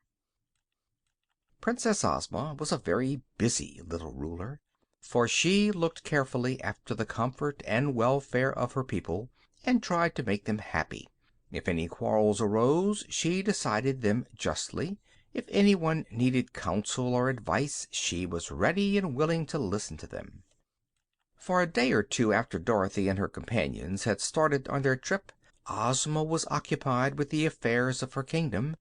Then she began to think of some manner of occupation for Uncle Henry and Aunt Em that would be light and easy and yet give the old people something to do. She soon decided to make Uncle Henry the keeper of the jewels, for someone really was needed to count and look after the bins and barrels of emeralds, diamonds, rubies, and other precious stones that were in the royal storehouses. That would keep Uncle Henry busy enough, but it was harder to find something for Aunt Em to do. The palace was full of servants, so there was no detail of housework that Aunt Em could look after. While Ozma sat in her pretty room, engaged in thought, she happened to glance at her magic picture. This was one of the most important treasures in all the Land of Oz. It was a large picture set in a beautiful gold frame, and it hung in a prominent place upon a wall of Ozma's private room. Usually this picture seemed merely a country scene, but whenever Ozma looked at it and wished to know what any of her friends or acquaintances were doing, the magic of this wonderful picture was straightway disclosed, for the country scene would gradually fade away, and in its place would appear the likeness of the person or persons Ozma wished to see, surrounded by the actual scenes in which they were then placed. In this way the Princess could view any part of the world she wished, and watch the actions of anyone in whom she was interested. Ozma had often seen Dorothy in her Kansas home by this means, and now, having a little leisure, she expressed a desire to see her little friend again. It was while the travelers were at Fuddlecumjig, and Ozma laughed merrily as she watched in the picture her friends trying to match the pieces of Grandmother Gannet. "They seem happy, and are doubtless having a good time," the girl Ruler said to herself, and then she began to think of the many adventures she herself had encountered with Dorothy. The image of her friends now faded from the magic picture, and the old landscape slowly reappeared. Ozma was thinking of the time when, with Dorothy and her army, she marched to the Nome King's underground cavern, beyond the Land of Ev, and forced the old monarch to liberate his captives, who belonged to the royal family of Ev. That was the time when the Scarecrow nearly frightened the Nome King into fits by throwing one of Billina's eggs at him, and Dorothy had captured King Roquat's magic belt and brought it away with her to the Land of Oz. The pretty Princess smiled at the recollection of this adventure, and then she wondered what had become of the Nome King since then. Merely because she was curious and had nothing better to do, Ozma glanced at the magic picture and wished to see in it the King of the Nomes. Roquat the Red went every day into his tunnel to see how the work was getting along and to hurry his workmen as much as possible. He was there now, and Ozma saw him plainly in the magic picture. She saw the underground tunnel, reaching far underneath the deadly desert which separated the Land of Oz from the mountains beneath which the Nome King had his extensive caverns. She saw that the tunnel was being made in the direction of the Emerald City, and knew at once it was being dug so that the army of Nomes could march through it and attack her own beautiful and peaceful country. "I suppose King Roquat is planning revenge against us," she said musingly, "and thinks he can surprise us and make us his captives and slaves. How sad it is that anyone can have such wicked thoughts! But I must not blame King Roquat too severely, for he is a Nome, and his nature is not so gentle as my own." Then she dismissed from her mind further thought of the tunnel for that time, and began to wonder if Aunt Em would not be happy as royal mender of the stockings of the ruler of Oz. Ozma wore few holes in her stockings; still they sometimes needed mending. Aunt Em ought to be able to do that very nicely. Next day the Princess watched the tunnel again in her magic picture, and every day afterward she devoted a few minutes to inspecting the work. It was not especially interesting, but she felt that it was her duty.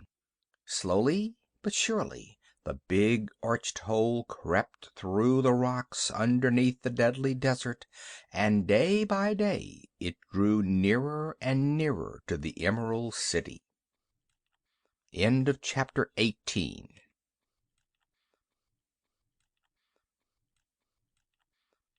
Chapter 19 of the Emerald City of Oz by L. Frank Baum. How Bunnyberry Welcomed the Strangers. Dorothy left Bunbury the same way she had entered it, and when they were in the forest again she said to Billina, "I never thought that things good to eat could be so disagreeable." "Often I've eaten things that tasted good but were disagreeable afterward," returned the yellow hen. "I think, Dorothy, if edibles are going to act badly, it's better before than after you eat them." "Perhaps you're right," said the little girl with a sigh. "But what shall we do now?" "Let us follow the path back to the signpost," suggested Billina. "That will be better than getting lost again." "Why, we're lost anyhow," declared Dorothy. "But I guess you're right about going back to that signpost, Billina." They returned along the path to the place where they had first found it, and at once took the other road to Bunnyberry.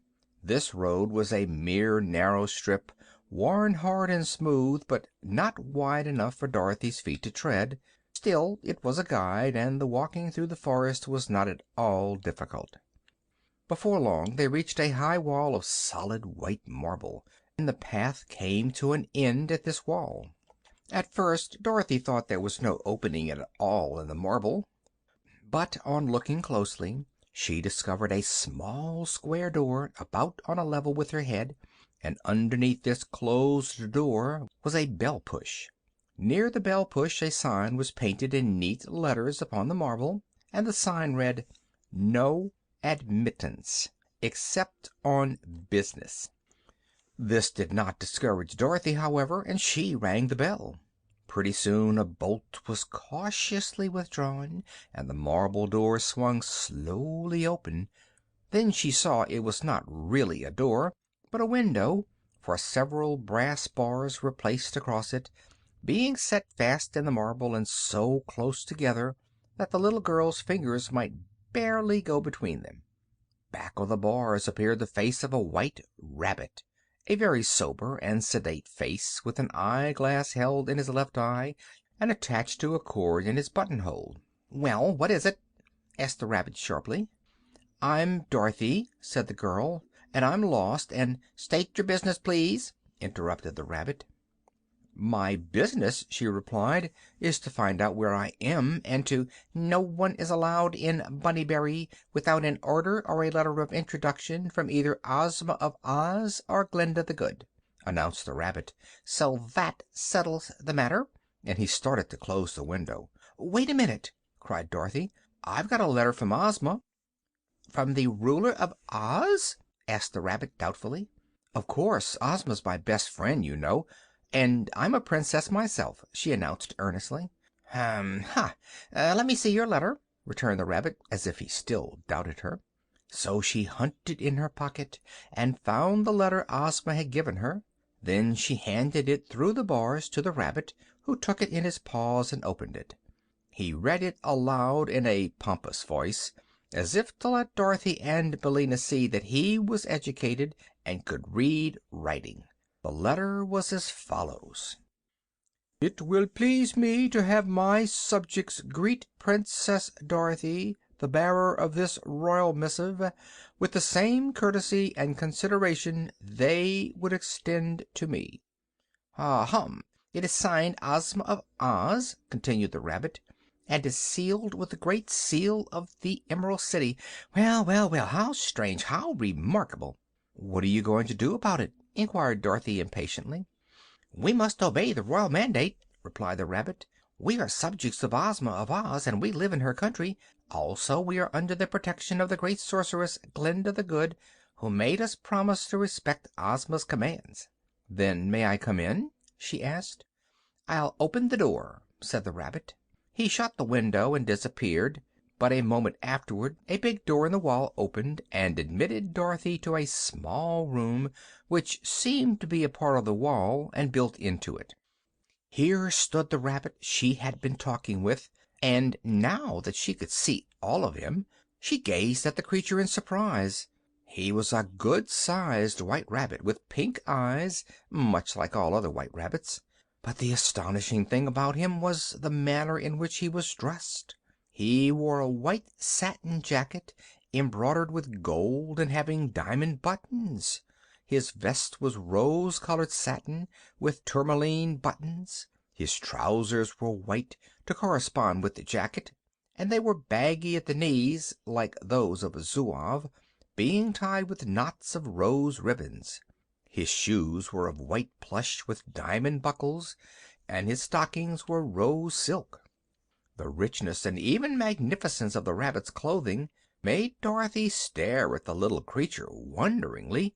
Toto and Billina had followed her into the room, and when he saw them the Rabbit ran to a table and sprang upon it nimbly. Then he looked at the three through his monocle and said, "These companions, Princess, cannot enter Bunbury with you." "Why not?" asked Dorothy.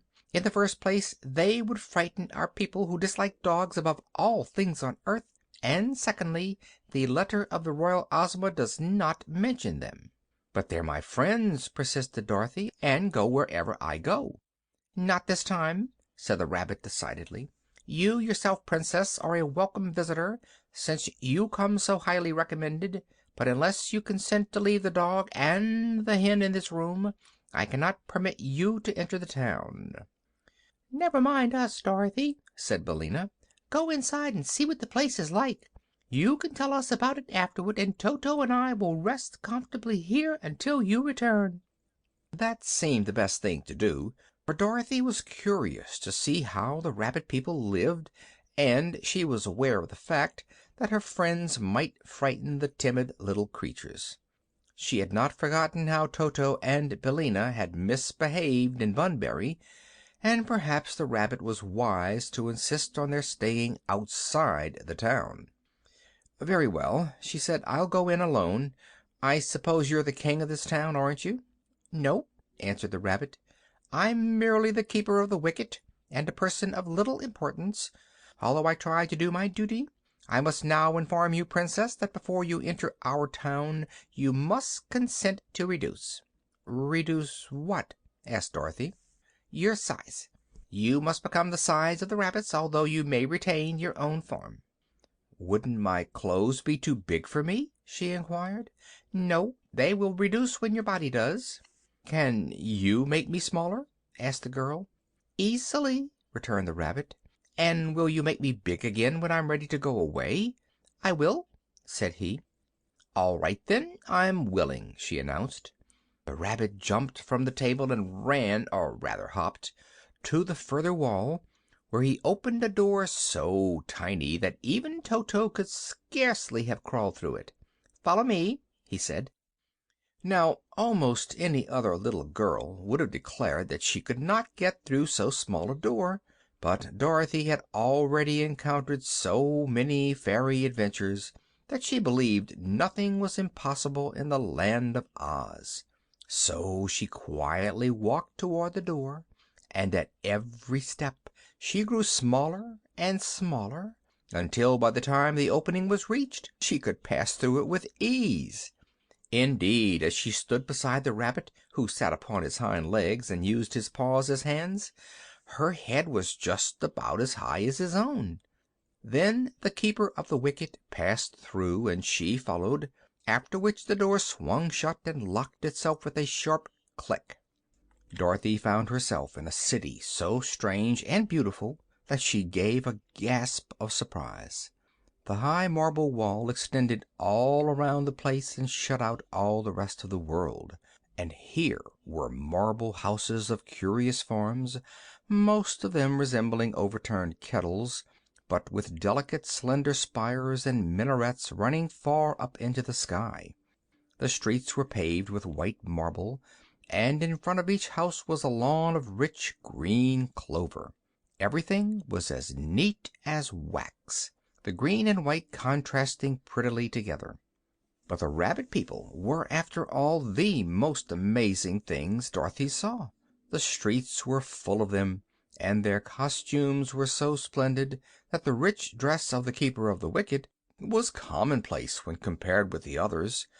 Silks and satins of delicate hues seemed always used for material, and nearly every costume sparkled with exquisite gems. But the lady Rabbits outshone the gentlemen Rabbits in splendor, and the cut of their gowns was really wonderful.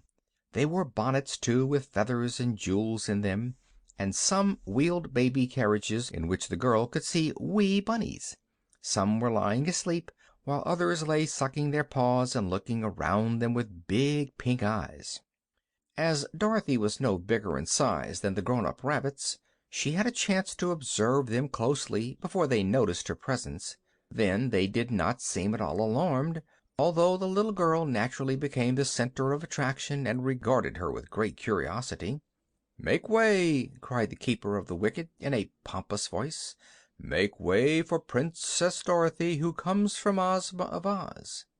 Hearing this announcement, the throng of rabbits gave place to them on the walks, and as Dorothy passed along they all bowed their heads respectfully. Walking thus through several handsome streets, they came to a square in the center of the city. In this square were some pretty trees and a statue in bronze of Glinda the Good, while beyond it were the portals of the royal palace, an extensive and imposing building of white marble covered with a filigree of frosted gold. End of chapter 19.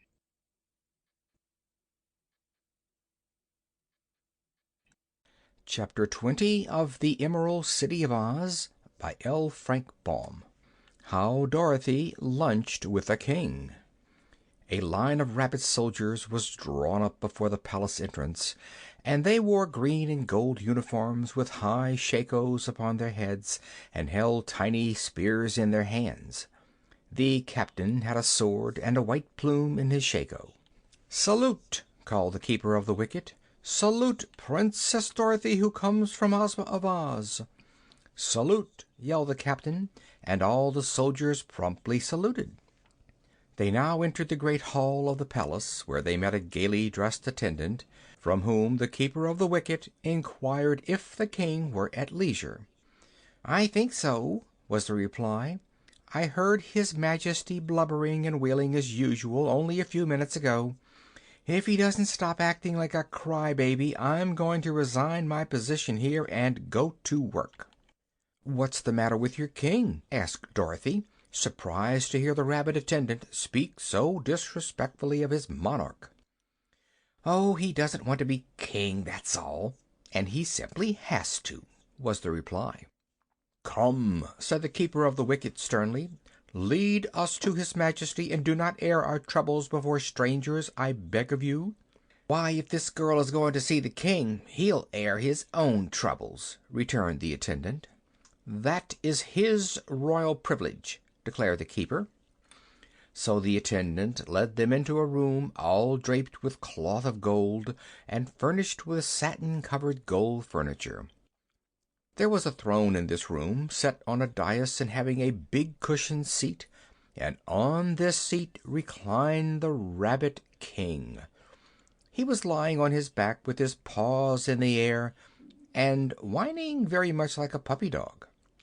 Your Majesty, get up. Here's a visitor, called out the attendant. The king rolled over and looked at Dorothy with one watery pink eye. Then he sat up and wiped his eyes carefully with a silk handkerchief, and put on his jeweled crown, which had fallen off. "Excuse my grief, fair stranger," he said in a sad voice. "You behold in me the most miserable monarch in all the world. What time is it, Blinkham?" "1 o'clock, your Majesty," replied the attendant to whom the question was addressed. "Serve luncheon at once," commanded the king. "Luncheon for two, that's for my visitor and me, and see that the human has some sort of food she's accustomed to." "Yes, your Majesty," answered the attendant, and went away. "Tie my shoe, Bristle," said the king to the keeper of the wicket. "Ah me, how unhappy I am!" "What seems to be worrying your Majesty?" asked Dorothy. "Why, it's this king business, of course," he returned, while the keeper tied his shoe. "I didn't want to be king of Bunnyberry at all, and the rabbits all knew it. So they elected me, to save themselves from such a dreadful fate, I suppose. And here I am, shut up in a palace, when I might be free and happy." "Seems to me," said Dorothy, "it's a great thing to be a king." "Were you ever a king?" inquired the monarch. "No," she answered, laughing. "Then you know nothing about it," he said. "I haven't inquired who you are, but it doesn't matter. While we're at luncheon I'll tell you all my troubles. They're a great deal more interesting than anything you can say about yourself." "Perhaps they are, to you," replied Dorothy. "Luncheon is served," cried Blinkham, throwing open the door, and in came a dozen rabbits in livery, all bearing trays which they placed upon the table, where they arranged the dishes in an orderly manner. "Now clear out, all of you!" exclaimed the king. "Bristle, you may wait outside in case I want you." When they had gone and the king was alone with Dorothy, he came down from his throne, tossed his crown into a corner, and kicked his ermine robe under the table. "Sit down," he said, "and try to be happy. It's useless for me to try, because I'm always wretched and miserable. But I'm hungry, and I hope you are."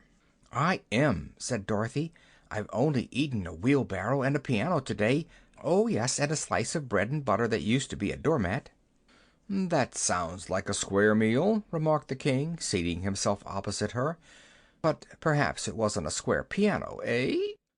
Dorothy laughed. "You don't seem so unhappy now," she said. "But I am," protested the king, fresh tears gathering in his eyes. "Even my jokes are miserable. I'm wretched, woeful, afflicted, distressed, and dismal as an individual can be. Oh, you're not sorry for me?" "No," answered Dorothy honestly, "I can't say I am. Seems to me that for a rabbit you're right in clover. This is the prettiest little city I ever saw." "Oh, the city is good enough," he admitted. "Glinda the Good Sorceress made it for us because she was fond of rabbits. I don't mind the city so much, although I wouldn't live here if I had my choice. It is being king that has absolutely ruined my happiness." "Why wouldn't you live here by choice?" she asked. Because it is all unnatural, my dear. Rabbits are out of place in such luxury. When I was young, I lived in a burrow in the forest. I was surrounded by enemies and often had to run for my life. It was hard getting enough to eat at times, and when I found a bunch of clover, I had to listen and look for danger while I ate it. Wolves prowled around the hole in which I lived, and sometimes I didn't stir out for days at a time. Oh, how happy and contented I was then! I was a real rabbit, as nature made me, wild and free, and I even enjoyed listening to the startled throbbing of my own heart. "I've often thought," said Dorothy, who was busily eating, "that it would be fun to be a rabbit." "It is fun, when you're the genuine article," agreed his Majesty. "But look at me now. I live in a marble palace instead of a hole in the ground. I have all I want to eat without the joy of hunting for it. Every day I must dress in fine clothes and wear that horrible crown till it makes my head ache.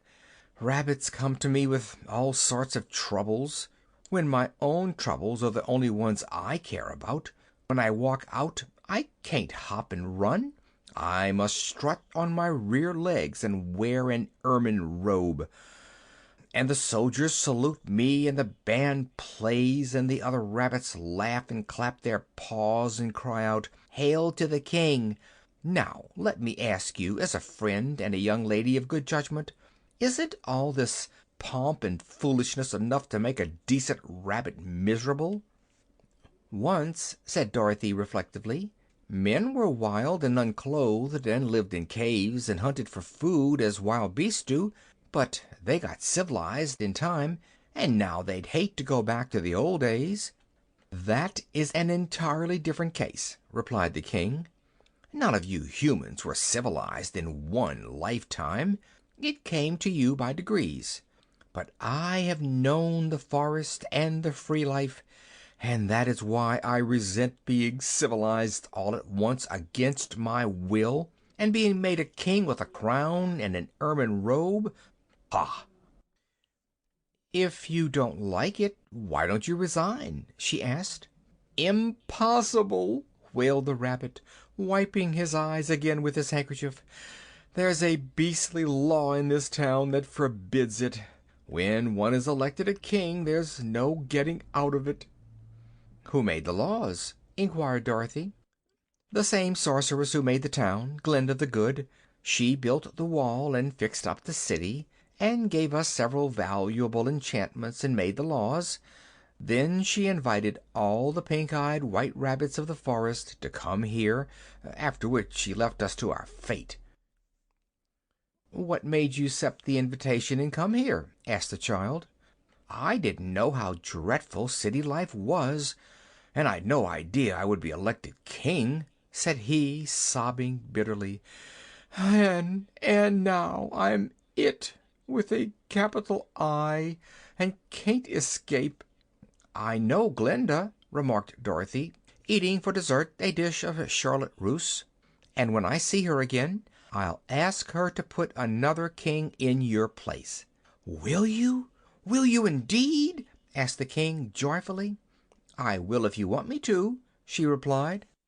"Hooray! Hooray!" shouted the King, and then he jumped up from the table and danced wildly about the room, waving his napkin like a flag and laughing with glee. After a time he managed to control his delight and returned to the table. "When are you likely to see Glinda?" he inquired. "Oh, perhaps in a few days," said Dorothy. "And you won't forget to ask her?" "Of course not." "Princess," said the Rabbit King earnestly, "you have relieved me of a great unhappiness, and I am very grateful. Therefore I propose to entertain you, since you are my guest and I am the King, as a slight mark of my appreciation. Come with me to my reception hall." He then summoned Bristle and said to him, "Assemble all the nobility in the great reception hall, and also tell Blinkem that I want him immediately." The Keeper of the Wicket bowed and hurried away, and his Majesty turned to Dorothy and continued, We'll have time for a walk in the gardens before the people get here." The gardens were back of the palace, and were filled with beautiful flowers and fragrant shrubs, with many shade and fruit trees, and marble-paved walks running in every direction. As they entered this palace, Blingham came running to the king, who gave him several orders in a low voice. Then his majesty rejoined Dorothy and led her through the gardens, which she admired very much. "What lovely clothes your majesty wears!" she said, glancing at the rich blue satin costume, embroidered with pearls, in which the king was dressed. "Yes," he returned with an air of pride, "this is one of my favorite suits, but I have a good many that are even more elaborate. We have excellent tailors in Bunnybury, and Glinda supplies all the material. By the way, you might ask the sorceress when you see her to permit me to keep my wardrobe." "But if you go back to the forest you will not need clothes," she said. "No," he faltered, "that may be so, but I've dressed up so long that I'm used to it, and I don't imagine I'd care to run around naked again, so perhaps the good Glinda will let me keep the costumes." "I'll ask her," agreed Dorothy. Then they left the gardens and went into a fine big reception hall, where rich rugs were spread upon the tiled floors, and the furniture was exquisitely carved and studded with jewels. The king's chair was an especially pretty piece of furniture, being in the shape of a silver lily with one leaf bent over to form the seat.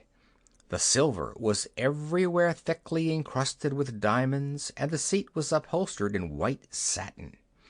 "Oh, what a splendid chair!" cried Dorothy, clasping her hands admiringly. "Isn't it?" answered the king proudly. "It is my favorite seat, and I think it especially becoming to my complexion. While I think of it, I wish you'd ask Glinda to let me keep this lily chair when I go away." "It wouldn't look very well in a hole in the ground, would it?" she suggested. "Maybe not, but I'm used to sitting in it, and I'd like to take it with me," he answered. "But here come the ladies and gentlemen of the court, so please sit beside me and be presented." End of Chapter 20.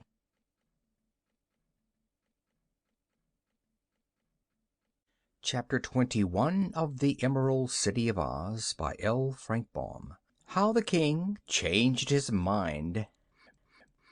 Just then a rabbit band of nearly 50 pieces marched in, playing upon golden instruments and dressed in neat uniforms. Following the band came the nobility of Bunnybury, all richly dressed and hopping along on their rear legs. Both the ladies and the gentlemen wore white gloves upon their paws, with their rings on the outside of the gloves, as this seemed to be the fashion here.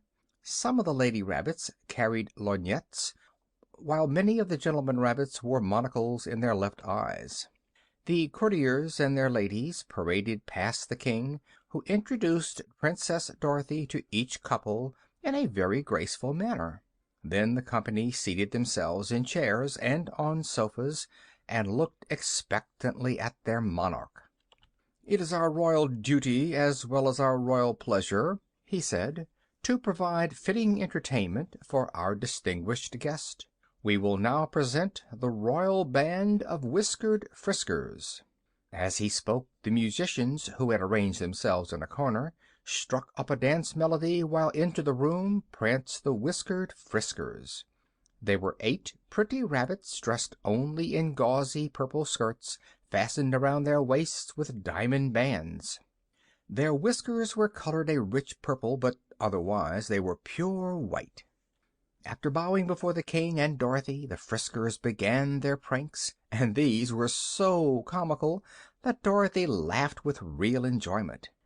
They not only danced together, whirling and gyrating around the room, but they leaped over one another, stood upon their heads, and hopped and skipped here and there so nimbly that it was hard work to keep track of them. Finally, they all made double somersaults and turned handsprings out of the room. The nobility enthusiastically applauded, and Dorothy applauded with them. "They're fine," she said to the king. "Yes, the whiskered friskers are really very clever," he replied. "I shall hate to part with them when I go away, for they have often amused me when I was very miserable.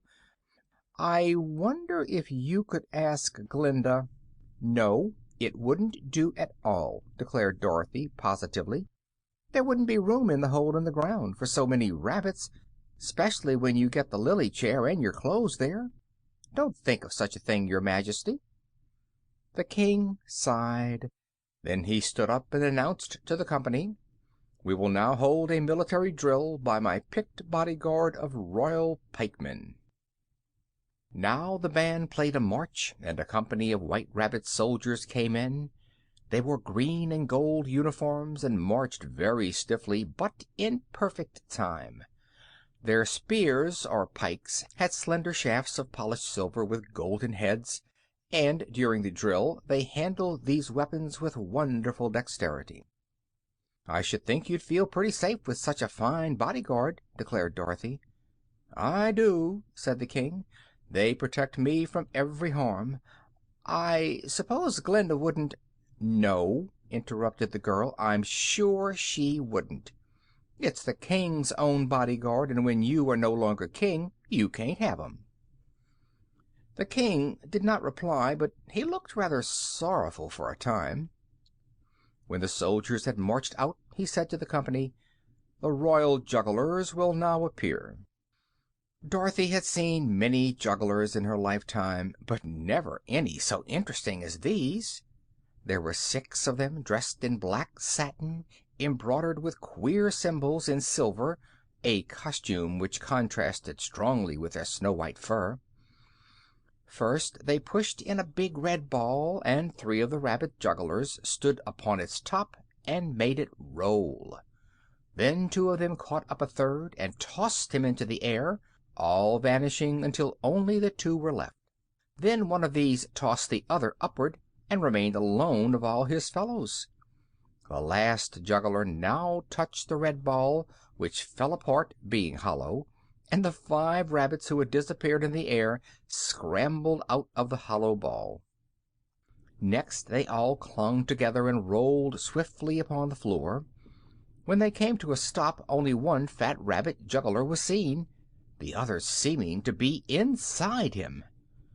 This one leaped lightly into the air, and when he came down he exploded and separated into the original 6.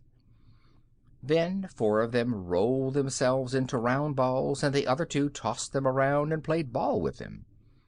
These were but a few of the tricks the rabbit jugglers performed, and they were so skillful that all the nobility and even the King applauded as loudly as did Dorothy. "I suppose there are no rabbit jugglers in all the world to compare with these," remarked the King. "And since I may not have the whiskered friskers or my bodyguard, you might ask Glinda to let me take away just 2 or 3 of these jugglers. Will you?" "I'll ask her," replied Dorothy, doubtfully.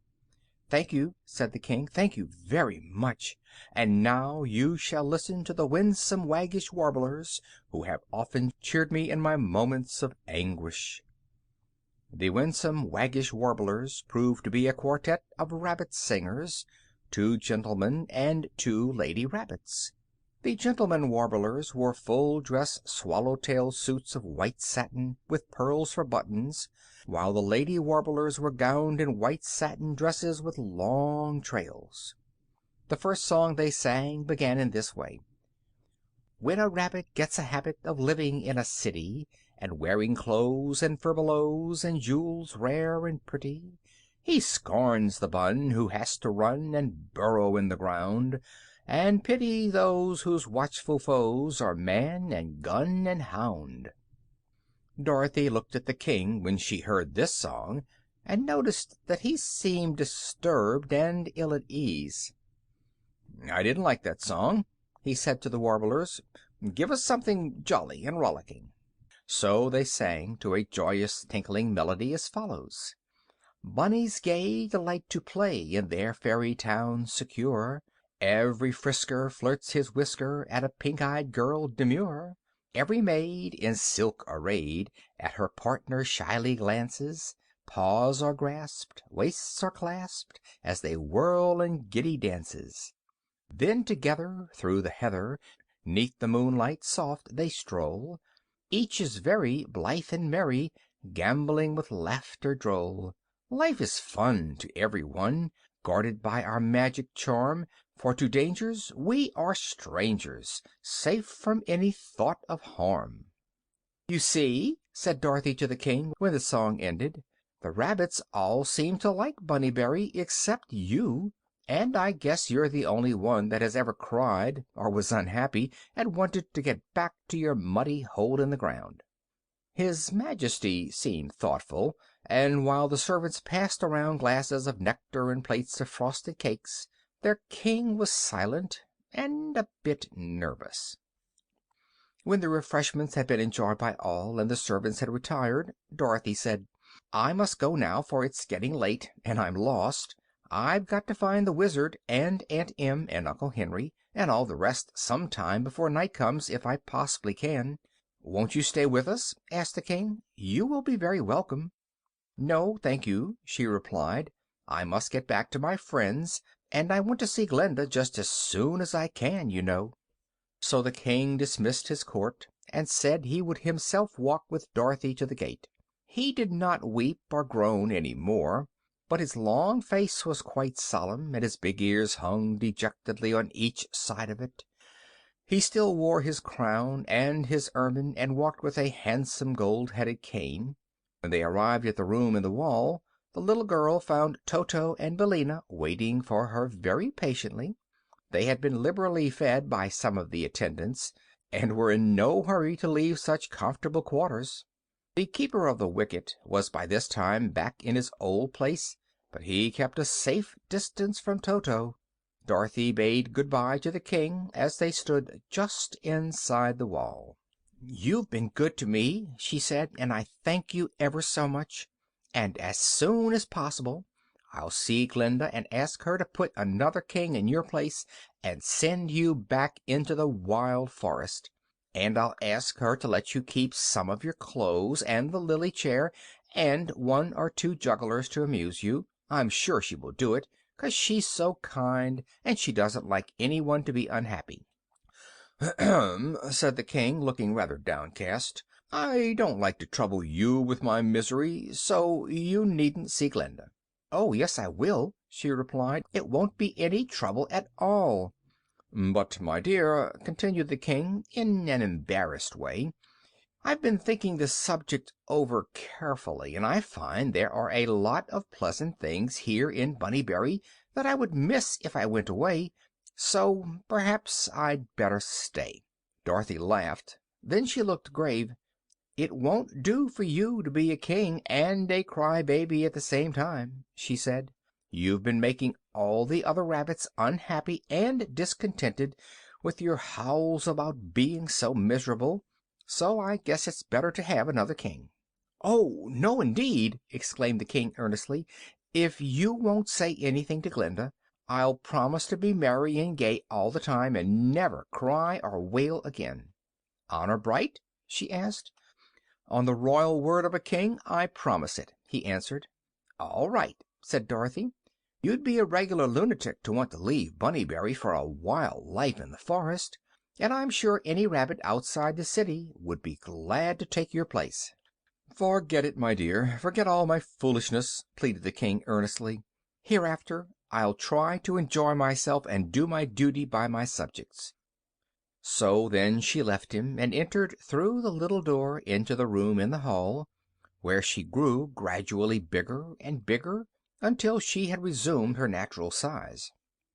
The keeper of the wicket led them out into the forest, and told Dorothy that she had been of great service to Bunnyberry because she had brought their dismal king to a realization of the pleasure of ruling so beautiful a city. "I shall start a petition to have your statue erected beside Glinda's in the public square," said the keeper. "I hope you will come again some day and see it."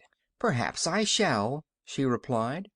Then, followed by Toto and Billina, she walked away from the high marble wall and started back along the narrow path toward the signpost. End of chapter 21.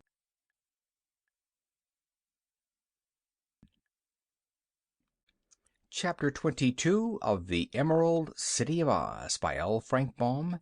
How the Wizard Found Dorothy. When they came to the signpost, there, to their joy, were the tents of the Wizard pitched beside the path, and the kettle bubbling merrily over the fire. The Shaggy Man and Omby Amby were gathering firewood, while Uncle Henry and Aunt Em sat in their camp chairs talking with the Wizard. They all ran forward to greet Dorothy as she approached, and Aunt Em exclaimed, "Goodness gracious, child! Where have you been?" "You've played hooky the whole day," added the Shaggy Man reproachfully. "Well, you see I've been lost," explained the little girl, "and I've tried awful hard to find the way back to you, but just couldn't do it." "Did you wander in the forest all day?" asked Uncle Henry. "You must be almost starved," said Aunt Em. "No," said Dorothy, "I'm not hungry. I had a wheelbarrow and a piano for breakfast, and lunched with a king." "Ah!" exclaimed the Wizard, nodding with a bright smile. "So you've been having adventures again." "She's stark crazy!" cried Aunt Em. "Who ever heard of eating a wheelbarrow?" "It wasn't very big," said Dorothy, "and it had a zuzu wheel." "And I ate the crumbs," said Billina, soberly. "Sit down and tell us about it," begged the Wizard. "We've hunted for you all day, and at last I noticed your footsteps in this path, and the tracks of Billina. We found the path by accident, and seeing it only led to two places, I decided you were at either one or the other of those places, so we made camp and waited for you to return. And now, Dorothy, tell us where you have been, to Bunbury or to Bunnybury." "Why, I've been to both," she replied. "But first I went to Utensia, which isn't on any path at all." She then sat down and related the day's adventures, and you may be sure Aunt Em and Uncle Henry were much astonished at the story. "But after seeing the cutting clips and the Fuddles," remarked her uncle, "we ought not to wonder at anything in this strange country." "Seems like the only common and ordinary folks here are ourselves," rejoined Aunt Em diffidently. "Now that we're together again, and one reunited party," observed the Shaggy Man, "what are we to do next?" "Have some supper and a night's rest," answered the Wizard promptly, "and then proceed upon our journey." "Where to?" asked the Captain General.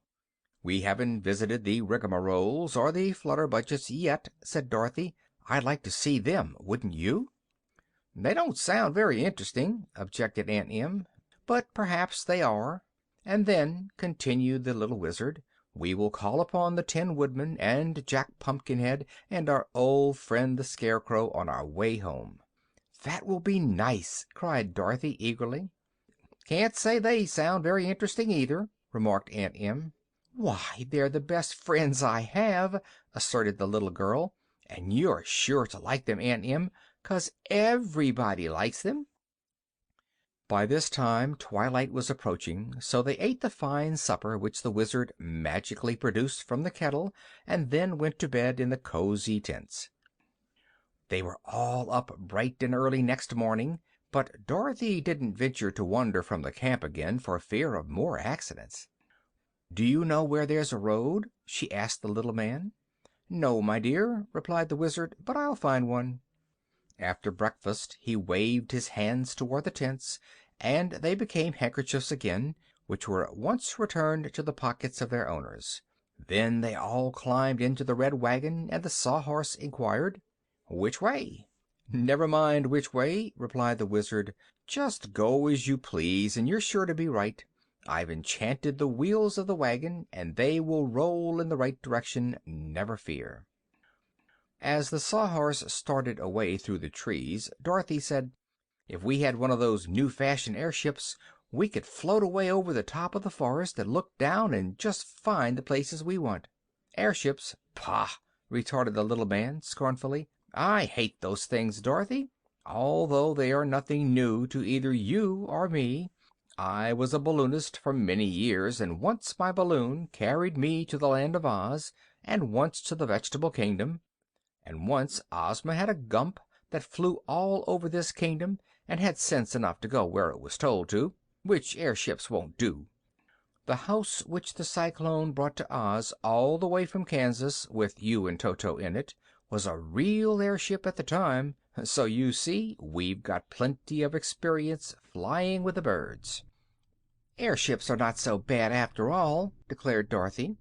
"Some day they'll fly all over the world, and perhaps bring people even to the Land of Oz." "I must speak to Ozma about that," said the Wizard, with a slight frown. "It wouldn't do at all, you know, for the Emerald City to become a way station on an airship line." "No," said Dorothy, "I don't suppose it would. But what can we do to prevent it?" "I'm working out a magic recipe to fuddle men's brains so they'll never make an airship that will go where they want it to go," the Wizard confided to her. "That won't keep the things from flying now and then, but it'll keep them from flying to the Land of Oz." Just then the Sawhorse drew the wagon out of the forest, and a beautiful landscape lay spread before the travelers' eyes. Moreover, right before them was a good road that wound away through the hills and valleys. "Now," said the Wizard, with evident delight, "we are on the right track again, and there is nothing more to worry about." "It's a foolish thing to take chances in a strange country," observed the Shaggy Man. "Had we kept to the roads, we never would have been lost. Roads always lead to some place, else they wouldn't be roads." "This road," added the Wizard, "leads to Rigmarole Town. I'm sure of that because I enchanted the wagon wheels." Sure enough, after riding along the road for an hour or two, they entered a pretty valley, where a village was nestled among the hills. The houses were Munchkin shaped, for they were all domes, with windows wider than they were high, and pretty balconies over the front doors. Aunt Em was greatly relieved to find this town neither paper nor patchwork, and the only surprising thing about it was that it was so far distant from all other towns. As the Sawhorse drew the wagon into the main street, the travelers noticed that the place was filled with people, standing in groups and seeming to be engaged in earnest conversation. So occupied with themselves were the inhabitants that they scarcely noticed the strangers at all. So the Wizard stopped the boy and asked, "Is this Rigmarole Town?" "Sir," replied the boy, "if you have traveled very much, you will have noticed that every town differs from every other town in one way or another, and so, by observing the methods of the people and the way they live, as well as the style of their dwelling places, it ought not to be difficult to make up your own mind, without the trouble of asking questions, whether the town bears the appearance of the one you intended to visit, or whether, perhaps, having taken a different road from the one you should have taken, you have made an error in your way and arrived at some point where—" "Land sakes!" cried Aunt Em impatiently. "What's all this rigmarole about?" "That's it," said the Wizard, laughing merrily.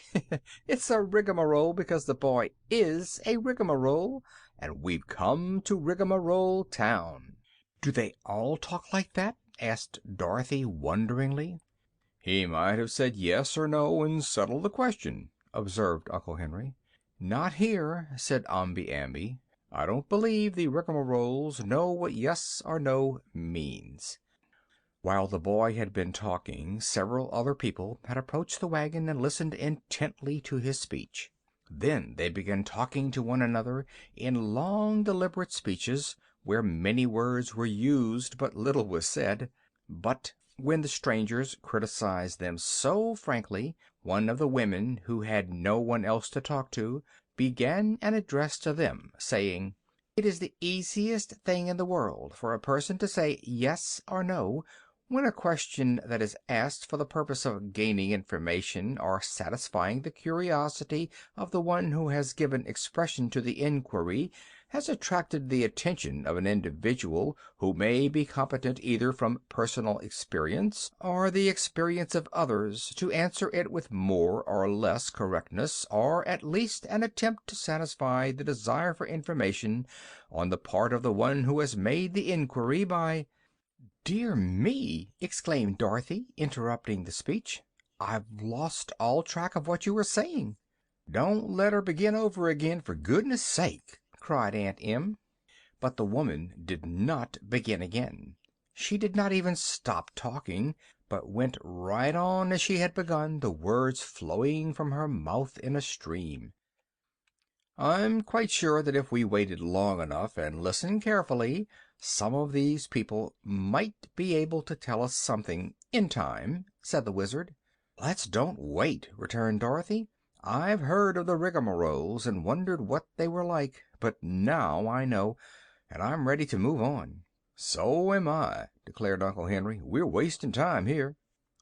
"Why, we're all ready to go," said the Shaggy Man, putting his fingers to his ears to shut out the monotonous babble of those around the wagon. So the Wizard spoke to the Sawhorse, who trotted nimbly through the village and soon gained the open country on the other side of it. Dorothy looked back as they rode away, and noticed that the woman had not yet finished her speech, but was talking as glibly as ever, although no one was near to hear her. "If those people wrote books," Omby Amby remarked with a smile, "it would take a whole library to say the cow jumped over the moon." "Perhaps some of them do write books," asserted the little Wizard. "I've read a few rigmaroles that might have come from this very town." "Some of the college lecturers and ministers are certainly related to these people," observed the Shaggy Man. "And it seems to me the Land of Oz is a little ahead of the United States in some of its laws, for here, if one can't talk clearly and straight to the point, they send him to Rigmarole Town, while Uncle Sam lets him roam around wild and free to torture innocent people." Dorothy was thoughtful. The rigmaroles had made a strong impression upon her. She decided that whenever she spoke, after this, she would use only enough words to express what she wanted to say. End of Chapter 22.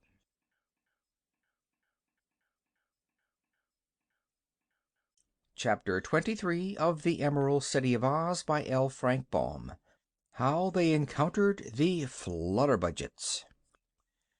They were soon among the pretty hills and valleys again, and the Sawhorse sped up hill and down at a fast and easy pace, the roads being hard and smooth. Mile after mile was speedily covered, and before the ride had grown at all tiresome they sighted another village. The place seemed even larger than Rigmarole Town, but was not so attractive in appearance. "This must be Flutterbudget's center," declared the Wizard. "You see, it's no trouble at all to find places if you keep to the right road." "What are the Flutterbudgets like?" inquired Dorothy. "I do not know, my dear, but Ozma has given them a town all their own, and I've heard that whenever one of the people becomes a Flutterbudget he is sent to this place to live." "That is true," Umby Amby added. "Flutterbudget's center and Rigmarole Town are called the defensive settlements of Oz." The village they now approached was not built in a valley, but on top of a hill, and the road they followed wound around the hill like a corkscrew, ascending the hill easily until it came to the town. "Look out!" screamed a voice. "Look out, or you run over my child!" They gazed around and saw a woman standing upon the sidewalk, nervously wringing her hands as she gazed at them appealingly.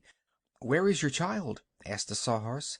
"In the house," said the woman, bursting into tears. "But if it should happen to be in the road, and you ran over it, those great wheels would crush my darling to jelly. Oh dear! Oh dear! Think of my darling child being crushed into jelly by those great wheels!" "Gid-dap!" said the Wizard sharply, and the Sawhorse started on. They had not gone far before a man ran out of a house shouting wildly, "Help! Help!"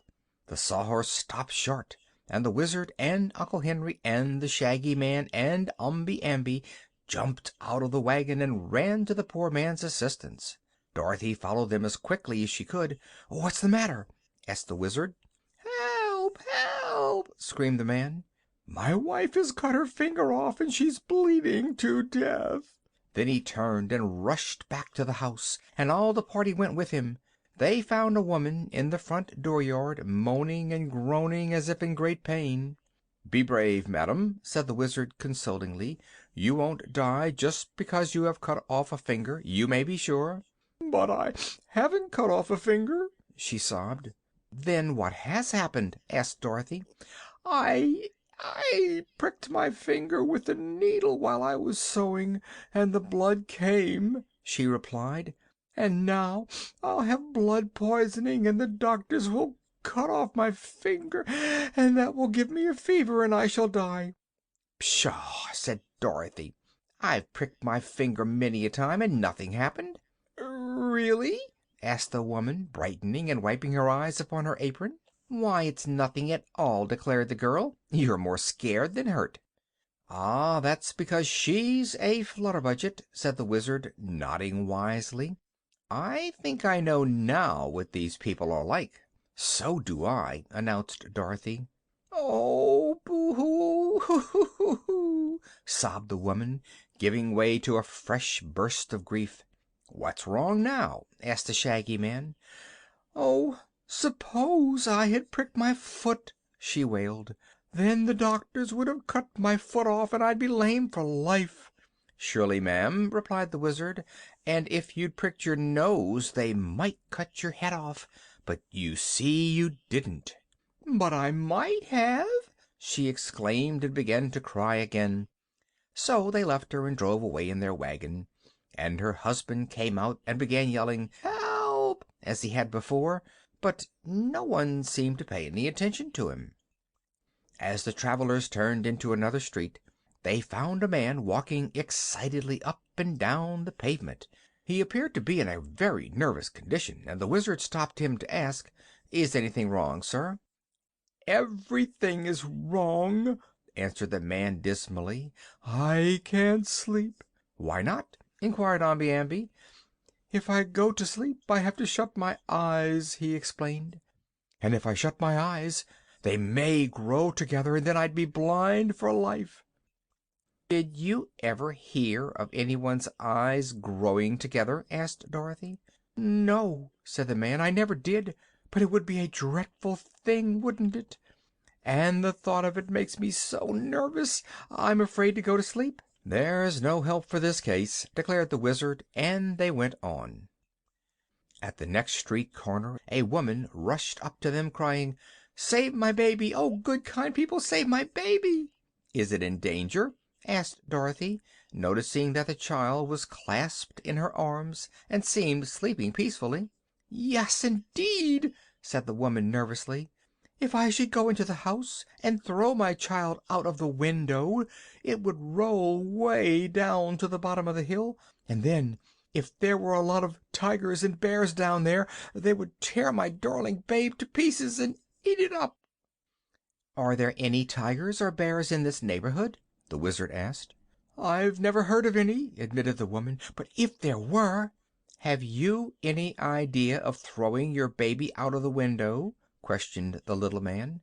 "None at all," she said. "But if—" "All your troubles are due to those 'ifs,'" declared the Wizard. "If you were not a Flutterbudget you wouldn't worry." "There's another 'if,'" replied the woman. "Are you a Flutterbudget, too?" "I will be if I stay here long," exclaimed the Wizard nervously. "Another 'if,'" cried the woman. But the Wizard did not stop to argue with her. He made the Sawhorse canter all the way down the hill, and only breathed easily when they were miles away from the village. After they had ridden in silence for a while, Dorothy turned to the little man and asked, "Do 'ifs' really make Flutterbudgets?" "I think 'ifs' help," he answered seriously. "Foolish fears and worries over nothing, with a mixture of nerves and 'ifs', will soon make a Flutterbudget of anyone."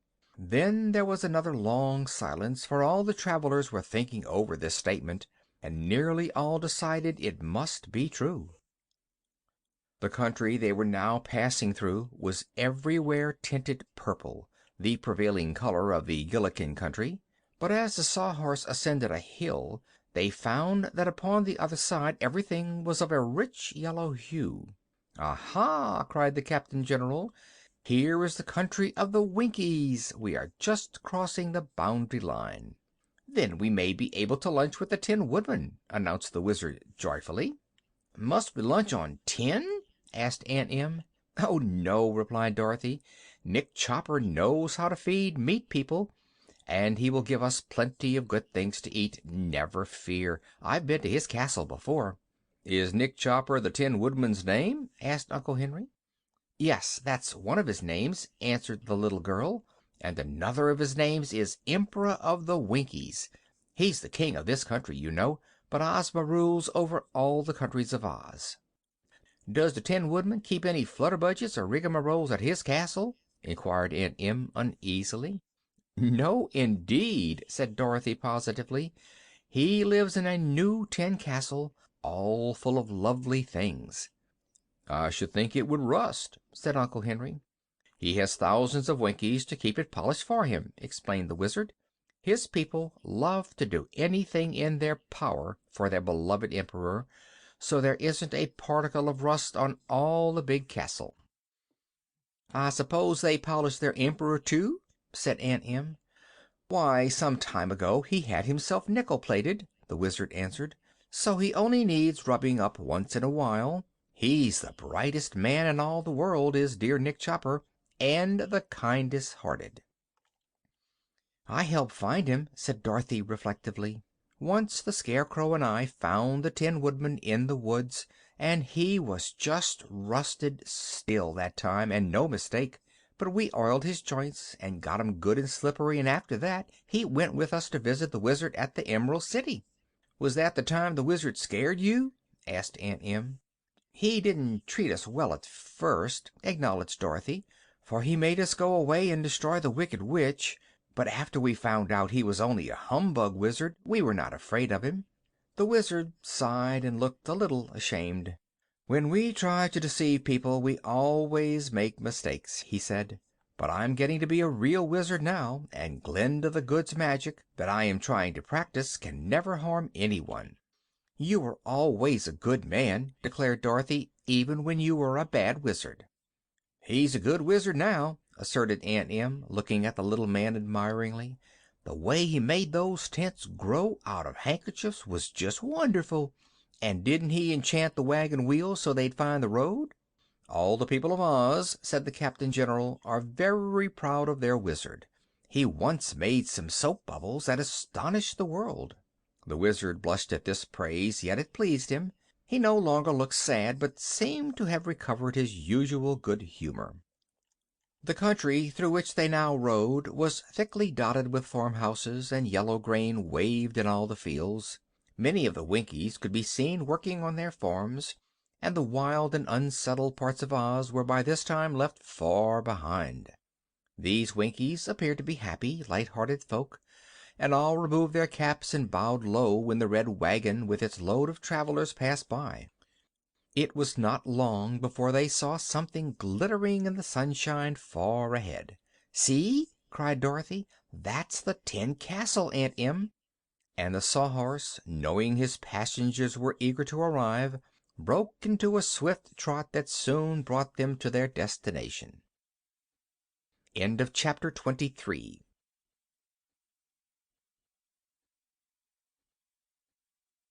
Chapter 24 of the Emerald City of Oz by L. Frank Baum. How the Tin Woodman Told the Sad News. The Tin Woodman received Princess Dorothy's party with much grace and cordiality, yet the little girl decided that something must be worrying with her old friend, because he was not so merry as usual. But at first she said nothing about this, for Uncle Henry and Aunt Em were fairly bubbling over with admiration for the beautiful tin castle and its polished tin owner. So her suspicion that something unpleasant had happened was for a time forgotten.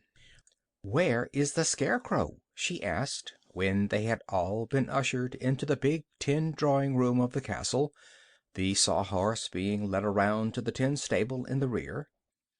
"Why, our old friend has just moved into his new mansion," explained the Tin Woodman.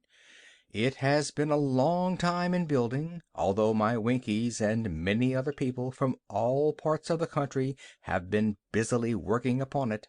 At last, however, it is completed, and the Scarecrow took possession of his new home just 2 days ago." "I hadn't heard that he wanted a home of his own," said Dorothy. "Why doesn't he live with Ozma in the Emerald City? He used to, you know, and I thought he was happy there." "It seems," said the Tin Woodman, "that our dear Scarecrow cannot be contented with city life, however beautiful his surroundings might be. Originally he was a farmer, for he passed his early years in a cornfield, where he was supposed to frighten away the crows." "I know," said Dorothy, nodding. "I found him and lifted him down from his pole." "So now, after a long residence in the Emerald City, his tastes have turned to farm life again," continued the Tin Man. "He feels that he cannot be happy without a farm of his own, so Ozma gave him some land and everyone helped him build his mansion, and now he is settled there for good." "Who designed his house?" asked the Shaggy Man. "I believe it was Jack Pumpkinhead, who is also a farmer," was the reply. They were now invited to enter the tin dining room, where luncheon was served. Aunt Em found, to her satisfaction, that Dorothy's promise was more than fulfilled, for although the Tin Woodman had no appetite of his own, he respected the appetites of his guests and saw that they were bountifully fed. They passed the afternoon in wandering through the beautiful gardens and grounds of the palace. The walks were all paved with sheets of tin, brightly polished, and there were tin fountains and tin statues here and there among the trees. The flowers were mostly natural flowers and grew in the regular way, but their host showed them one flower bed which was his special pride. "You see, all common flowers fade and die in time," he explained, "and so there are seasons when the pretty blooms are scarce. Therefore I decided to make one tin flower bed all of tin flowers, and my workmen have created them with rare skill. Here you see tin camellias, tin marigolds, tin carnations, tin poppies, and tin hollyhocks growing as naturally as if they were real." Indeed, they were a pretty sight, and glistened under the sunlight like spun silver. "Isn't this tin hollyhock going to seed?" asked the Wizard, bending over the flowers. "Why, I believe it is!" exclaimed the Tin Woodman, as if surprised. "I hadn't noticed that before, but I shall plant the tin seeds and raise another bed of tin hollyhocks." In one corner of the gardens Nick Chopper had established a fish pond, in which they saw swimming and disporting themselves many pretty tin fishes. "Would they bite on hooks?" asked Aunt Em, curiously. The Tin Woodman seemed hurt at this question. "Madam," said he, "do you suppose I would allow anyone to catch my beautiful fishes, even if they were foolish enough to bite on hooks? No, indeed! Every created thing is safe from harm in my domain, and I would as soon think of killing my little friend Dorothy as killing one of my tin fishes." "The Emperor is very kind-hearted, ma'am," explained the Wizard. "If a fly happens to land upon his tin body, he doesn't rudely brush it off, as some people might do. He asks it politely to find some other resting place." "What does the fly do then?"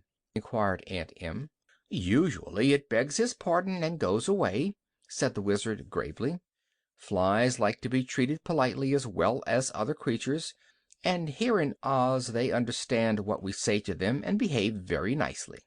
"Well," said Aunt Em, "the flies in Kansas, where I came from, don't understand anything but a swat. You have to smash 'em to make 'em behave, and it's the same with skeeters. Do you have skeeters in Oz?" "We have some very large mosquitoes here, which sing as beautifully as song birds," replied the Tin Woodman; "but they never bite or annoy our people, because they are well fed and taken care of. The reason they bite people in your country is because they are hungry, poor things." "Yes," agreed Aunt Em, "they're hungry, all right.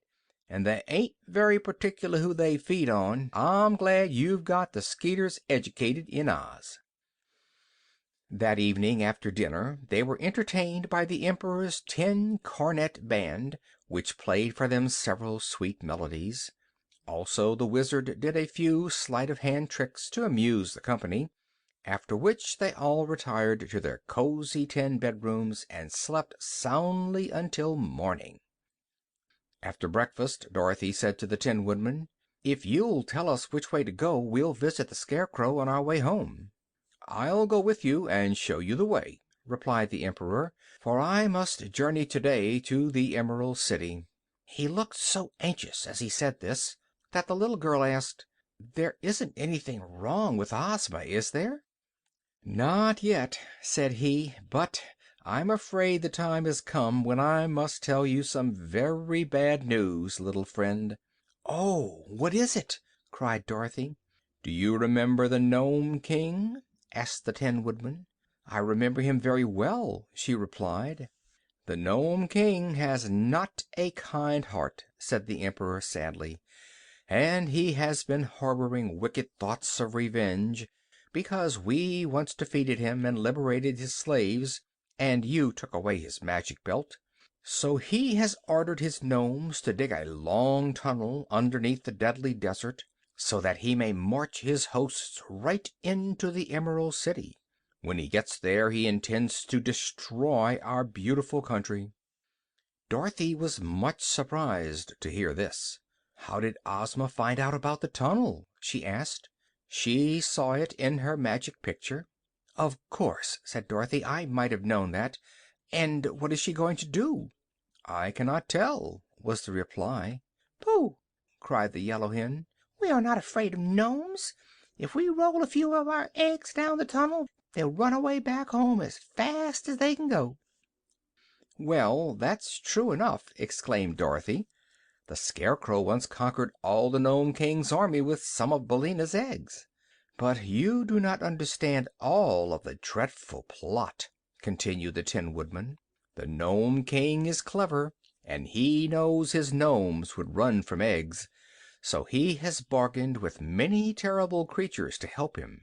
These evil spirits are not afraid of eggs, or anything else, and they are very powerful. So the Nome King will send them through the tunnel first to conquer and destroy, and then the nomes will follow after to get their share of the plunder and slaves." They were all startled to hear this, and every face wore a troubled look. "Is the tunnel all ready?" asked Dorothy. "Ozma sent me word yesterday that the tunnel was all completed except for a thin crust of earth at the end. When our enemies break through this crust they will be in the gardens of the royal palace, in the heart of the Emerald City. I offered to arm all my Winkies and march to Ozma's assistance, but she said no." "I wonder why?" asked Dorothy. "She answered that all the inhabitants of Oz, gathered together, were not powerful enough to fight and overcome the evil forces of the Nome King. Therefore she refuses to fight at all." "But they will capture and enslave us, and plunder and ruin all our lovely land!" exclaimed the Wizard, greatly disturbed by this statement. "I fear they will," said the Tin Woodman sorrowfully. "And I also fear that those who are not fairies, such as the Wizard and Dorothy and her uncle and aunt, as well as Toto and Billina, will be speedily put to death by the conquerors." "What can be done?" asked Dorothy, shuddering a little at the prospect of this awful fate. "Nothing can be done," gloomily replied the Emperor of the Winkies. "But since Ozma refuses my army, I will go myself to the Emerald City. The least I may do is to perish beside my beloved ruler." End of Chapter 24.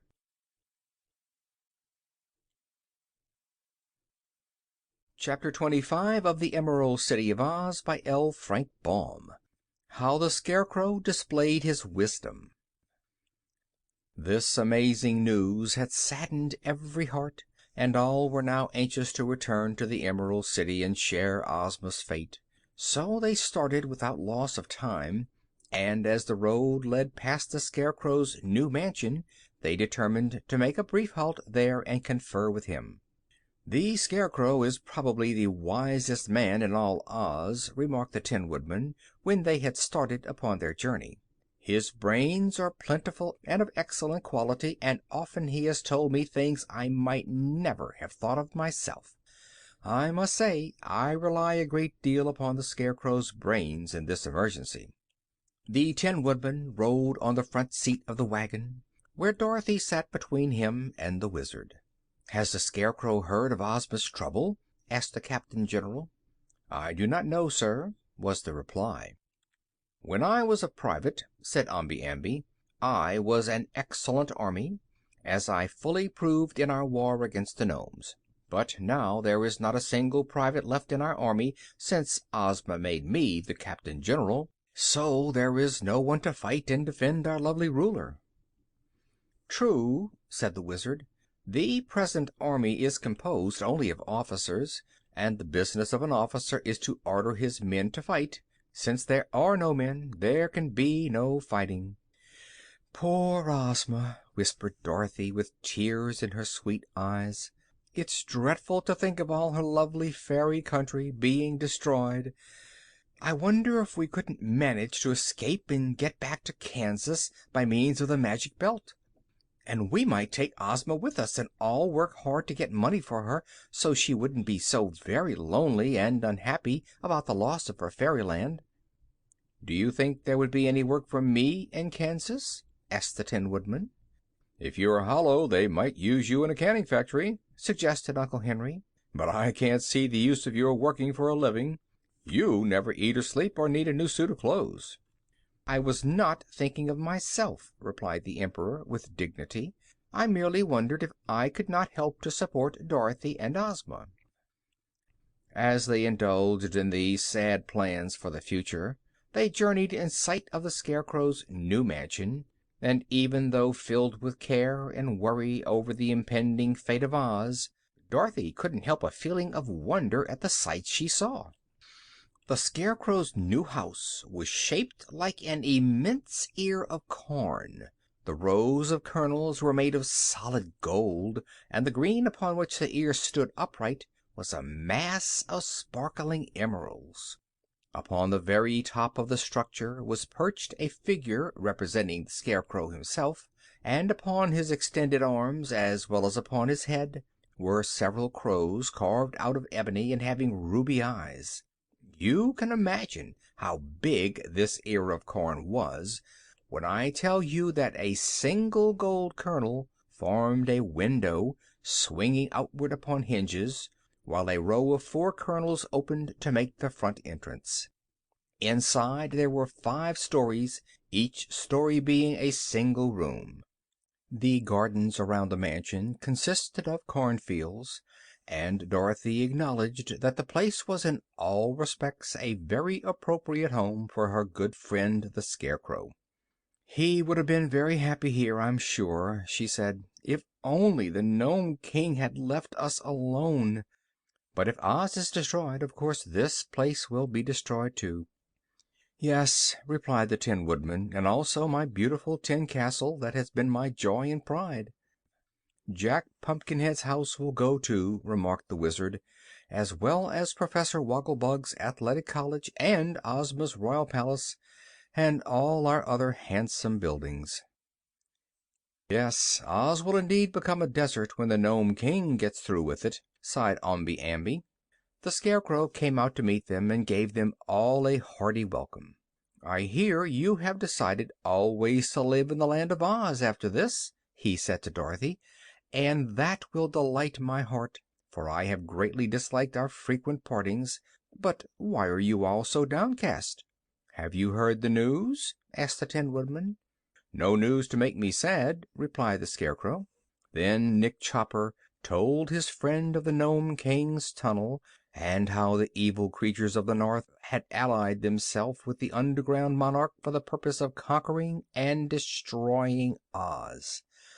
"Well," said the Scarecrow, "it certainly looks bad for Ozma and all of us, but I believe it is wrong to worry over anything before it happens. It is surely time enough to be sad when our country is despoiled and our people made slaves. So let us not deprive ourselves of the few happy hours remaining to us." "Ah, that is real wisdom," declared the Shaggy Man approvingly. "After we become really unhappy, we shall regret these few hours that are left to us unless we enjoy them to the utmost." "Nevertheless," said the Scarecrow, "I shall go with you to the Emerald City and offer Ozma my services." "She says we can do nothing to oppose our enemies," announced the Tin Woodman. "And doubtless she is right, sir," answered the Scarecrow. "Still, she will appreciate our sympathy, and it is the duty of Ozma's friends to stand by her side when the final disaster occurs." He then led them into his queer mansion and showed them the beautiful rooms in all the 5 stories. The lower room was a grand reception hall with a hand organ in one corner. This instrument the Scarecrow, when alone, would turn to amuse himself, as he was very fond of music. The walls were hung with white silk, upon which flocks of black crows were embroidered in black diamonds. Some of the chairs were made in the shape of big crows and upholstered with cushions of corn-colored silk. The second story contained a fine banquet room, where the Scarecrow might entertain his guests, and the 3 stories above there were bedchambers exquisitely furnished and decorated. "From these rooms," said the Scarecrow proudly, "one may obtain fine views of the surrounding cornfields. The corn I grow is always husky, and I call the ears my regiments because they have so many kernels. Of course, I cannot ride my cobs, but I really don't care shucks about that. Taken altogether, my farm will stack up with any in the neighborhood." The visitors partook of some light refreshment, and then hurried away to resume the road to the Emerald City. The Scarecrow found a seat in the wagon between Omby Amby and the Shaggy Man, and his weight did not add much to the load because he was stuffed with straw. "You will notice I have one oat field on my property," he remarked as they drove away. "Oat straw is, I have found, the best of all straws to restuff myself with when my interior gets musty or out of shape." "Are you able to restuff yourself without help?" asked Aunt Em. "I should think that after the straw was taken out of you there wouldn't be anything left but your clothes." "You are correct, madam," he answered. "My servants do the stuffing under my direction. For my head, in which are my excellent brains, is a bag tied at the bottom. My face is neatly painted upon one side of the bag, as you may see. My head does not need restuffing as my body does, for all that it requires is to have the face touched up with fresh paint occasionally." It was not far from the Scarecrow's mansion to the farm of Jack Pumpkinhead, and when they arrived there both Uncle Henry and Aunt Em were much impressed. The farm was one vast pumpkin field, and some of the pumpkins were of enormous size. In one of them, which had been neatly hollowed out, Jack himself lived, and he declared that it was a very comfortable residence. The reason he grew so many pumpkins was in order that he might change his head as often as it became wrinkled or threatened to spoil. The pumpkin-headed man welcomed his visitors joyfully and offered them several delicious pumpkin pies to eat. "I don't indulge in pumpkin pies myself for 2 reasons," he said. "One reason is that were I to eat pumpkins I would become a cannibal, and the other reason is that I never eat, not being hollow inside." "Very good reasons," agreed the Scarecrow. They told Jack Pumpkinhead of the dreadful news about the Nome King, and he decided to go with them to the Emerald City and help comfort Ozma. "I had expected to live here in ease and comfort for many centuries," said Jack dolefully, "but of course if the Nome King destroys everything in Oz I shall be destroyed too. Really, it seems too bad, doesn't it?" They were soon on their journey again, and so swiftly did the Sawhorse draw the wagon over the smooth roads that before twilight fell they had reached the royal palace in the Emerald City and were at their journey's end. Chapter 26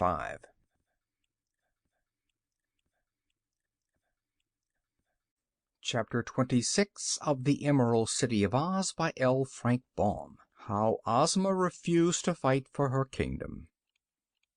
Ozma was in her rose garden picking a bouquet when the party arrived, and she greeted all her old and new friends as smilingly and sweetly as ever.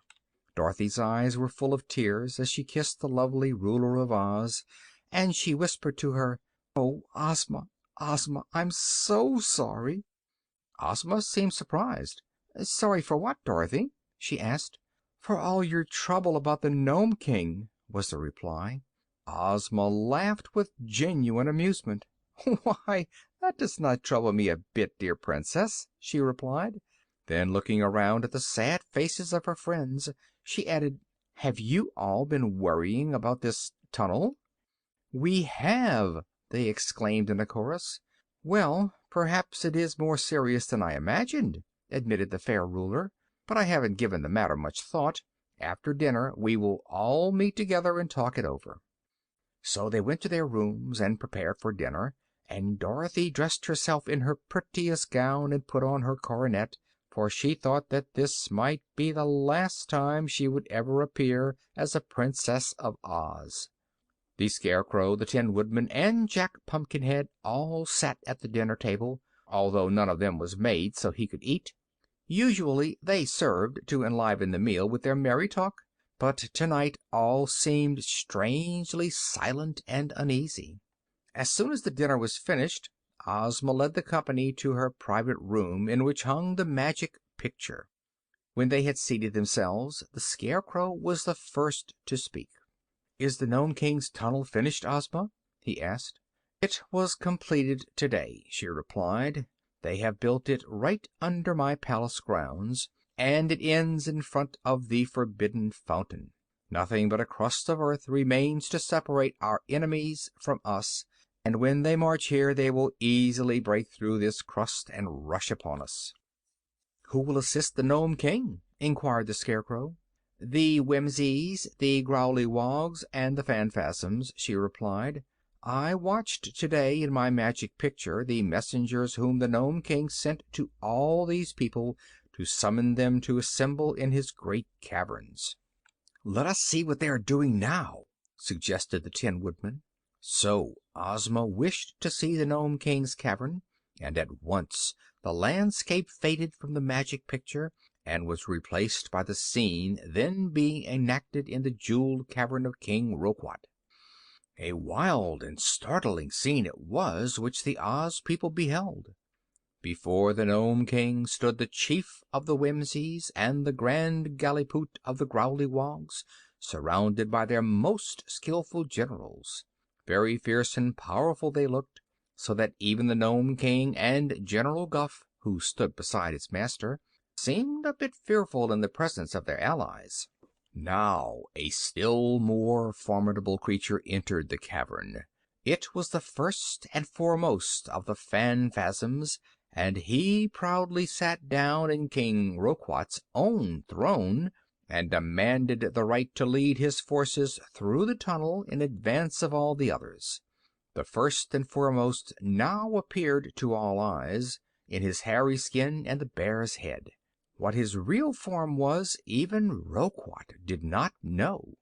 Through the arches leading into the vast series of caverns that lay beyond the throne room of King Roquat could be seen ranks upon ranks of the invaders.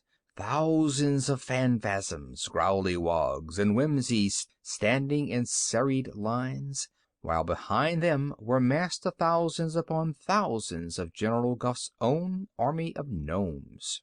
"Listen," whispered Ozma. "I think we can hear what they are saying." So they kept still and listened. "Is it all ready?" demanded the first and foremost haughtily. "The tunnel is finally completed," replied General Guph. "How long will it take us to march to the Emerald City?" asked the Grand Gallipoot of the Growleywogs. "If we start at midnight," replied the Nome King, "we shall arrive at the Emerald City by daybreak. Then, while all the Oz people are sleeping, we will capture them and make them our slaves. After that, we will destroy the city itself and march through the land of Oz, burning and devastating as we go." Good, cried the First and Foremost. When we get through with Oz, it will be a desert wilderness. Ozma shall be my slave.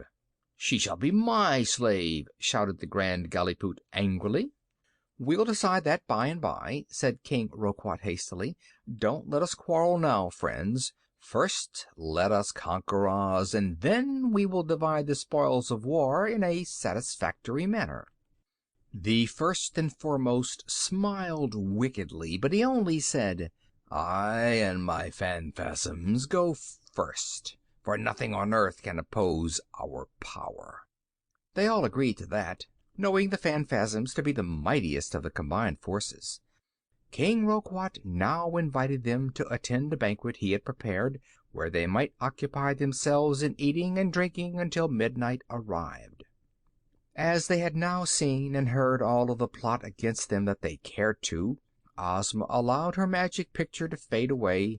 Then she turned to her friends and said, Our enemies will be here sooner than I expected. What do you advise me to do? It is now too late to assemble our people, said the Tin Woodman despondently. If you had allowed me to arm and drill my Winkies, we might have put up a good fight and destroyed many of our enemies before we were conquered. The Munchkins are good fighters, too, said Omby Amby, and so are the Gillikins. But I do not wish to fight, declared Ozma firmly. No one has the right to destroy any living creatures, however evil they may be, or to hurt them or make them unhappy. I will not fight even to save my kingdom. The Nome King is not so particular, remarked the Scarecrow. He intends to destroy us all and ruin our beautiful country. Because the Nome King intends to do evil is no excuse for my doing the same, replied Ozma. Self-preservation is the first law of nature, quoted the Shaggy Man. True, she said readily. I would like to discover a plan to save ourselves without fighting. That seemed a hopeless task to them, but realizing that Ozma was determined not to fight, they tried to think of some means that might promise escape. Couldn't we bribe our enemies by giving them a lot of emeralds and gold? Asked Jack Pumpkinhead. No, because they believe they are able to take everything we have, replied the ruler. I have thought of something, said Dorothy. What is it, dear? Asked Ozma. Let us use the magic belt to wish all of us in Kansas. We will put some emeralds in our pockets and can sell them in Topeka for enough to pay off the mortgage on Uncle Henry's farm. Then we can all live together and be happy. A clever idea, exclaimed the Scarecrow. Kansas is a very good country. I've been there, said the Shaggy Man. That seems to me an excellent plan, approved the Tin Woodman. No, said Ozma decidedly. Never will I desert my people and leave them to so cruel a fate. I will use the magic belt to send the rest of you to Kansas if you wish, but if my beloved country must be destroyed and my people enslaved, I will remain and share their fate. Quite right, asserted the Scarecrow, sighing. I will remain with you. And so will I, declared the Tin Woodman and the Shaggy Man and Jack Pumpkinhead in turn. Tik-Tok, the Machine Man, also said he intended to stand by Ozma. For, said he, I should be of no use at all in Kansas. For my part, announced Dorothy gravely, if the ruler of Oz must not desert her people, a Princess of Oz has no right to run away either. I'm willing to become a slave with the rest of you, so all we can do with the magic belt is to use it to send Uncle Henry and Aunt Em back to Kansas. I've been a slave all my life, Aunt Em sighed with considerable cheerfulness, and so has Henry. I guess we won't go back to Kansas anyway. I'd rather take my chances with the rest of you. Ozma smiled upon them all gratefully. There is no need to despair just yet, she said. I'll get up early tomorrow morning and be at the Forbidden Fountain when the fierce warriors break through the crust of the earth. I will speak to them pleasantly, and perhaps they won't be so very bad after all. Why do they call it the Forbidden Fountain? Asked Dorothy thoughtfully. Don't you know, dear? Returned Ozma, surprised. No, said Dorothy. Of course I've seen the fountain in the palace grounds ever since I first came to Oz. And I've read the sign which says all persons are forbidden to drink at this fountain, but I never knew why they were forbidden. The water seems clear and sparkling, and it bubbles up in a golden basin all the time." "That water," declared Ozma gravely, "is the most dangerous thing in all the Land of Oz. It is the water of oblivion." "What does that mean?" asked Dorothy. "Whoever drinks at the Forbidden Fountain at once forgets everything he has ever known," Ozma asserted. "It wouldn't be a bad way to forget our troubles," suggested Uncle Henry. "That is true, but you would forget everything else, and become as ignorant as a baby," returned Ozma. "Does it make one crazy?" asked Dorothy. "No, it only makes one forget," replied the girl Ruler. "It is said that once, long, long ago, a wicked king ruled Oz, and made himself and all his people very miserable and unhappy. So Glinda the Good Sorceress placed this fountain here, and the king drank of its water and forgot all his wickedness. His mind became innocent and vacant, and when he learned the things of life again they were all good things. But the people remembered how wicked their king had been, and were still afraid of him. Therefore he made them all drink of the water of oblivion and forget everything they had known, so that they became as simple and innocent as their king. After that they all grew wise together, and their wisdom was good, so that peace and happiness reigned in the land. But for fear some one might drink of the water again and in an instant forget all he had learned, the king put that sign upon the fountain, where it has remained for many centuries up to this very day." They had all listened intently to Ozma's story, and when she finished speaking there was a long period of silence, while all thought upon the curious magical power of the water of oblivion. Finally the Scarecrow's painted face took on a broad smile that stretched the cloth as far as it would go. "How thankful I am," he said, "that I have such an excellent assortment of brains." "I gave you the best brains I ever mixed," declared the Wizard with an air of pride. "You did indeed," agreed the Scarecrow, "and they work so splendidly that they have found a way to save Oz, to save us all." "I'm glad to hear that," said the Wizard. "We never needed saving more than we do just now." "Do you mean to say you can save us from those awful Phanfasms and Growleywogs and Whimsies?" asked Dorothy eagerly. "I'm sure of it, my dear," asserted the Scarecrow, still smiling genially. "Tell us how," cried the Tin Woodman. "Not now," said the Scarecrow. "You may all go to bed, and I advise you to forget your worries just as completely as if you had drunk of the water of oblivion in the Forbidden Fountain. I'm going to stay here and tell my plan to Ozma alone, but if you will all be at the Forbidden Fountain at daybreak, you will see how easily we will save the kingdom when our enemies break through the crust of earth and come from the tunnel." So they went away and let the Scarecrow and Ozma alone, but Dorothy could not sleep a wink all night. "He is only a Scarecrow," she said to herself, "and I'm not sure that his mixed brains are as clever as he thinks they are." But she knew that if the Scarecrow's plan failed, they were all lost, so she tried to have faith in him. End of chapter 26.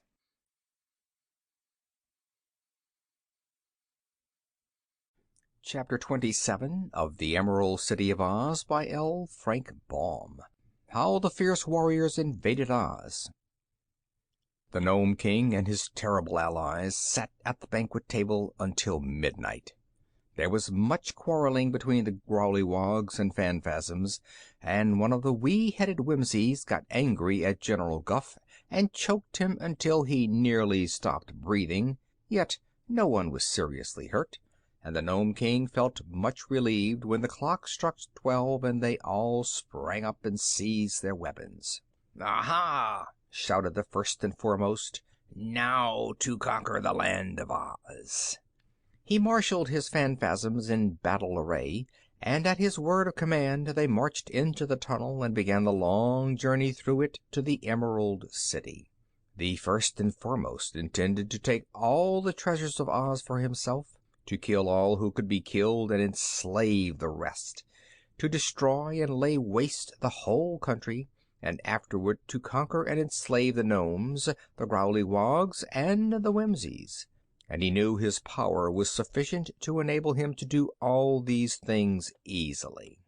Next marched into the tunnel the army of gigantic Growleywogs, with their Grand Gullypoot at their head. They were dreadful beings indeed, and longed to get to Oz that they might begin to pilfer and destroy. The Grand Gullypoot was a little afraid of the First and Foremost, but had a cunning plan to murder or destroy that powerful being and secure the wealth of Oz for himself. Mighty little of the plunder would the Nome King get, thought the Grand Gullypoot. The chief of the Whimsies now marched his false-headed forces into the tunnel. In his wicked little head was a plot to destroy both the First and Foremost and the Grand Gullypoot.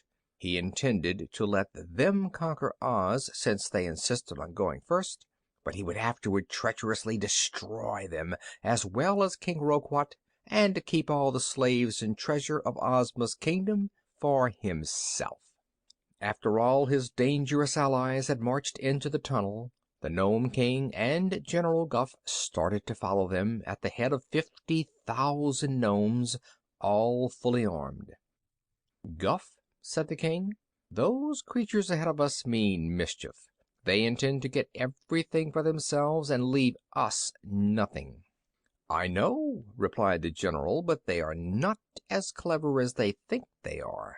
When you get the magic belt, you must at once wish the Whimsies and Growleywogs and Phanfasms all back into their own countries, and the belt will surely take them there."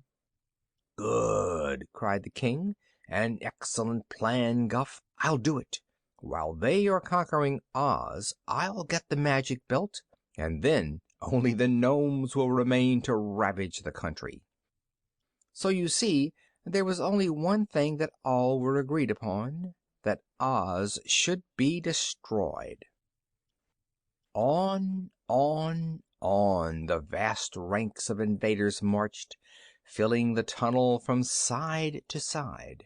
With a steady tramp, tramp they advanced, every step taking them nearer to the beautiful Emerald City.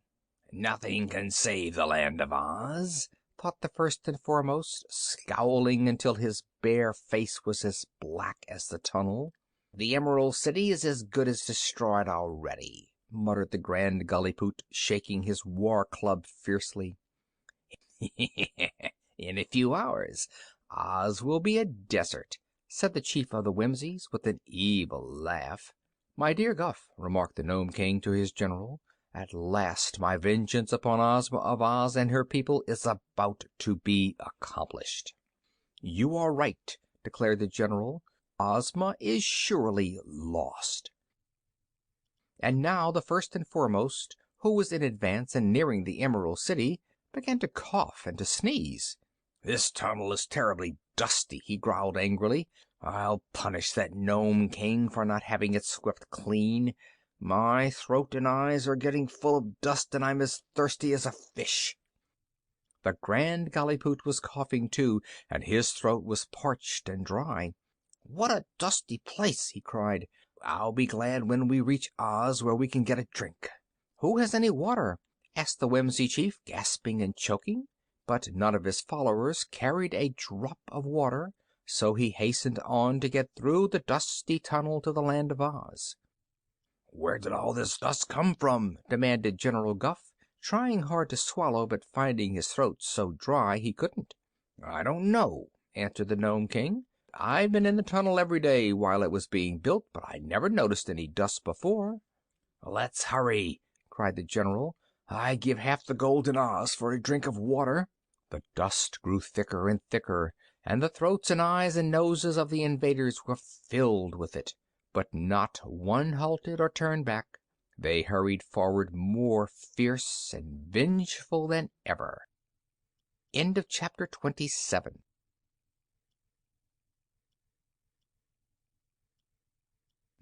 Chapter 28 of the Emerald City of Oz by L. Frank Baum. How they drank at the Forbidden Fountain. The Scarecrow had no need to sleep, neither had the Tin Woodman or Tik-Tok or Jack Pumpkinhead, so they all wandered out into the palace grounds and stood beside the sparkling water of the Forbidden Fountain until daybreak. During this time they indulged in occasional conversation. "Nothing could make me forget what I know," remarked the Scarecrow, gazing into the fountain, "for I cannot drink the water of oblivion or water of any kind, and I'm glad that this is so, for I consider my wisdom unexcelled." "You are certainly very wise," agreed Tik-Tok.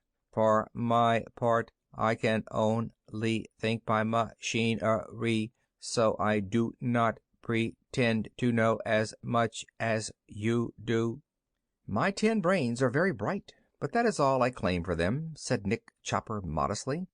"Yet I do not aspire to being very wise, for I have noticed that the happiest people are those who do not let their brains oppress them." "Mine never worry me," Jack Pumpkinhead acknowledged. "There are many seeds of thought in my head, but they do not sprout easily. I am glad that it is so, for if I occupied my days in thinking, I should have no time for anything else." In this cheery mood they passed the hours until the first golden streaks of dawn appeared in the sky. Then Ozma joined them, as fresh and lovely as ever, and robed in one of her prettiest gowns. "Our enemies have not yet arrived," said the Scarecrow, after greeting affectionately the sweet and girlish ruler. "They will be here soon," she said, "for I have just glanced at my magic picture and have seen them coughing and choking with the dust in the tunnel." "Oh, is there dust in the tunnel?" asked the Tin Woodman. "Yes. Ozma placed it there by means of the magic belt," explained the Scarecrow with one of his broad smiles. Then Dorothy came to them, Uncle Henry and Aunt Em following close after her.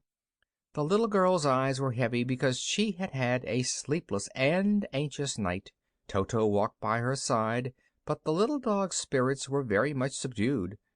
Billina, who was always up by daybreak, was not long in joining the group by the fountain. The Wizard and the Shaggy Man next arrived, and soon after appeared Omby Amby, dressed in his best uniform. "There lies the tunnel," said Ozma, pointing to a part of the ground just before the Forbidden Fountain, "and in a few moments the dreadful invaders will break through the earth and swarm over the land.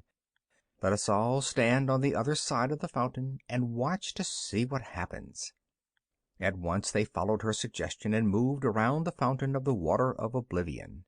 There they stood, silent and expectant, until the earth beyond gave way with a sudden crash, and up leaped the powerful form of the First and Foremost, followed by all his grim warriors. As the leader sprang forward, his gleaming eyes caught the play of the fountain, and he rushed toward it and drank eagerly of the sparkling water. Many of the other Phanfasms drank, too, in order to clear their dry and dusty throats. Then they stood around and looked at one another with simple, wondering smiles. The First and Foremost saw Ozma and her companions beyond the fountain, but instead of making an effort to capture her, he merely stared at her in pleased admiration of her beauty, for he had forgotten where he was and why he had come there. But now the Grand Gallipoot arrived, rushing from the tunnel with a hoarse cry of mingled rage and thirst. He, too, saw the fountain and hastened to drink of its forbidden waters. The other Growleywogs were not slow to follow suit, and even before they had finished drinking, the Chief of the Whimsies and his people began to push them away, while they one and all cast off their false heads that they might slake their thirst at the fountain. When the Nome King and General Guph arrived, they both made a dash to drink, but the General was so mad with thirst that he knocked his king over, and while Roquat lay sprawling upon the ground, the General drank heartily of the water of oblivion. This rude act of his General made the Nome King so angry that for a moment he forgot he was thirsty, and rose to his feet to glare upon the group of terrible warriors he had brought there to assist him. He saw Ozma and her people, too, and yelled out, "Why don't you capture them? Why don't you conquer Oz, you idiots? Why do you stand there like a lot of dummies?" But the great warriors had become like little children. They had forgotten all their enmity against Ozma and against Oz. They had even forgotten who they themselves were, or why they were in this strange and beautiful country. As for the Nome King, they did not recognize him, and wondered who he was. The sun came up and sent its flood of silver rays to light the faces of the invaders. The frowns and scowls and evil looks were all gone. Even the most monstrous of the creatures there assembled smiled innocently and seemed light-hearted and content merely to be alive. Not so with Roquat, the Nome King. He had not drunk from the forbidden fountain, and all his former rage against Ozma and Dorothy now inflamed him as fiercely as ever. The sight of General Guph babbling like a happy child and playing with his hands in the cool waters of the fountain astonished and maddened Red Roquat. Seeing that his terrible allies and his own general refused to act, the Nome King turned to order his great army of gnomes to advance from the tunnel and seize the helpless Oz people. But the Scarecrow suspected what was in the King's mind, and spoke a word to the Tin Woodman. Together they ran at Roquat and grabbed him up and tossed him into the great basin of the fountain. The Nome King's body was round as a ball, and it bobbed up and down in the water of oblivion until he spluttered and screamed with fear lest he should drown. And when he cried out, his mouth filled with water, which ran down his throat, so that straightway he forgot all he had formerly known, just as completely as had all the other invaders. Ozma and Dorothy could not refrain from laughing to see their dreaded enemies become as harmless as babies. There was no danger now that Oz would be destroyed. The only question remaining to solve was how to get rid of this horde of intruders. The Shaggy Man kindly pulled the Nome King out of the fountain and set him upon his thin legs. Roquat was dripping wet, but he chattered and laughed and wanted to drink more of the water. No thought of injuring any person was now in his mind. Before he left the tunnel, he had commanded his 50,000 gnomes to remain there until he ordered them to advance, as he wished to give his allies time to conquer Oz before he appeared with his own army. Ozma did not wish all these gnomes to overrun her land, so she advanced to King Roquat and, taking his hand in her own, said gently, "Who are you? What is your name?" "I don't know," he replied, smiling at her. "Who are you, my dear?" "My name is Ozma," she said, "and your name is Roquat." "Oh, is it?" he replied, seeming pleased. "Yes, you are King of the Nomes," she said. "Ah, I wonder what Nomes are," returned the King, as if puzzled. "They are underground elves, and that tunnel over there is full of them," she answered. "You have a beautiful cavern at the other end of the tunnel, so you must go to your Nomes and say 'March home.' Then follow after them, and in time you will reach the pretty cavern where you live." The Nome King was much pleased to learn this, for he had forgotten he had a cavern. So he went to the tunnel and said to his army, "March home." At once the Nomes turned and marched back through the tunnel, and the King followed after them, laughing with delight to find his orders so readily obeyed. The Wizard went to General Guph, who was trying to count his fingers, and told him to follow the Nome King, who was his master. Guph meekly obeyed, and so all the Nomes quitted the land of Oz forever. But there were still the Phanfasms and Whimsies and Growleywogs standing around in groups, and they were so many that they filled the gardens and tramped upon the flowers and grass, because they did not know that the tender plants would be injured by their clumsy feet. But in all other respects they were perfectly harmless, and played together like children, or gazed with pleasure upon the pretty sights of the royal gardens. After counseling with the Scarecrow, Ozma sent Omby Amby to the palace for the magic belt, and when the Captain General returned with it, the ruler of Oz at once clasped the precious belt around her waist. I wish all these strange people, the Whimsies and the Growlywogs and the Phanfasms, safe back in their own homes," she said. It all happened in a twinkling, for of course the wish was no sooner spoken than it was granted. All the hosts of the invaders were gone, and only the trampled grass showed that they had ever been in the land of Oz. End of chapter 28.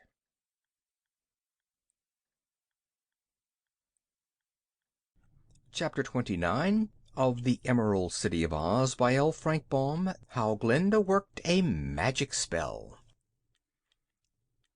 "That was better than fighting," said Ozma, when all our friends were assembled in the palace after the exciting events of the morning, and each and every one agreed with her.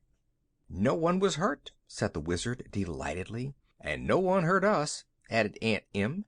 "But best of all," said Dorothy, "the wicked people have all forgotten their wickedness, and will not wish to hurt anyone after this." "True, Princess," declared the Shaggy Man. "It seems to me that to have reformed all those evil characters is more important than to have saved Oz." "Nevertheless," remarked the Scarecrow, "I am glad Oz is saved. I can now go back to my new mansion and live happily." "And I am glad and grateful that my pumpkin farm is saved," said Jack. "For my part," added the Tin Woodman, "I cannot express my joy that my lovely tin castle is not to be demolished by wicked enemies." "Still," said Tik-Tok, "other enemies may come to Oz some day."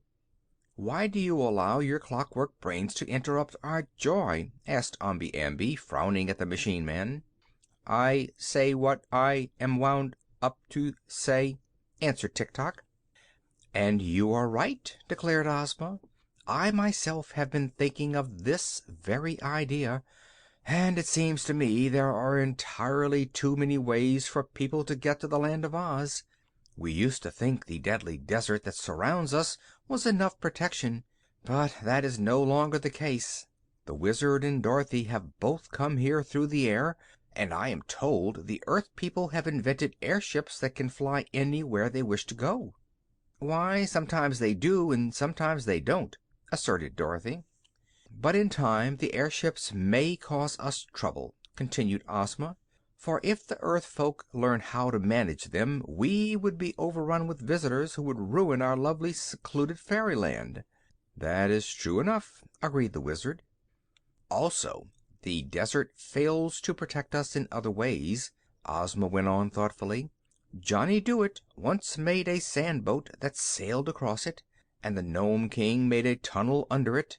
So I believe something ought to be done to cut us off from the rest of the world entirely, so that no one in the future will ever be able to intrude upon us." "How will you do that?" asked the Scarecrow. "I do not know, but in some way I am sure it can be accomplished. Tomorrow I will make a journey to the castle of Glinda the Good and ask her advice." "May I go with you?" asked Dorothy eagerly. "Of course, my dear Princess. And I also invite any of our friends here who would like to undertake the journey." They all declared they wished to accompany their girl Ruler, for this was indeed an important mission, since the future of the Land of Oz, to a great extent, depended upon it. So Ozma gave orders to her servants to prepare for the journey on the morrow. That day she watched her Magic Picture, and when it showed her that all the nomes had returned through the tunnel to their underground caverns, Ozma used the Magic Belt to close up the tunnel, so that the earth underneath the desert sands became as solid as it was before the nomes began to dig. Early the following morning a gay cavalcade set out to visit the famous sorceress, Glinda the Good. Ozma and Dorothy rode in a chariot drawn by the Cowardly Lion and the Hungry Tiger, while the Sawhorse drew the red wagon in which rode the rest of the party. With hearts light and free from care they traveled merrily along through the lovely and fascinating Land of Oz, and in good season reached the stately castle in which resided the sorceress. Glinda knew that they were coming. "I have been reading about you in my magic book," she said, as she greeted them in her gracious way. "What is your magic book like?" inquired Aunt Em curiously. "It is a record of everything that happens," replied the sorceress. "As soon as an event takes place anywhere in the world, it is immediately found printed in my magic book, so when I read its pages I am well informed." "Did it tell you how our enemies drank the water of oblivion?" asked Dorothy. "Yes, my dear, it told all about it, and also it told me you were all coming to my castle, and why." "Then," said Ozma, "I suppose you know what is in my mind, and that I am seeking a way to prevent anyone in the future from discovering the Land of Oz." "Yes, I know that. And while you were on your journey I have thought of a way to accomplish your desire, for it seems to me unwise to allow too many outside people to come here. Dorothy, with her uncle and aunt, has now returned to Oz to live always, and there is no reason why we should leave any way open for others to travel uninvited to our fairyland. Let us make it impossible for anyone ever to communicate with us in any way after this. Then we may live peacefully and contentedly." "Your advice is wise," returned Ozma. "I thank you, Glinda, for your promise to assist me." "But how can you do it?" asked Dorothy. "How can you keep everyone from ever finding Oz?" "By making our country invisible to all eyes but our own," replied the sorceress, smiling. "I have a magic charm powerful enough to accomplish that wonderful feat, and now that we have been warned of our danger by the Nome King's invasion, I believe we must not hesitate to separate ourselves forever from all the rest of the world." "I agree with you," said the ruler of Oz. "Won't it make any difference to us?" asked Dorothy doubtfully. "No, my dear," Glinda answered assuringly. "We shall still be able to see each other and everything in the Land of Oz. It won't affect us at all, but those who fly through the air over our country will look down and see nothing at all. Those who come to the edge of the desert, or even try to cross it, will catch no glimpse of Oz, or know in what direction it lies. No one will try to tunnel to us again, because we cannot be seen and therefore cannot be found. In other words, the Land of Oz will entirely disappear from the knowledge of the rest of the world." "That's all right," said Dorothy cheerfully. "You may make Oz invisible as soon as you please, for all I care." "It is already invisible," Glinda stated. "I knew Ozma's wishes and performed the magic spell before you arrived." Ozma seized the hand of the sorceress and pressed it gratefully. "Thank you," she said. End of Chapter 29.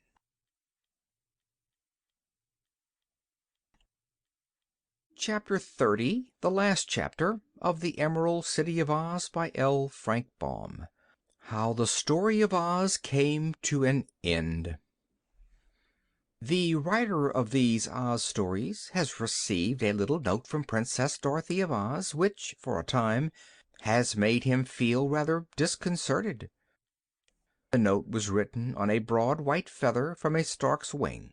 It said: "You will never hear anything more about Oz, because we are now cut off forever from all the rest of the world.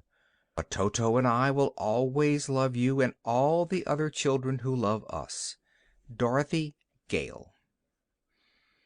This seemed to me too bad at first, for Oz is a very interesting fairyland. Still, we have no right to feel grieved, for we have had enough of the history of the Land of Oz to fill 6 story books, and from its quaint people and their strange adventures we have been able to learn many useful and amusing things. So good luck to little Dorothy and her companions. May they live long in their invisible country and be very happy. End of Chapter 30. End of The Emerald City of Oz, by L. Frank Baum.